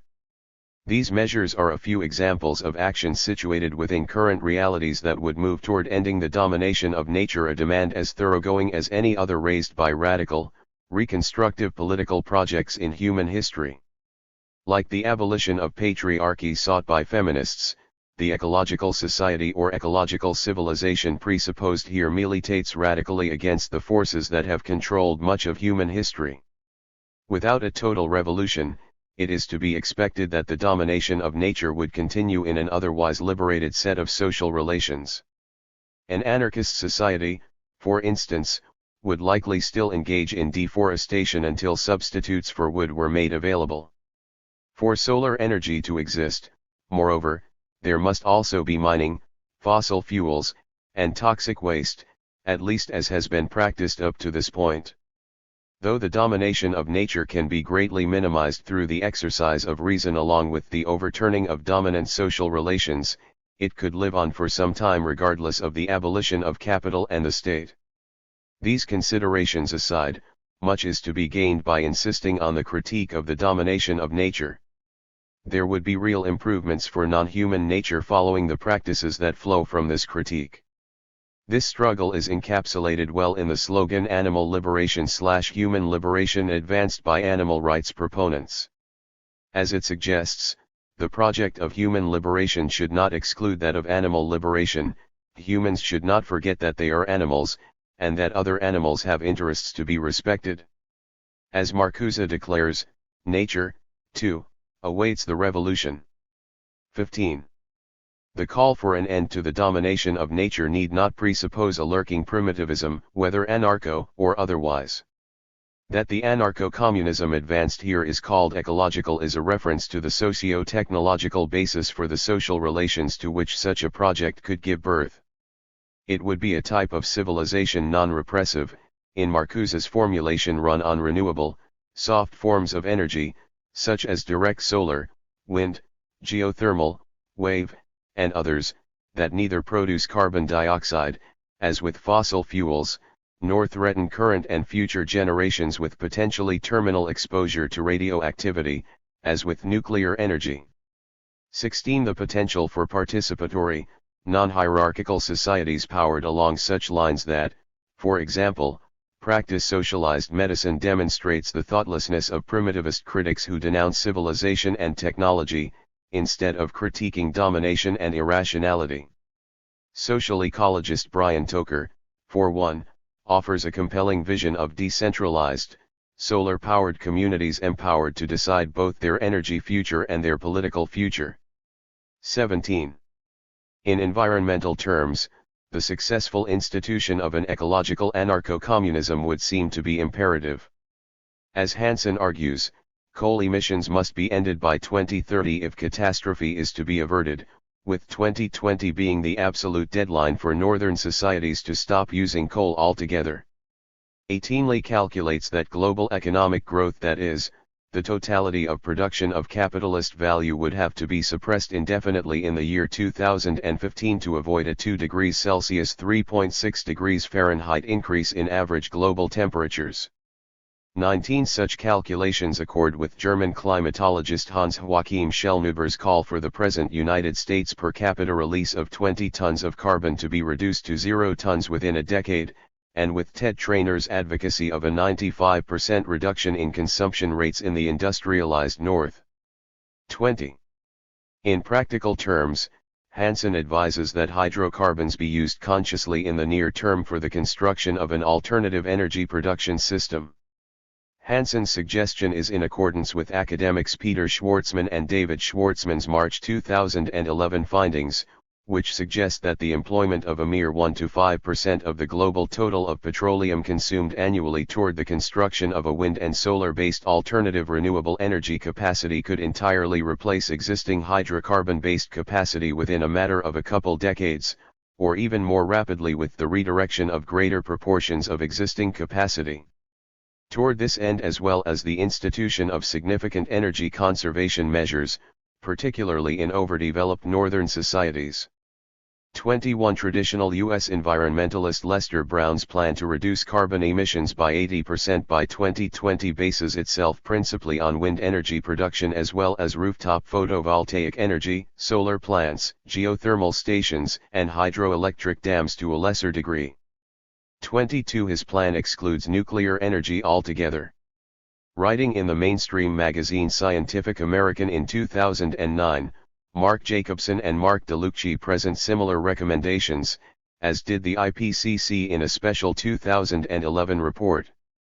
23. It is in these senses that Hansen's highly questionable calls for the mass employment of third and fourth generation nuclear reactors to serve as base load energy to replace coal are seen as irrelevant, their irrationality having been readily confirmed once again by the 2011 disaster at the Fukushima plant, which has, according to the Japanese government, emitted a full 1/5 of the total radioactive material released during the 1986 nuclear disaster at Chernobyl. 24. Other estimates claim that the Fukushima plant has released even more radioactivity into the environment than Chernobyl did. 25. Against the absurdities of nuclear energy and hydrocarbon combustion, the technological basis for averting climate catastrophe is readily at hand, and it is one that should be taken up by an ecological anarcho-communist project that would work toward the solarization of global society, that is, the replacement of energy resources originating in geologic solar power, or fossil fuels, with energy presently provided by the sun, whether directly or indirectly, in mimicry of the light reactions performed in photosynthesis. This movement towards solarization would be situated within the context of a more general advocacy of transition toward a steady state characterized by a closed production-consumption cycle that centrally features recycling and waste-free technologies, in accordance with David Schwartzman's vision of solar communism. 26. A solarized global society, helped along by the institution of anarcho-communism, would then be able to observe the heretofore violated precautionary principle, which advises against action that would harm future generations. Assuming humanity's billions live in materially simple fashion rather than capitalistically, concentrated solar thermal plants erected in the world's deserts could readily provide for a large proportion of energy needs, as Traynor notes. 27. Alternatively, the potential in launching photovoltaic array-laden satellites into outer space that would then transmit collected energy to Earth could be explored, a possibility raised in Elizabeth Colbert's writings on climate change as well as Robinson's novels. 28. Space-based solar power is an intriguing option due to considerations of efficiency, given that solar collectors placed above the atmosphere receive many times the solar energy available to terrestrial solar plants, and the launching of solar satellites would avoid the mass erection of solar plants in Earth's deserts and thus avert the further degradation of the world's ecosystems. Whatever the potential rationality of this scheme, this project could however justifiably be met with accusations of gigantism and hence rejected. Perhaps a combination of terrestrial concentrated and photovoltaic solar, wind, geothermal, and maybe wave energy sources could instead be chosen. The newly developing self-legislating global subject will be tasked with pondering these and other alternatives. This new constituent power should also be advised that the prospect of attaining ecologically sound ends within the near term could fruitfully be linked to the project of a post-scarcity anarchism, as identified by Bookchin in the late 1960s. In postulating the possibility of a post-scarcity anarchism, Bookchin claims with Horkheimer, Adorno, and Marcuse, following Marx, that the material basis developed by the capitalist mode of production by the mid-20th century could, if consciously reappropriated to ends radically different than those demanded by capital, satisfy the needs of all people and drastically reduce the amount of time normally dedicated to labor under capitalism. 29. According to Bookchin, human society has for some time now been faced with the revolutionary prospect of transcending material scarcity and thus overcoming what he sees as the rationale for patriarchy, private property, class society, the state, and even hierarchy itself. 30. Radically reorienting the productive forces and existing technologies has increased in importance since Bookchin and the Frankfurt School theorists advocated it, as the absurdities toward which production is directed live on without redress. In a very real sense, the choice humanity faces is between continuing to dedicate untold billions, even trillions, to capitalism's and militarism's most absurd and life-negating projects, or carrying out a revolutionary socialization of global society that eradicates hunger, disease, and material poverty, while also instituting a radically different energy basis for social life that does not threaten humanity with destruction. The choice is between barbarism or freedom, observes Horkheimer, similar to the juxtaposition between socialism and barbarism that Luxemburg pointed to amid the First World War. It should be uncontroversial to state that the technological assemblage that can launch and maintain the Hubble telescope, or invent, produce, and maintain cluster bombs, stealth jet fighters, nuclear weapons, and predator drones, can also be directed at the institution of reason. An ecological anarcho-communist political project, then, is faced with reorganizing the world, the very reconstruction of society. Though ecological anarcho-communism would demand the abolition of a great deal of prevailing practices and the transformation of dominant modes of being, it probably would not altogether abandon some of the less irrational technologies developed by capitalism. Secure interregional travel, for one, likely would not be jettisoned, though it should become more broadly accessible to the peoples of the world. Communization of resources can promote this end. In place of jet airplanes, which in terms of contributions to climate change, have proven to be among the most disastrous inventions to date, a more rational society could perhaps employ air transport systems using blimps, zeppelins, and other dirigibles powered by solar energy. 31. Another crucial infrastructural change would be a general shift toward electrically powered transportation systems such as streetcars, railways, and electric buses, considering that the energy needed for their operation could be provided by solar or other renewable sources. Generalized short-distance transportation by bicycle could be advanced by the conscious redesign of cities. In theory, electric batteries could power cars and trucks, for if power were provided by renewable sources, the carbon emissions problem associated with motorized transport could theoretically be solved easily. Such a resolution of course would not by itself do away with the considerable dangers posed by private automobiles to human life, as attested to by the multitudes killed annually in traffic accidents. Serious reflection on this problem may indeed demand the outright abolition of the car. As regards water-based transportation, a prototype solar-powered vessel analogous to solar zeppelins and planes is presently under development. 32 Beyond this, water transport in a potentially liberated future could see a partial return to the employment of wind and muscle-powered decolonial caravels, for example in accordance with the reappropriation of the less destructive practices and sensibilities instituted by many humans as both individuals and groups before the historical onset of industrial capitalism and since then. A compelling image in this sense is Japanese director Akira Kurosawa's depiction in his Dreams of Life in a riverine village marked by social cooperation and vast diversity that is run simply on water mills. A new international. An important means of helping along the social transformation delineated above would be through the dedicated efforts of an anarcho-communist international. Such an international, which would obviously be open to all, unlike the Marxist First International, which was largely made up of male members of the proletariat, could take as a model similar institutions, such as those established by European anarchists during the first half of the 20th century, in particular, the Iberian Anarchist Federation, FAI, or National Confederation of Labor of Spain and Catalonia, CNT, Koreans residing in Manchuria via the Korean Anarchist Communist Federation in the late 1920s, and Uruguayans struggling against the capitalist military dictatorship in the latter half of the past century through the Uruguayan Anarchist Federation. 33 This critical political force could become what Chomsky calls the first authentic international, realizing an era of true globalization that serves people's interests rather than those of investors and other concentrations of power. 34 It could take the form of Hart and Negri's multitude, consisting of an association of the various multiplicities of subordinated humans united against capital and domination, or in Negri's romantic image, all of being and nature, the animals, sister moon, brother sun, the birds of the field, the poor and exploited humans, together against the will of power and corruption. 35.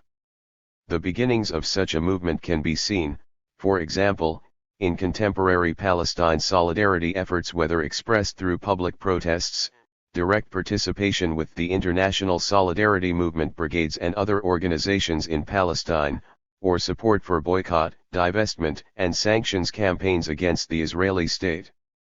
It also can be found in the alter globalization movement, along with struggles against sweatshop regimes, white supremacy, sexism, police brutality, whale hunting, the prison industrial complex, the criminalization of migration, and imperial wars. It can be discovered furthermore in campaigns in support of organic and fair trade production, among many other manifestations of ordinary people's anarchistic impulses, which are reflected as soon as one identifies, challenges, and overcomes illegitimate power, as Chomsky notes. 36. Being anarchist, this international would have little to do with the practices of the official internationals observed to date. The fate of the first international, which might have proven politically consequential had the rift between Marxists and anarchists not been so disastrous, arguably has much to do with Engels's redirection of its course following Marx's death. That development, in turn, was itself highly influential for the Second International, which was largely overtaken by reformist interpretations of Marx, notwithstanding the efforts of revolutionaries like Luxemburg and Karl Liebknecht, along with other members of the Spartakusbund. The Second International logically collapsed when its various national parliamentary representatives betrayed internationalism and voted in favor of the prosecution of the First World War, a social catastrophe that gave rise to fascism, both of the brown and red varieties.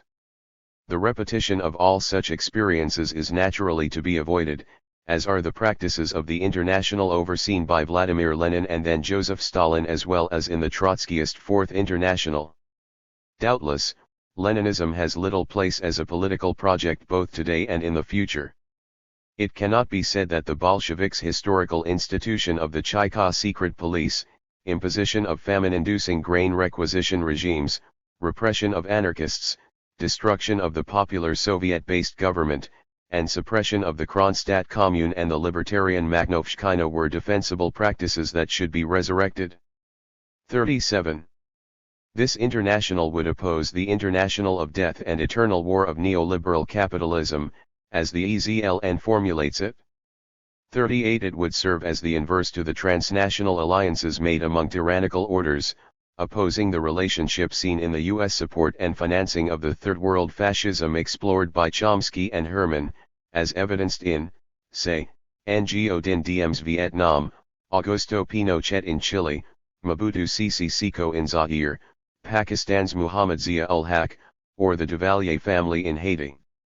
The new international's practices would be far removed from the collaboration observed between Pakistani and Bahraini regimes to suppress protests in the latter country, and that practiced between the Turkish and Iranian states against Kurdish rebels. It would likely have little to do with the mutual aid generally expressed among highly authoritarian rulers taken in some circles to serve anti-imperialist ends: Robert Mugabe, Muammar al-Gaddafi, Mahmoud Ahmadinejad, and the Chinese Communist Party, to name just a few examples.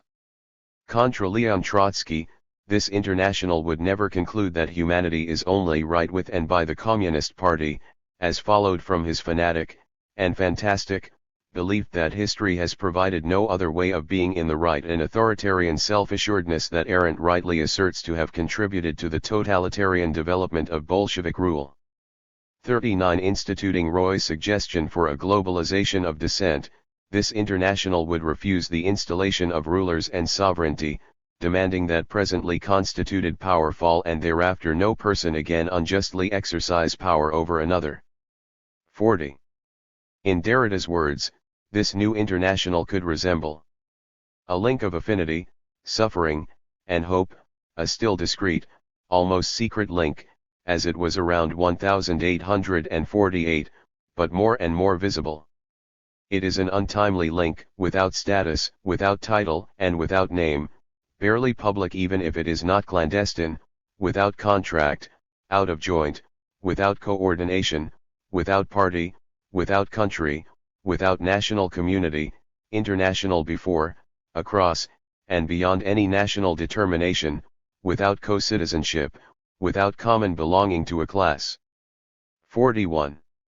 Such an institution probably could not function effectively without some sort of coordination, and this association surely should not be dominated by persons hailing from privileged backgrounds, as has been the case in many past oppositional movements, but it should certainly not be subordinated to a central party or particular national leadership, as is revealed through the troubling history of authoritarian socialism.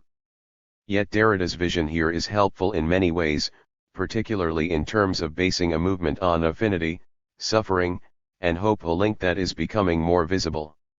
In place of nationalist identities propagated by the statist world system, the international could base its association on a universal solidarity among humans.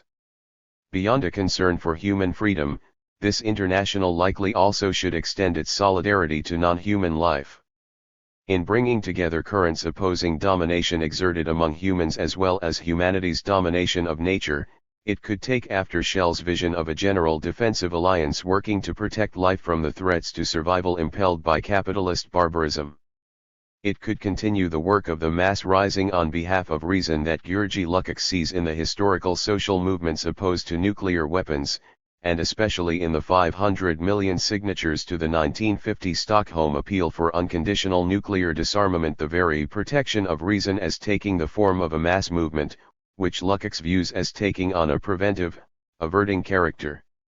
42. The 2011 popular uprisings, both preventive and reactive at once, aimed at reason and sanity must be carried forward. Inspiration comes from the millions of Egyptians who mobilized in Cairo's Tahrir Square and elsewhere in the country to overthrow the Mubarak regime in early 2011, as from the hundreds of thousands of Spaniards who assembled publicly to denounce the prevailing system, including, for instance, playing the Ode to Joy at the close of Ludwig van Beethoven's Ninth Symphony during one such gathering, and the many people who mobilized in a coordinated action worldwide on October 15, 2011, to express their support for the presently developing global anti-systemic political movement. While this oppositional mass movement may not need to turn to fiction to explore resistance efforts, the New International could consider the shadowy human project from Alfonso Cuarón's Children of Men, itself nowhere to be found in the eponymous novel by P.D. James on which the film bases itself, a group of dissident scientists purportedly based out of the Azores Islands who metaphorically labor to find a cure to the universal infertility gripping the future dystopian world depicted in the film. As in this speculative example, territorial autonomy should be an important goal for an actual movement to attain, that is, independence from the global capitalist market and state control as well as from subjection to militarism. Such an end could greatly help efforts to develop alternative rebel technologies, remake society, and launch actions against constituted power, along with demonstrating the value of such an alternative. Cuba's defiance of the United States and its promotion of a more humane sort of international relations, above all in its international brigades of medical workers, but also in its material assistance for movements fighting the South African apartheid regime, has relevance in this sense. However problematic Castro's specific support for Haile Mengistu Mariam's Leninist regime in Ethiopia, not to mention the dictatorial nature of his own rule, as manifested, say, in Cuba's practice of imprisoning political dissidents as well as its historical persecution of non-heterosexuals. The historical fact of Haiti's independence is also germane to the task of imagining this new international, given that this event was the first rebellion by slaves to successfully overthrow the forces enslaving them. However much a number of European powers, including Napoleon's France, attempted to reverse these gains by means of invasion seeking to reinstate the institution that the uprising gave rise, as C.L.R. James reviews, to humanist notions of launching military campaigns against the slave processing infrastructure then found in West Africa carries meaning for the present, constituting as it does a manifestation of the normally repressed revolutionary dreams of the subordinated. 43. It is also worth noting the particularly radical decolonization of South Yemen, later the People's Democratic Republic of Yemen, which brought a nominally Marxist regime to power that, in contradistinction to many other putatively socialist polities in the Middle East and beyond, engaged in significant redistribution schemes and public health improvements domestically, even as it actively aided groups working to overthrow reactionary bourgeois Arab governments in the Gulf region despite its problematic professed democratic centralism. 44. In recent years, WikiLeaks has done significant work to expose the madness and brutality of dominant power, and thus is justifiably a beacon for the disenfranchised everywhere. Its release of documents on the U.S. ambassador to Tunisia arguably contributed to the outbreak of popular revolt in that country following Mohamed Bouaziz's self-immolation in December 2010, and its publication of a cable detailing a U.S. military massacre of Iraqi civilians was instrumental in the Iraqi state's refusal to allow occupying U.S. troops immunity from prosecution, a development that catalyzed the general withdrawal of troops from that country. 45. Through its checks on constituted power, this regulative anarchic body has contributed immensely to the struggle against hegemony, generally informing global publics of the myriad crimes of global capitalism, from the details regarding U.S. military death squads to intimidation and coercion as practiced by stronger states against less powerful ones in climate negotiations and the United States' opposition to international treaties banning the use of cluster munitions. 46. It is unfortunate, though unsurprising, that the authorities have hampered WikiLeaks' work, but it would seem that this fate follows from the organization's dependence on its founder and editor Julian Assange, who for all his importance is readily suppressed by the state and capital as his alleged assistant, Private First Class Bradley Manning, infamously has been. Perhaps more promising in this sense is the more decentralized model exercised by anarchic hacking groups such as Anonymous and Anti-SEC, which, like WikiLeaks, collaborate to disrupt the functioning of existing power. With regard specifically to climate catastrophe, the efforts of this new international probably should intertwine with those promoted by such international radical ecological associations as Climate Justice Action, Rising Tide, the Mobilization for Climate Justice, West, and Climate SOS. Some of the key tasks of this international would overlap with Climate Justice Action's primary demands, which include working to prevent the future exploitation of fossil fuels, massively reducing northern consumption patterns, recognizing the global North's ecological debt, and concurrently making reparations available to southern societies for the crimes of colonialism, neoliberal capitalism, and climate destabilization. Against the seemingly boundless imperialism driven by mindless capitalist modes of being, participants in the international could advance Werner Sachs's model for a politics of sufficiency by promoting the generalized adoption of simpler, less materially intensive lifestyles among northern residents. 47 Beyond this, and more concretely, it could work toward the appropriation of a federated series of territorial commons in which social and physical autonomy is to be developed, renewable energy infrastructures constructed, and mass reforestation and afforestation campaigns advanced, with this last perhaps following Wangari Maathai's model. In its rejection of dominant policy, the new international could reflect and amplify the radically of the movements contesting dams that have organized politically from South Asia to Latin America. In philosophical terms at least, this new association should avoid the racist assumptions that have informed a great deal of Western environmentalism to date. This includes, especially, the Malthusianism that faults Southern high population growth rates rather than capitalism for human suffering and environmental destruction, as well as the continued advocacy of nuclear energy, which unavoidably disregards the oppressed peoples who disproportionately suffer the effects of nuclear waste, whether Native Americans or Somalis, to say nothing of those directly exposed to radioactivity emitted by malfunctioning reactors. Exercising reason and compassion, the builders of this international would promote the dissemination of anti-systemic perspectives on prevailing society, and generally work to implement the vision of a global society freed from the reproduction of capitalist value and social domination. The new international also would strive to activate the potential of the constituent power represented by the subordinated human multitudes of the world, working for the counter-power or dual power model of humanity against the concentrated power of capital and the state, Potera. This social antagonist model, advocated by a number of anarchist thinkers, has been observed historically in forms of directly democratic government as temporarily and partially realized, for instance, in the events of 1871, 1905, 1936, 1956, and 1968, as prefigured in the U.S.-based movement for a new society during the last quarter of the 20th century, and arguably as practiced in the Russian agrarian mir system and perhaps the village councils of traditional India. 48.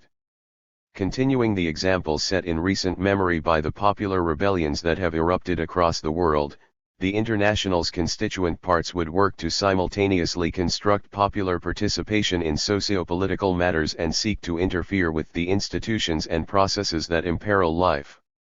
The former end is seen in the task of devolving power to the global demos, as Arendt, Chomsky, and Bookchin advocate, and in the project of constructing and appropriating the commons as well as through broadly communal and sympathetic ways of interrelating.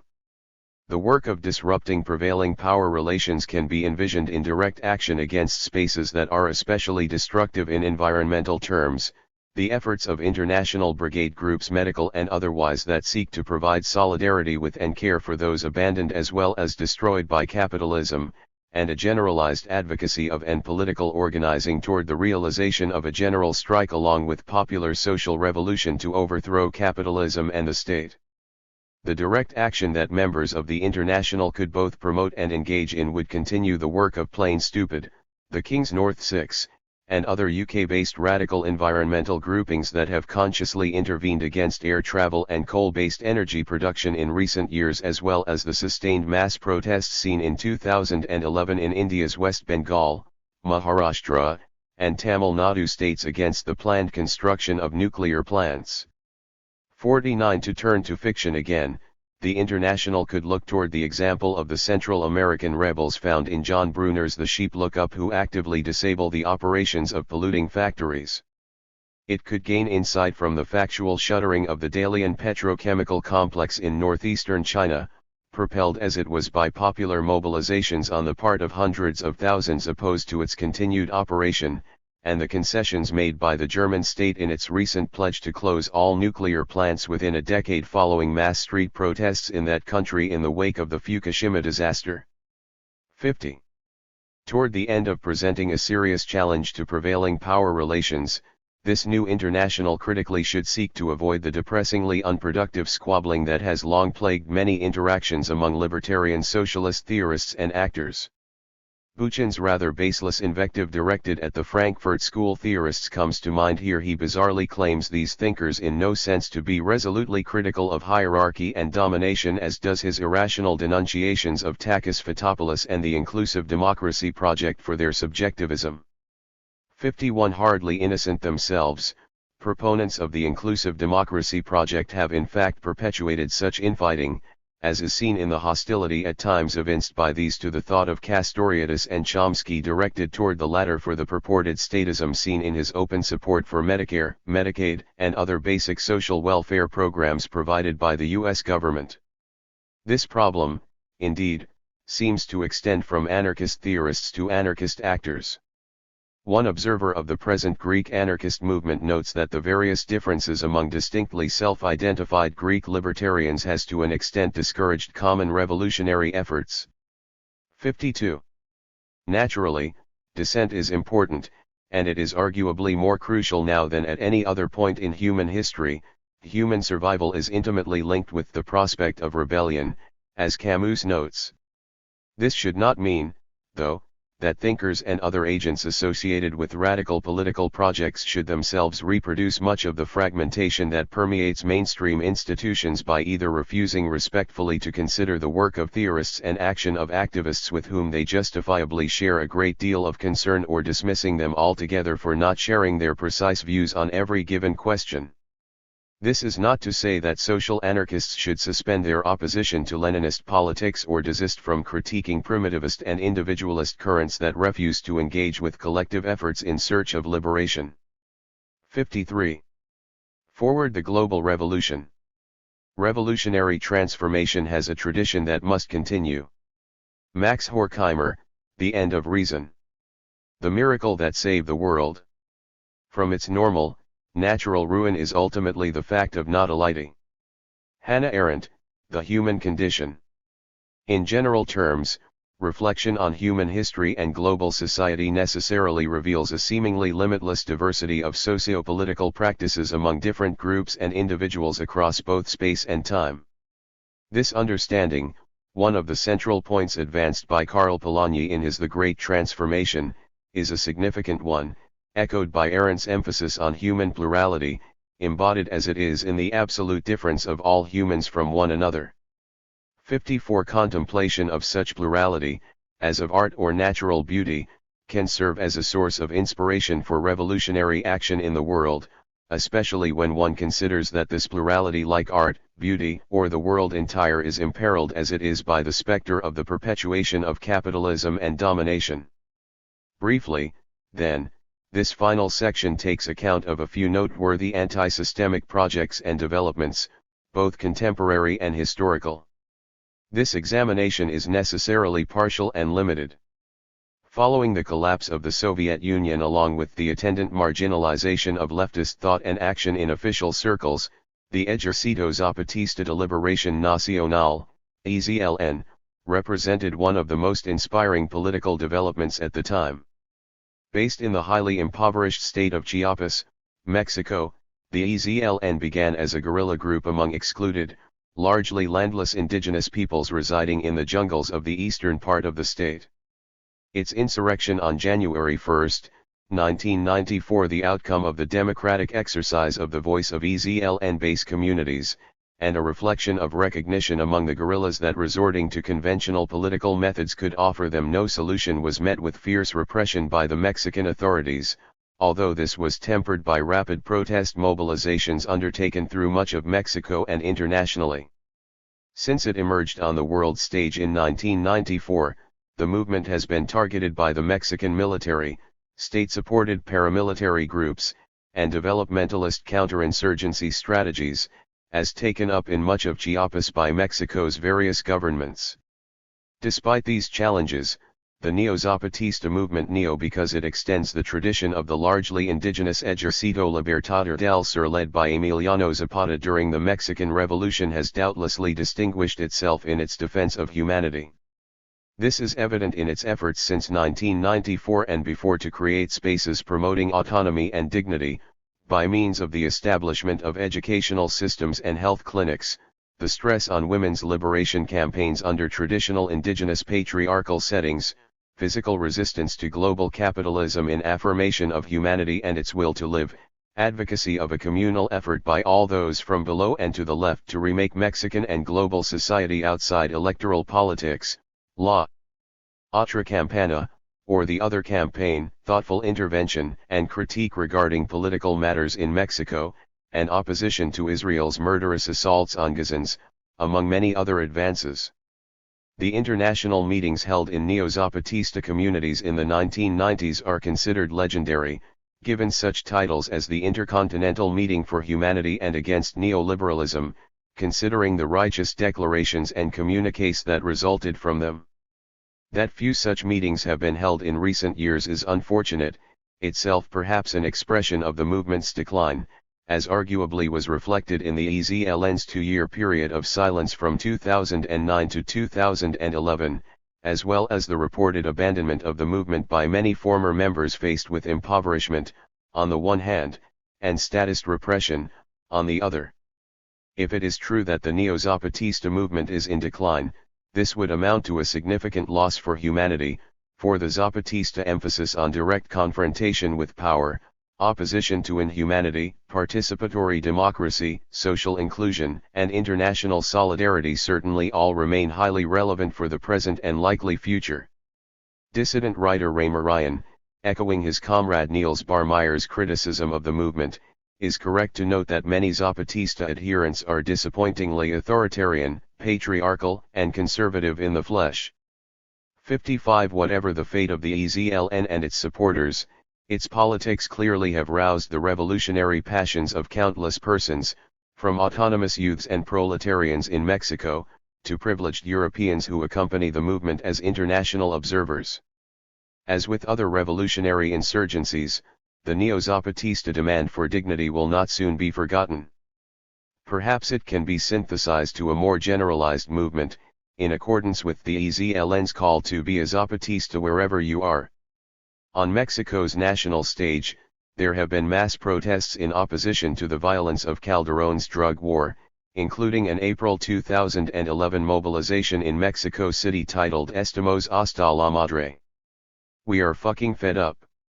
The movement for peace with justice and dignity, born within this moment of upheaval, has rather significantly given a voice to the countless thousands whose lives have been shattered by the conflict, via its series of caravans to different regions of the country affected by the violence. The movement's proposal for a citizens' pact among subordinated Mexicans is an encouraging development, notwithstanding the reformist vision of the movement's official leadership and the highly questionable decision to open negotiations with Calderón in an effort to raise his awareness of the human implications of his war strategy. This sort of tactic has shown itself to be absurd on countless occasions, whether during the petitioning by St. Petersburg's urban poor of Tsar Nicholas II in January 1905 or in McKibben's 2010 solar road trip to present Carter-era solar panels to the Obama White House. The Kurdish Workers' Party, PKK, which arose in the last quarter of the 20th century among the Kurds of the Near East, the largest grouping of stateless people in the world, embodies a quite different approach from the Gandhian attempts to humanize oppressive power structures. This Leninist organization, founded by Abdullah Öcalan, emerged in response to the plight of dispossessed Kurds and the widespread recognition that even nominally leftist currents in Turkey, the state of residence for the majority of the Kurds, would not prioritize a just solution to their exclusion, a position confirmed by the worldwide silence about the genocidal Al-Anfal campaign prosecuted by Saddam Hussein against Kurdish populations at the end of his war with Iran in 1988. Abandoned, the PKK initiated armed struggle against the Turkish state and, in turn, met with fierce repression by the Turkish government, which in the 1990s destroyed countless villages and forcibly displaced some million Kurds as part of its counterinsurgency strategy. 56. The struggle continues, 13 years after Öcalan's capture and imprisonment, with little progress toward the independent state sought by the PKK. Turkey, which presents itself as a progressive alternative to collaborationist Arab regimes as regards Israel and the Palestinians, and donates generously to victims of famine in Somalia, still bombards Kurdish positions indiscriminately to this day. Despite the Kurdish people's suffering, an uncritical celebration of the PKK would be out of order, given its quasi-Stalinist nature, forced conscription and exclusion and even murder of those who disapprove of its methods. Yet it is undeniable, even in light of the unpalatable aspects of its praxis, that the PKK's genesis has to a degree aided in the struggle against patriarchy in Kurdish society, considering the honored participation of women in PKK ranks, in addition to the party's importance as a source of dignity and self-respect for oppressed Kurds.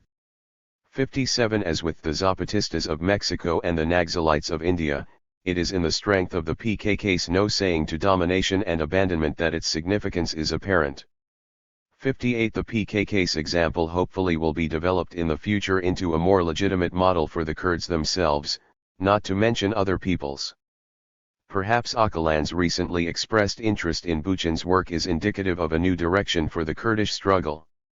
In contrast to all Leninist models, the civil unrest in 2011 throughout much of the Middle East and North Africa seems to hold more promise, despite the brutal responses of the existing regimes as well as the discouraging lack of material progress beyond symbolic change. Zine El Abidin Ben Ali, Hosni Mubarak, and al-Gaddafi have been deposed. Radical interventions by masses of people have proven central in the cases of Tunisia and Egypt. Similar interventions aimed at overturning the status quo have followed in Bahrain, Yemen, Syria, Sudan, Palestine, Ethiopia, Swaziland, Angola, and many other societies. The millions who participated in what has been termed the Tahrir Commune in Cairo, in addition to those other millions who mobilized elsewhere in Egypt against Mubarak's rule after the beginning of the revolutionary movement on January 25, 2011, attest to the collective strength of the human multitude, its capacity for resisting brutality and instituting different relations. The recent uprisings draw from the 2007 industrial strikes in Mahala and the 2003 mass mobilizations in Tahrir against the impending U.S. invasion of Iraq, themselves echoes of the Palestinians' resistance in general, and the First Intifada in particular. Practices like those observed in the self-management of Tahrir Square, popular and neighborhood committees in Tunisia and Egypt, and autonomous mobilizations in Cairo to protect museums from looting are undoubtedly anarchistic in nature, whatever the expressed political preferences of the participants. The efforts taken by the post-Mubarak Supreme Council of the Armed Forces in Egypt, themselves backed by imperialism, are aimed at suppressing dissent and containing the prospects for social change. Hence the Egyptian military's ban on strikes, its multiple violent attacks on protesters assembled in Tahrir Square, its imprisonment of thousands of dissidents, and its October 2011 massacre in Cairo of Christian Copts protesting their marginalization.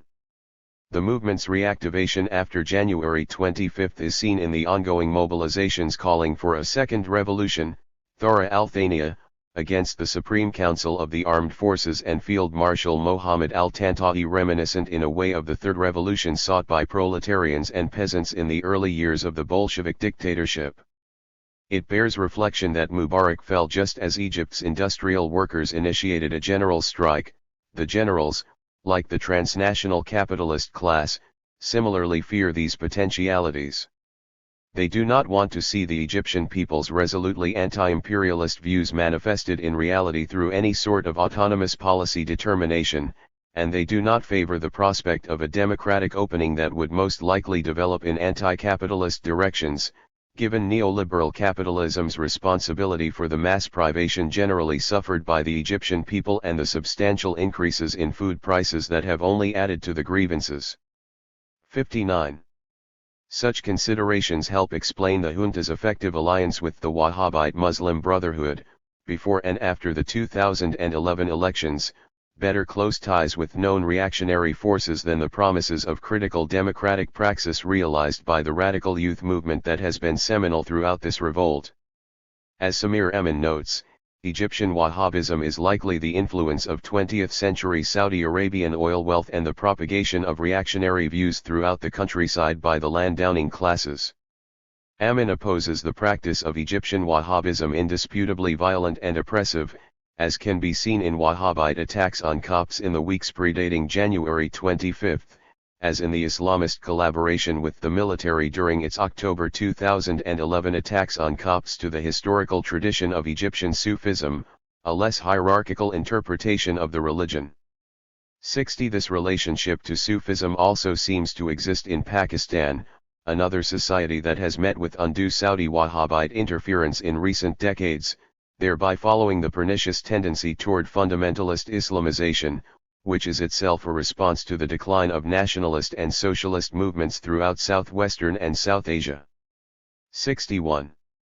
In India, the world's largest country by population, a multitude of resistance projects have held sway for some time, from the 1857 Sepoy Mutiny to the decolonization movement and the post-colonial Naxalite insurrection.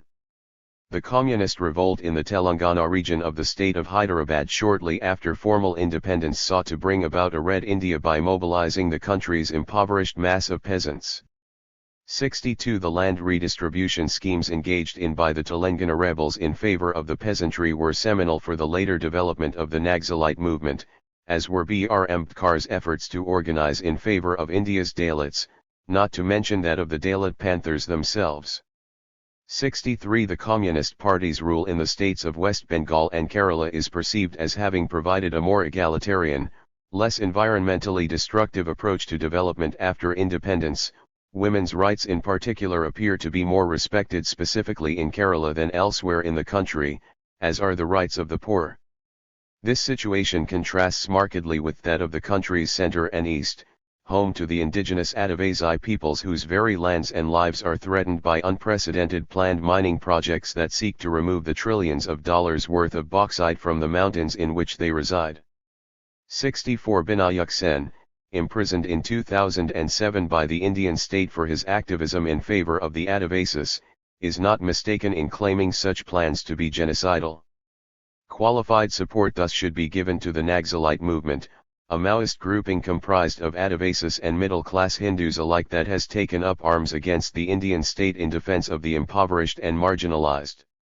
However problematic the politics of the movement's founder, Charu Mazumdar, who advocated terroristic annihilation campaigns directed against India's privileged, its historical ties to Chinese communism, which resulted in silence on its part regarding China's dispossession of Tibet and the ravaging of Bangladesh by China's ally Pakistan, and its undeniable violent excesses, it has established a counter-society within the Dandakaranya forest in which the landless are afforded land and women are granted more respect. 65. Beyond this, it is a symbol of dignity and self-respect for the oppressed of India, quite similar in this sense to the EZLN or PKK. As Roy writes, the Naxalites have kept the dream of revolution real and present in India. 66. Without that dream, she implies, matters would be far more bleak than they are given that there are more impoverished people in 8 of India's states than in the 26 countries that comprise Africa south of the Sahel, that 1.5 million Indian children die in their first year of life, and that hundreds of thousands of peasants have committed suicide in recent years to escape their debts. 67. Beyond these contemporary and historical examples lies the lived experience of what Bookchin terms organic societies, or those groups derided by anthropological racism as primitive. As anthropologists Marshall Solins, Lewis Henry Morgan, and Pierre Clas Trace have shown convincingly, Many such societies have instituted maxims radically different than those that prevail within capitalist societies: acephaly, the absence of hierarchy, individual autonomy, and substantive time freed from work. Engels's exploration of generalized sexual promiscuity and group marriage before the family's historical rise is an important recognition of radical social alternatives within human culture.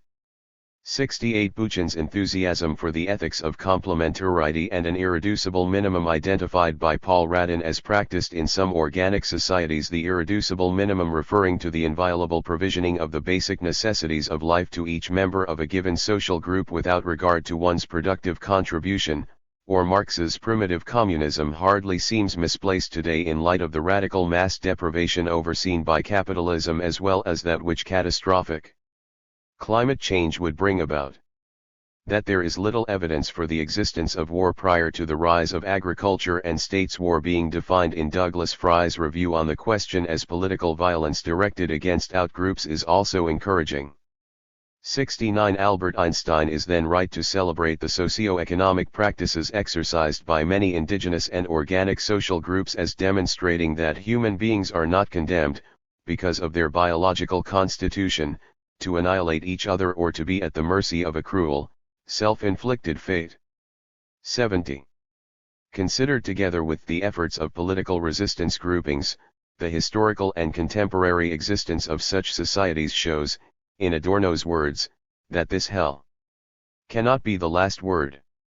71. Clas Trace speculates that stateless humanity prevented the emergence of the state for hundreds of thousands of years by murdering those individuals who aspired to hierarchical power.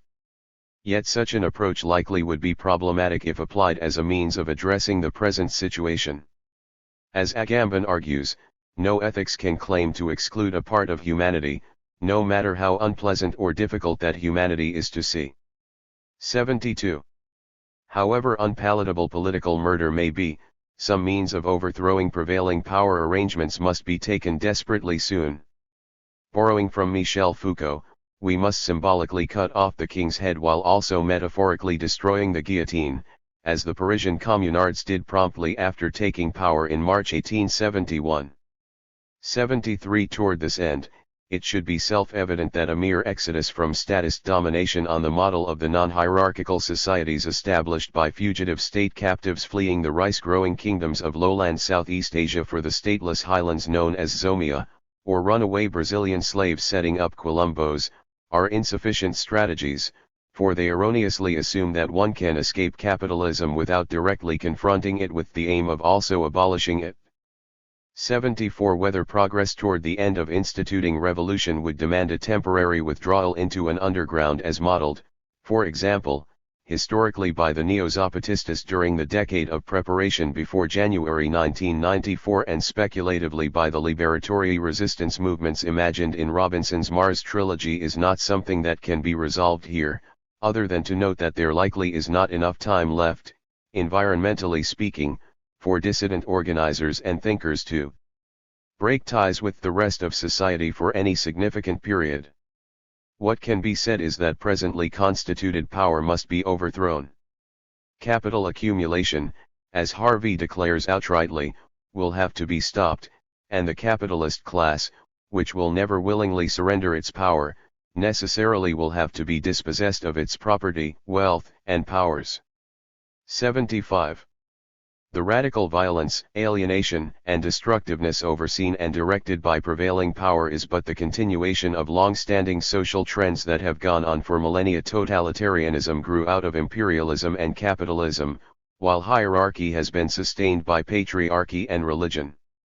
76. Most important is the understanding that the current forms of world alienation, humanity's societal constitution, jeopardize its very existence. Considering this situation, openness to historical alternatives becomes a necessity, given the consequences that will follow without the institution of social relations radically different than present ones. The impetus to remake the world along different lines is now the only means by which total catastrophe can reasonably be avoided. As this work has examined, though, The prospect that humanity will fail to radically reconstruct global society on humane ecological grounds within the near term is entirely within the realm of possibility. Catastrophic climate change threatens humanity's well-being in a manner perhaps even more extreme than that posed by nuclear arms, and the threat of a synergy between these two forces is decidedly more frightening than consideration of either of the two alone. Nevertheless, barring mechanical failures or mistakes, the offensive employment of nuclear weapons ultimately depends on human choice at a certain point, whereas the laws of atmospheric physics have no such potential fail-safe mechanism. The atmosphere, as is correctly observed by Earth scientist Andrew Gleason, is not waiting for human decision. 77. It responds to humanity's mutilated forms in keeping with scientific predictions based on the laws of chemistry and physics. It has been subjected to destabilization processes graver than those imagined by even the most pessimistic accounts. While sectors of humanity continue to blind themselves to the realities of climate change and the relatively privileged fail radically to act in the interests of well-being, reason, and survival, glaciers continue to retreat, new hazards keep emerging, and water sources dwindle. 78. In short, world alienation barrels life on toward the abyss. This world alienation, a term first used by Arendt to describe capitalist wealth accumulation processes that demand as a precondition of their functioning that the world and the very worldliness of humankind are sacrificed, follows from the historical rise of the capitalist mode of production, the division of Earth's territory into sovereign states, and the historical failure to date to overturn the monstrous system that upholds both such interrelated systems. 79. Given such conditions, one may succumb to overwhelming despair regarding the human prospect and thus withdraw from engagement with politics entirely. It has been the argument advanced here, indeed, one of the very bases of the writing of this book, that such despair should not be total. As Adorno writes, the world's course is not absolutely conclusive, nor is absolute despair, rather, despair is its conclusiveness. 80. Human society after all is the product of its myriad constituent parts, which are not limited to capital and the state. These barbaric forms do not have the final word. The prospect of an exit from social and environmental barbarism depends critically on the autonomous action of the subordinated. This social force has a responsibility to resist dominant socialization processes that would perpetuate existing relations in favor of realizing the imperative for social revolution, the only means by which humanity as a whole can come to be treated as an end in itself and by which climate catastrophe can be averted.